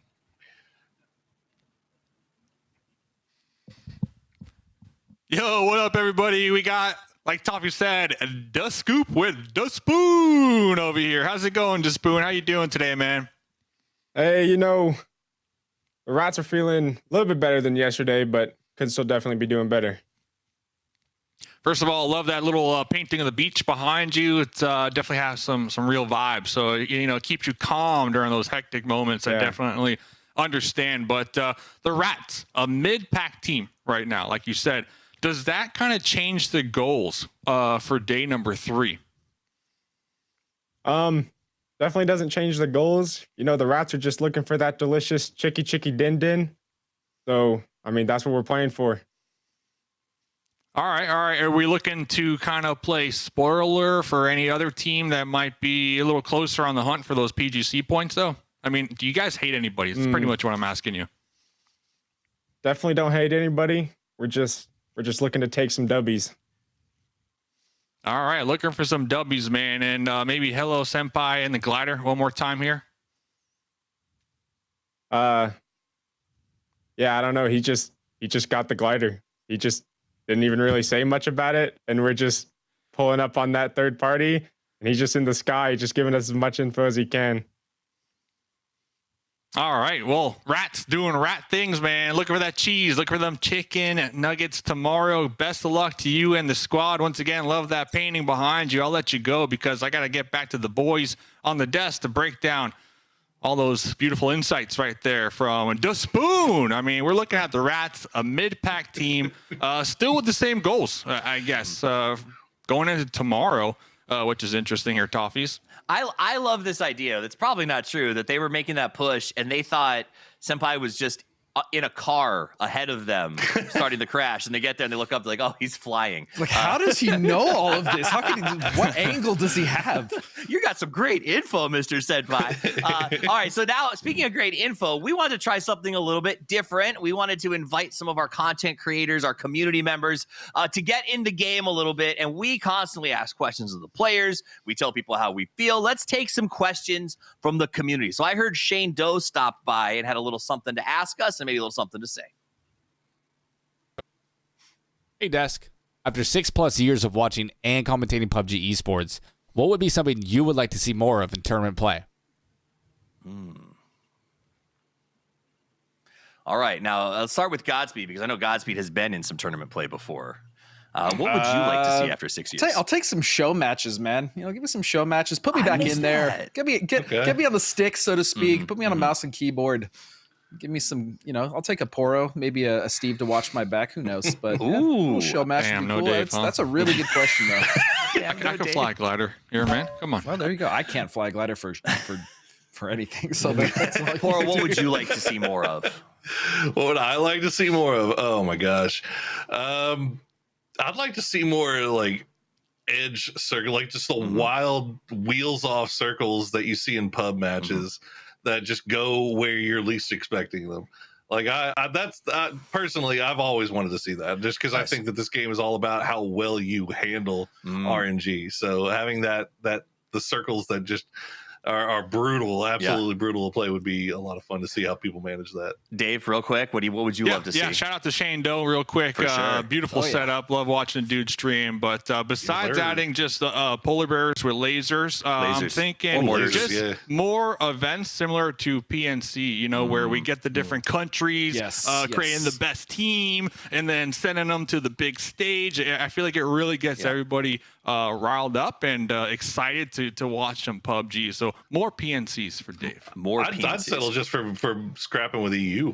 Yeah, that's what I'm saying. Bring it back to the old days. I mean, we would win every time. So I will, of course. I'll also say this. 6 years. He said we've been doing this for 6 years. What do we want to see? I would love to see more and more casual games becoming closer to what we're seeing here at the pro level. And I think it started to happen, and I'm excited about it continuing as we go forward because I've started to learn and be able to use that in the games, and it's awesome. I'll take 6 more years. Dude, yes. I'll just take 6 more years. Let's go. I'll take 6 more years. All right, match schedule. Luminosity and Friendly Fire went back and forth all day until Inko stepped in and just ruined the graphic completely. But a good win for them. It really was. But it's so rare to see this sort of thing happen. And it was very, very cool to watch. So, but good for Inko coming in there. Let's talk about tomorrow's schedule, gentlemen. We're back to the Chaos 3 for the start, and then we wrap up on the most famous map of all time. Will it be military over and over again, Godspeed? I'm not sure. I really don't know. We've had the majority of our Erangel games end on military, which is kind of, I mean, we've had it before in the past where tournaments have ended there, but I mean, this has been predominantly a military-based Erangel tournament, so maybe more military games. Who knows? Maybe more gliders. My heart goes out to STK if that happens, though, Poro. I feel like they're a team that really is not, that, like, they need Erangel to go well for them, and double military is not great. Don't want to hear it. You don't think so? I don't. No more excuses. All those guys on STK have been playing this game for so damn long. If they can't figure out how to do melee by now, like, it's nobody's fault but their own. Like, I think that they're just fine. They're comfortable. They have had a plan for melee base for years now, and they're still using the same one. It's just not going their way this so far this tournament. So hopefully that last game there gave them a little kick in the pants, and maybe they can put on something of a show for us tomorrow with 5 games left. But if not, I mean, they got to catch Falcons. That's it. All right, you heard him. No more being an STK apologist, Toffees. You're out of luck. So it's over. I can't defend you anymore. All right, that's it for the show for today. 5 more games to play tomorrow. Let's do final thoughts real quick. Mustache Dave, final thoughts before we log off. Yeah, besides Despoon, shout out to him for that interview. LG, I'm looking at LG. Honestly, they're firing on all cylinders. I love it. I feel like they're really fine-tuning their skills as a team before PGC. So the only thing with that, though, is hopefully they can turn it down a notch so other teams can get the chicken here tomorrow, Toffees. Let some other folks eat some chicken. Poro, thoughts? I got to shout out Friendly Fire, man. Like, so many tournaments we've seen them at the end of the year where they're struggling, they're fighting, they're clawing, and they just managed to get in or they just managed to miss out. This time they're not leaving any doubt to it, and I love to see it. They're looking really strong heading into the end of the day and hopefully heading into PGC. Godspeed. Agreed 100% on Friendly Fire. And for me, it's watching Falcons and STK. I mean, that's really going to be the battle to see who's going to go as far as, you know, some of the best teams we have in our region. And that's what I'm paying attention to. I'm going to be watching chicken dinners from Legacy. They have 1 chicken dinner out of their game so far. They need more. Everyone else in the fight has got multiples already. Now's the time to set your future in stone. Let's see if you can do it. And let's see if you guys can be back here tomorrow where we set the future for PGC. America's PUBG decides who represents us at the biggest PUBG show on earth tomorrow. Be here for it because it is going to rock. On behalf of all of us, myself, Toffees, Godspeed, Porosaurus, Mustache Dave, the Cammy, D, Matchroom, and everyone at Crafton and our production team, thank you so much for spending your evening with us. And until we see you next time, play more PUBG, y'all. He's trying to get a different angle, but he will get found. And a beautiful spray from Roggy as he will find another member of Aliens.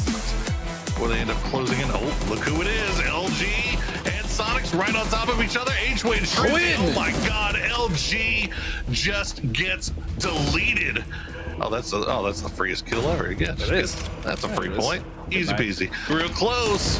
He's going to spot out somebody else. Going to spot out Vegas. The trade comes through. Oh, 1 HP on Vegas as he wins that 1v1 and trying to third party onto that LG fight, but they're using this opportunity. But look at this, nobody has perfect angle onto both of them. Oh, that's brutal. Aliens trying to crest this hillside, but man, you can see it's just every single angle has somebody shooting, and most of it's going to be Vegas. Move to his position is actually what Rat's going to be trying to go for, but Rob here trying to hold the line. His teammate's been taken down, but he just took 2. Look at this, Roth popping up big, using that information that was provided just a moment ago. Kept out by Mercy, can't make too many big moves. Falcons just too easy, making their own mini red zone. The vehicle. That got kind of close to Sills, and even before it exploded and flipped over. Looking for a miracle nade's gonna throw it a bit wide out. See, maybe connects in, gets a shot onto 1, going for more. 2, 3. Capitan going crazy over here. Finally gonna go down.